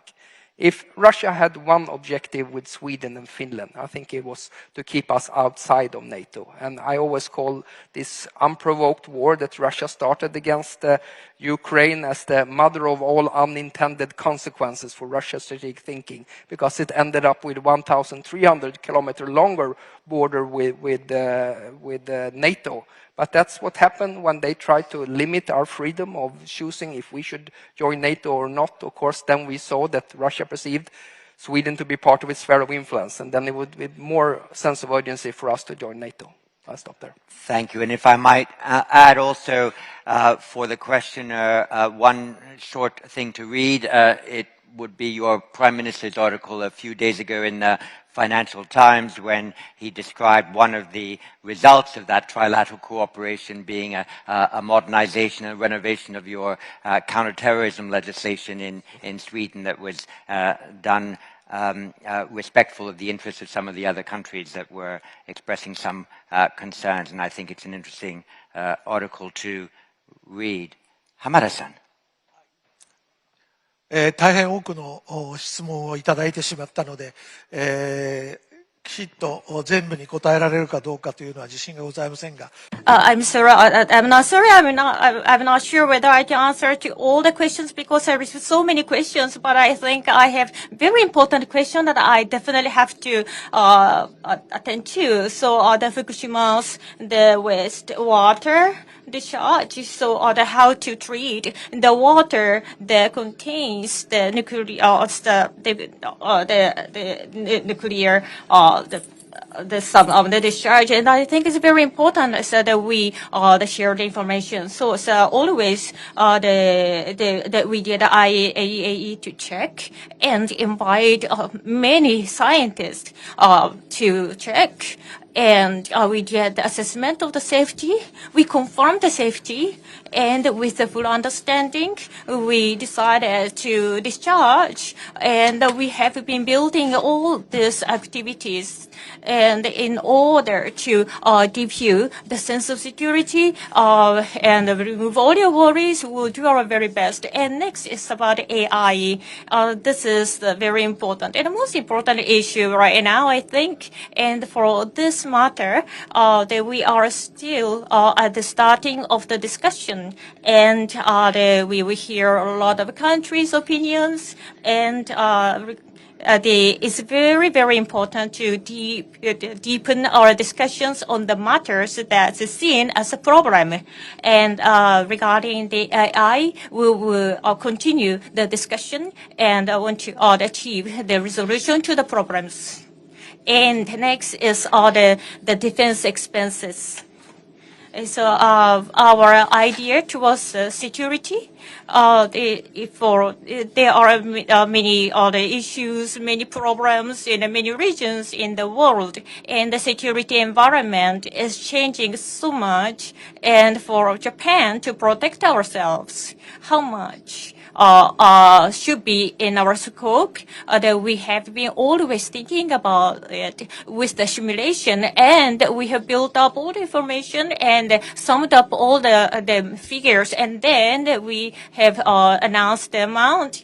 So if this is amount that we should be able to manage if we spend this amount, and we have received the instruction from the Kishida to go for this fundamental the enhancement, and we have come out of the 3 strategic documents, and then we are working on it, and in this coming 5 years, so there are some criticism that we are receiving, for example, how to deal with the missile problems and having the counter attack the capability, and some people said there is no point having it, but in order to attend to all these concerns, we have done the thorough review on our defense expenses, and as you know, it's very, very clear, and also it's mentioned in the Constitution that we will never go for we will concentrate, we will focus on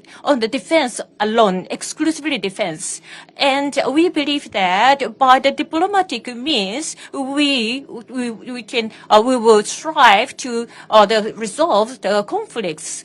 So when we enhance our the defense the capability, still the diplomatic effort is more important. So I think someone asked about the relationship with South Korea. In many senses, the security environment is getting more and more tough in many directions. So it's very important to have a good relationship with the South Korea. Having this in mind, in March this year, so we had a summit with the Japan and South Korea, and so we towards the South Korea and Japan, the security strategy. So we are working on it, and then we are in the major the trend of the enhancing the relationship with them. Is that we are striving for the prosperity and the safety of the Indo-Pacific, and we wish to enhance the communication with South Korea. And this the question from China.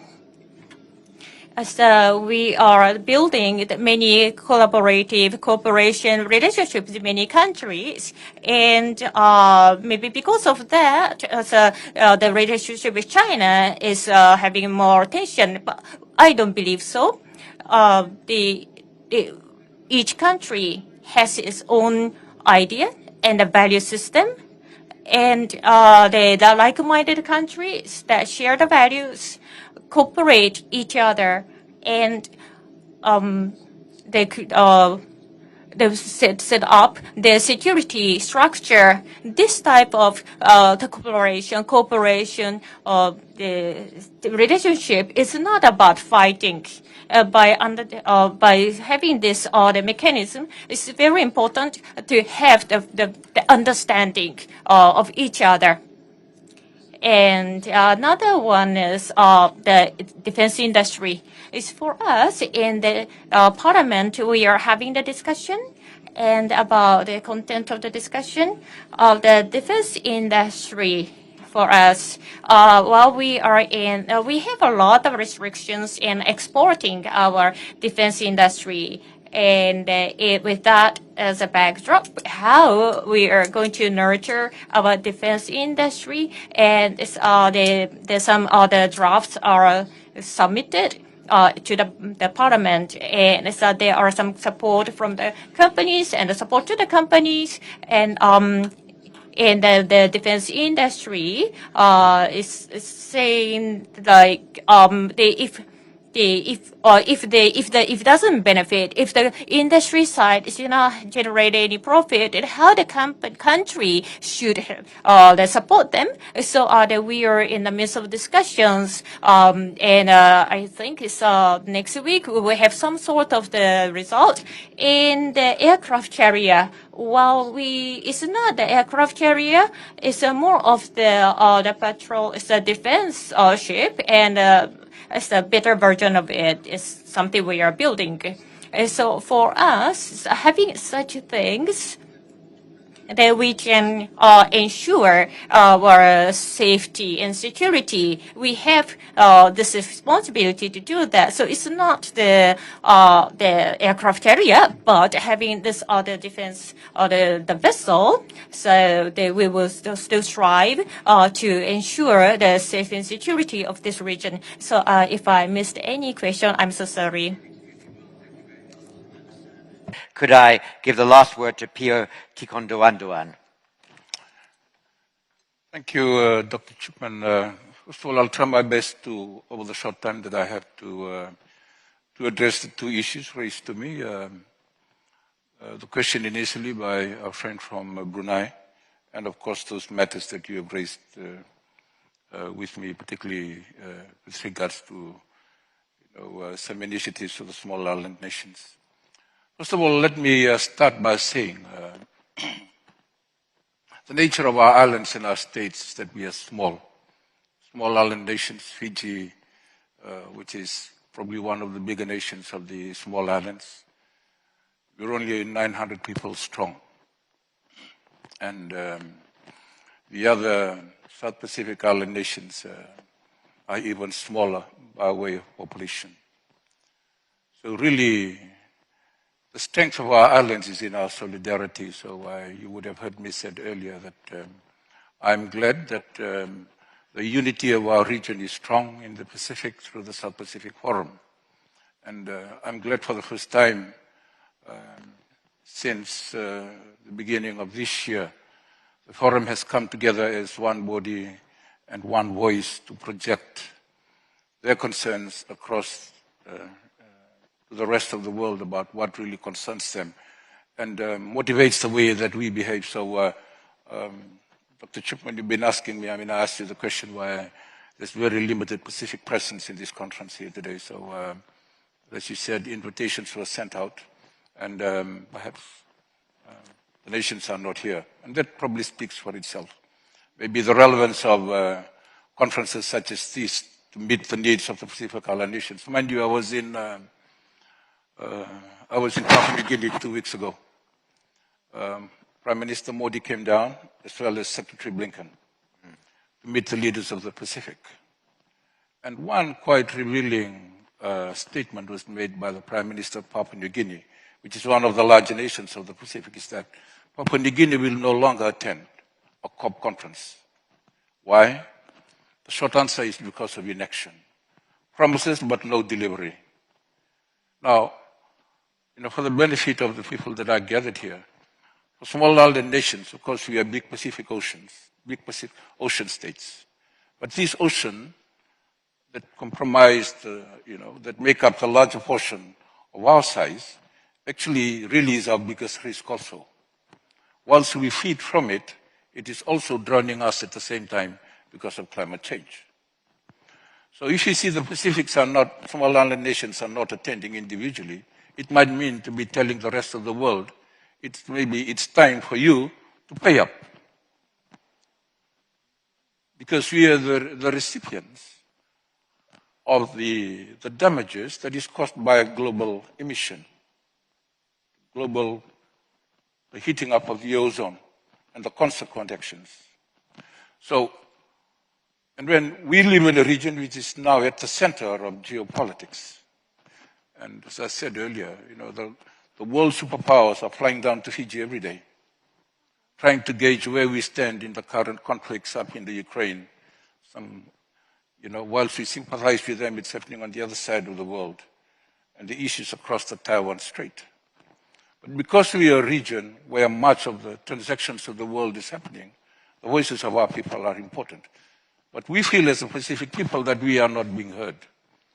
Fiji is a nation, we have been in United Nations peacekeeping operations for over half a century, with potentially no benefit for Fiji or the Pacific Islands, in a way for us to propagate our positions with regards to climate change. But we give to the world.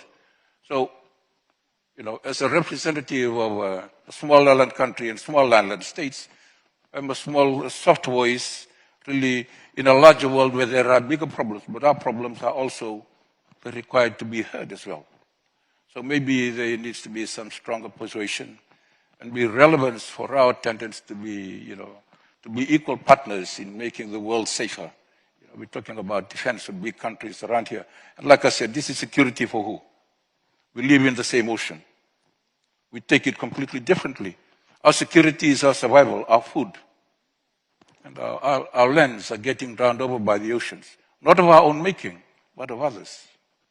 So maybe international conferences such as this could lead to more of these issues, and maybe because then they would be able to contribute to global peace and solidarity around our region.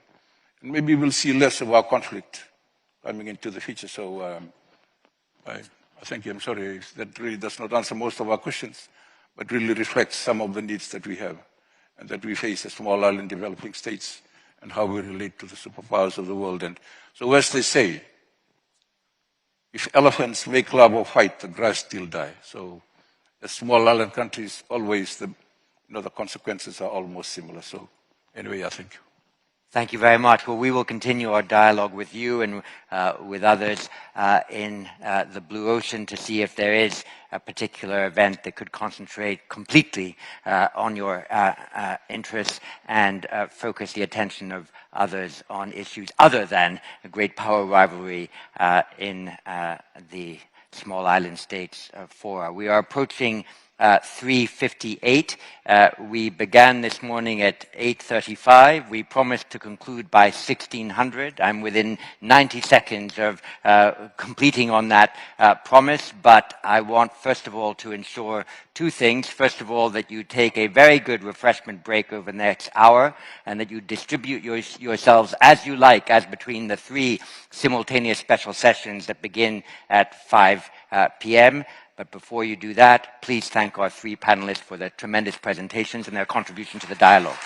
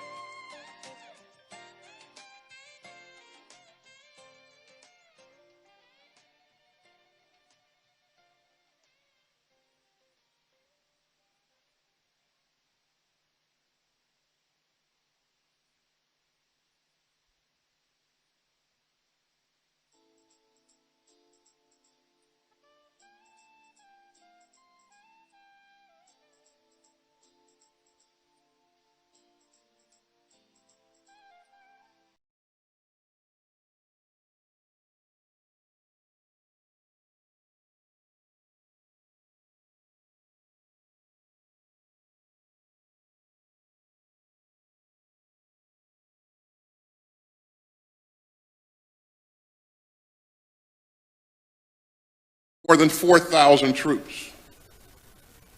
And this year, more than 19 flags will fly over Super Garuda Shield.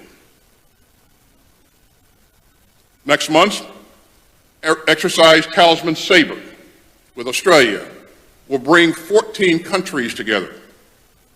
It will be the largest iteration ever, with more than 30,000 people participating, including a significant contingent from Japan. And it is yet another way that European countries like France and Germany and the UK are standing up for our shared values in the Indo-Pacific. And so, building nimble coalitions to advance our shared vision makes the Indo-Pacific more stable and more resilient. The United States is absolutely proud to expand our cooperation with ASEAN. We remain staunch supporters of ASEAN's centrality and the ASEAN outlook on the Indo-Pacific. And we stepped up our work through the ASEAN Defense Ministers Meeting Plus, including new programs to support the next generation of Southeast Asian defense leaders. And we're also continuing to expand our marquee maritime initiative with the Quad. The Indo-Pacific Partnership for Maritime Domain Awareness will help our partners across the region better monitor the waters near their shores. And that will help them combat illegal fishing and better respond to natural disasters. And finally, we're building important new ties in the Pacific Islands. And unregulated and unreported fishing through more training and cooperation such as the U.S. Coast Guard's Shipwriter Program. We're working together to strengthen maritime domain awareness and expand the capacity of our Pacific Island partners. And we recently signed a historic defense cooperation agreement with Papua New Guinea. It will modernize our security cooperation and help us to provide humanitarian assistance and disaster relief in the region.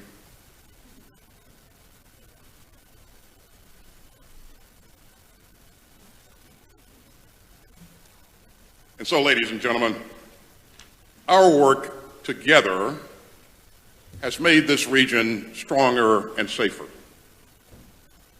Now, we understand the headwinds that we face, but we won't let those headwinds blow us off course. We will continue to stand by our allies and partners as they uphold their rights. We will maintain our vigorous and responsible presence across the Indo-Pacific. And we'll continue to work to ensure that no one country can assert control over shared waterways. In the South China Sea, we will continue to work with our allies and partners to uphold the freedom of navigation and overflight. And let me again underscore the importance of the 2016 ruling by the Arbitral Tribunal. It is legally binding and it is final. We won't be deterred by dangerous operational behavior at sea or in international airspace.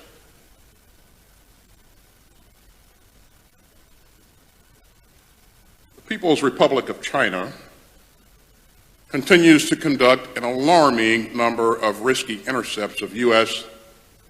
and allied aircraft flying lawfully in international airspace. We've all just seen another troubling case of aggressive and unprofessional flying by the PRC. So we will support our allies and partners as they defend themselves against coercion and bullying. To be clear, we do not seek conflict or confrontation, but we will not flinch in the face of bullying or coercion. Now, Now, all of this is especially important in the Taiwan Strait.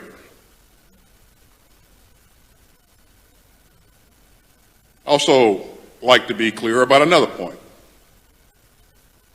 The United States remains deeply committed to preserving the status quo in the Strait, consistent with our long-standing One China policy and with fulfilling our well-established obligations under the Taiwan Relations Act.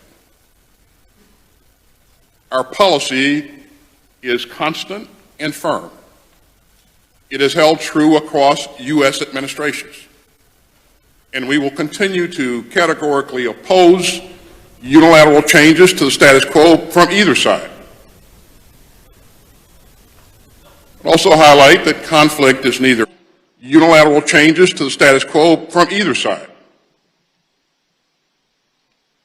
I'll also highlight that conflict is neither imminent or inevitable. Deterrence is strong today, and it's our job to keep it that way.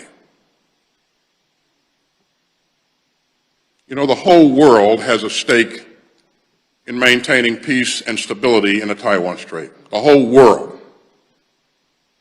The security of commercial shipping lanes and global supply chains depends on it. And so does 下载中天新闻网 App 抽奖拿好康，小七咖啡很多人都有抽到，下一个幸运者可能就是你。国立海洋科技博物馆门票1张，位在基隆的国立海洋科技博物馆，最棒的亲子一日游室内景点，快来试试手气哦！下载中天新闻网 App 参加抽奖。新北水岸河滨自行车租借优惠券，平日租借只要5折，立刻下载中天新闻网 App 参加抽奖，就有机会5折畅游新北水岸。宜兰苏澳立桨冲浪体验优惠券，你有玩过立桨吗？没有的话，今年夏天不妨赶快体验一下，快来抽9折券。旺币最高一次抽到300枚旺币，累积足额可以换快点购折价券。下载中天新闻网 App 后，输入推荐代码，任选一个账号注册，填写完资料，来到中天复古乐园戳戳乐，上面5项大奖项等你抽，赶快来下载中天新闻网 App 抽奖拿好康。